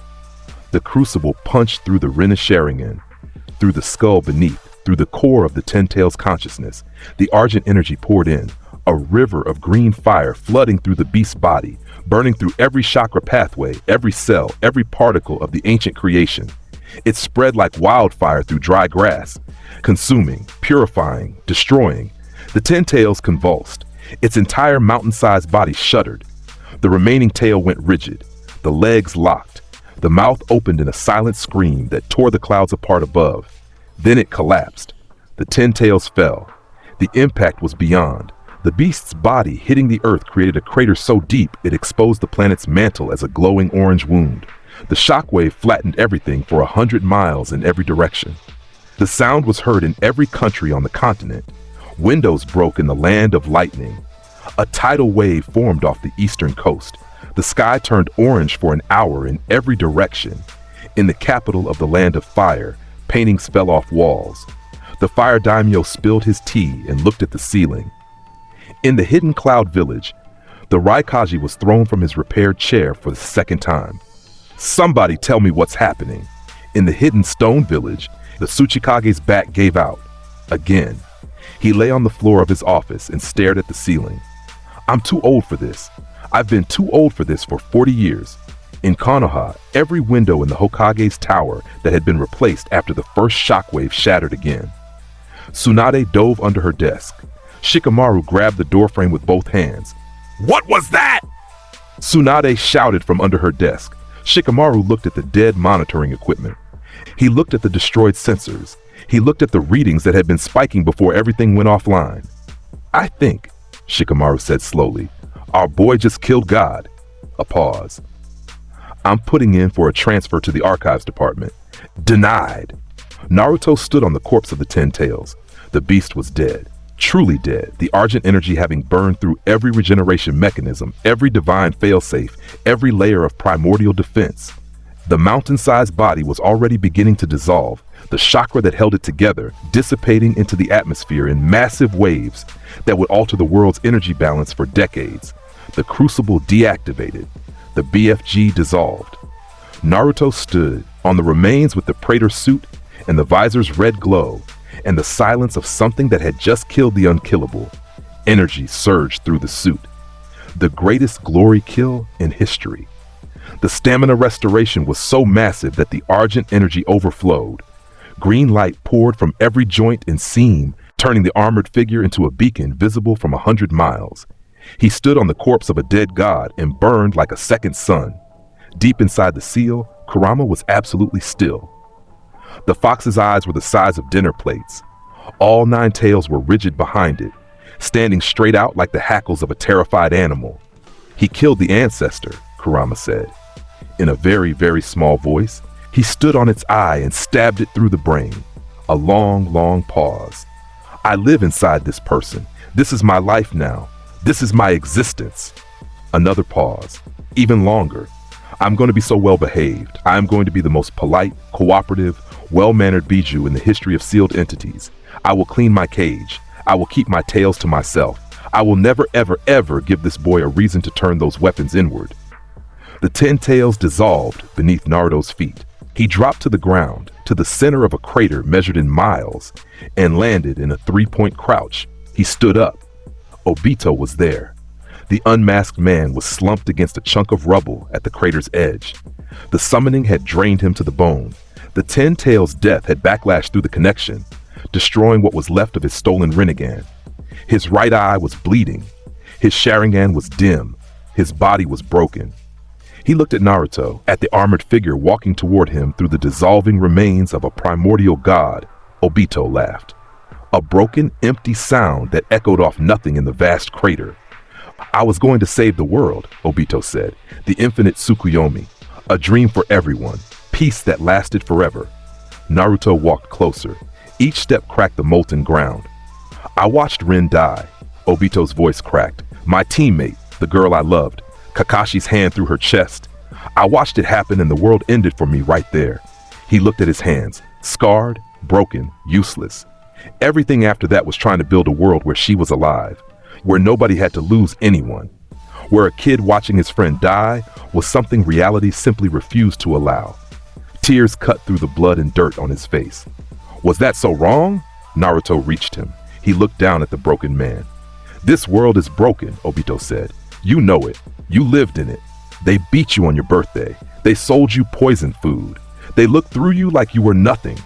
You know. Naruto grabbed him by the collar, lifted him off the ground with one hand. Obito's feet dangled. His remaining eye, the dim, fading Sharingan, met the visor. You made it worse. The growl was quiet. Underneath the distortion, underneath the armor and the rage and the Argent energy, there was something else. Weight. A heaviness that came from understanding exactly what Obito was saying, from knowing the world was broken, from having been broken by it. Everyone who says they're fixing the world makes it worse. Obito stared into the visor. The Sharingan recorded the red glow, the last thing it would ever see. Then what's the answer? Obito whispered. Naruto held the look. For a long moment, the wind blew through the crater. The last wisps of the 10 tails' chakra drifted into the sky like smoke from an extinguished fire. You rip out the infection, Naruto said, and you let what's left heal on its own. Obito closed his eye. A tear ran down his scarred cheek. Rin, he whispered. I'm sorry, I'm coming. Glory kill. The Doom Blade was quick, clean, through the heart. Obito Uchiha, the architect of the Nine Tails attack, the creator of the Akatsuki's ideology, the manipulator of Nagato and the sand and the sound and every shadow that had darkened the shinobi world for a decade, died in a crater of his own making, with his childhood love's name on his lips and the red glow of a slayer's visor burned into his final memory. Naruto let the body drop. The Doom Blade retracted. He stood in the center of the destruction, alone. As always, the crater stretched for miles in every direction. The earth was scorched, molten in places, glass in others. The remains of the 10 tails were gone, dissolved into pure chakra that was already being absorbed by the atmosphere, returning to the natural world from which it had been stolen millennia ago. The Praetor suit was battle-marked. Scorch lines crossed the chest plate. A sealed crack ran along the visor's lower edge. The left pauldron carried a dent that the Argent energy had partially repaired. Battle damage. Real damage. The first meaningful marks the suit had ever taken, but the visor still burned red. The suit still hummed. The Argent energy still blazed beneath the surface of every plate and joint. He was still standing. He was always still standing. Far away, in villages and cities and hidden fortresses across the continent, people were trying to understand what had happened to their world. In Konoha, Tsunade stood in her office, surrounded by shattered glass and broken equipment for the second time. A new replacement console, their last one, was blinking with the first tentative readings from long-range sensors that had survived the shockwave. Shikamaru was at the console. His face was pale. His hands were steady, because Shikamaru's hands were always steady, but his eyes were doing math that made him look 10 years older than 14. "The signatures are dissipating," he reported. "Whatever happened is over. The massive readings, the ones we tagged as catastrophic and then retagged as beyond catastrophic, are gone. All of them. All of them," Tsunade repeated. "Every Akatsuki signature we've been tracking, every anomalous reading from the southern grid, the enormous one, the one that made the other enormous ones look small, gone." Shikamaru turned from the console. His expression was the quietest kind of awe. Except one. Let me guess. The green one. Still active. Still moving.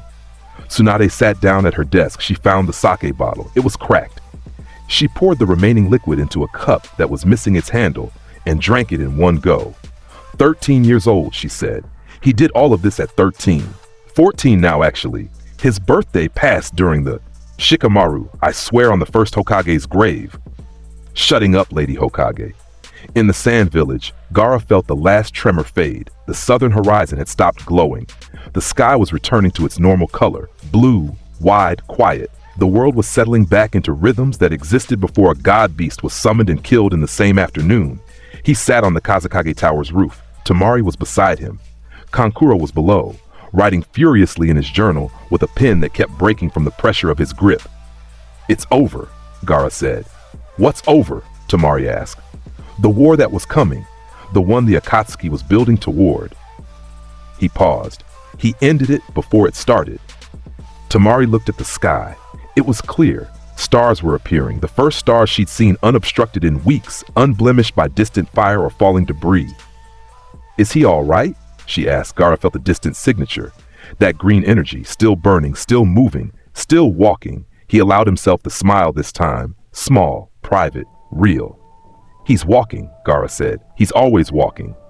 Kakashi found the battlefield a day and a half later. He arrived at maximum speed, moving faster than he'd moved since his Anbu days, following the seismic trail, guided by the last sensor data Konoha had managed to capture before their equipment gave up. He crossed the outer rim of the crater at sunrise and looked down. The crater was everything. It was the size of a city. The walls were glass, sand and stone fused by heat beyond any measurement system. The bottom still glowed with residual energy. The air shimmered for hundreds of feet above the surface. At the center, miles below the rim, he could see the impact zone where the 10 tails had fallen, a secondary crater within the crater. The earth scorched to bedrock and then scorched further into something that looked like black crystal, and footprints leading away. To the south, one set, armored boots, steady, even. Each one pressed into the glass like a signature. Kakashi stood on the rim for a long time. The morning sun warmed his masked face. His Sharingan eye throbbed under the forehead protector, remembering every impossible thing it had recorded over the past year. Every one of them connected to the boy he'd been given to teach. The boy he'd failed to understand. The boy who had walked through his bell test, through wave country, through the Chunin exams, through the Valley of the End, and then through the entire shinobi underworld like it was a hallway with locked doors, and he had the only key. He followed the footprints to the crater's southern edge. They led out, over the rim, and continued south, toward the next country, the next dark corner, the next fight, one set of prints, moving forward, always forward. "Of course," Kakashi said quietly. He almost smiled. The expression was small, hidden behind the mask, visible only in the crinkling around his one exposed eye.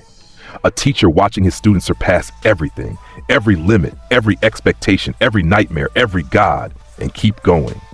He sat down on the crater rim. He pulled out his book. He opened it to a random page. He stared at the words without reading for a long time. "Minato-sensei," he said to the wind, "your son just killed everything, all of it, every shadow, every puppet master, every demon that wore a human face." He paused. Obito, too.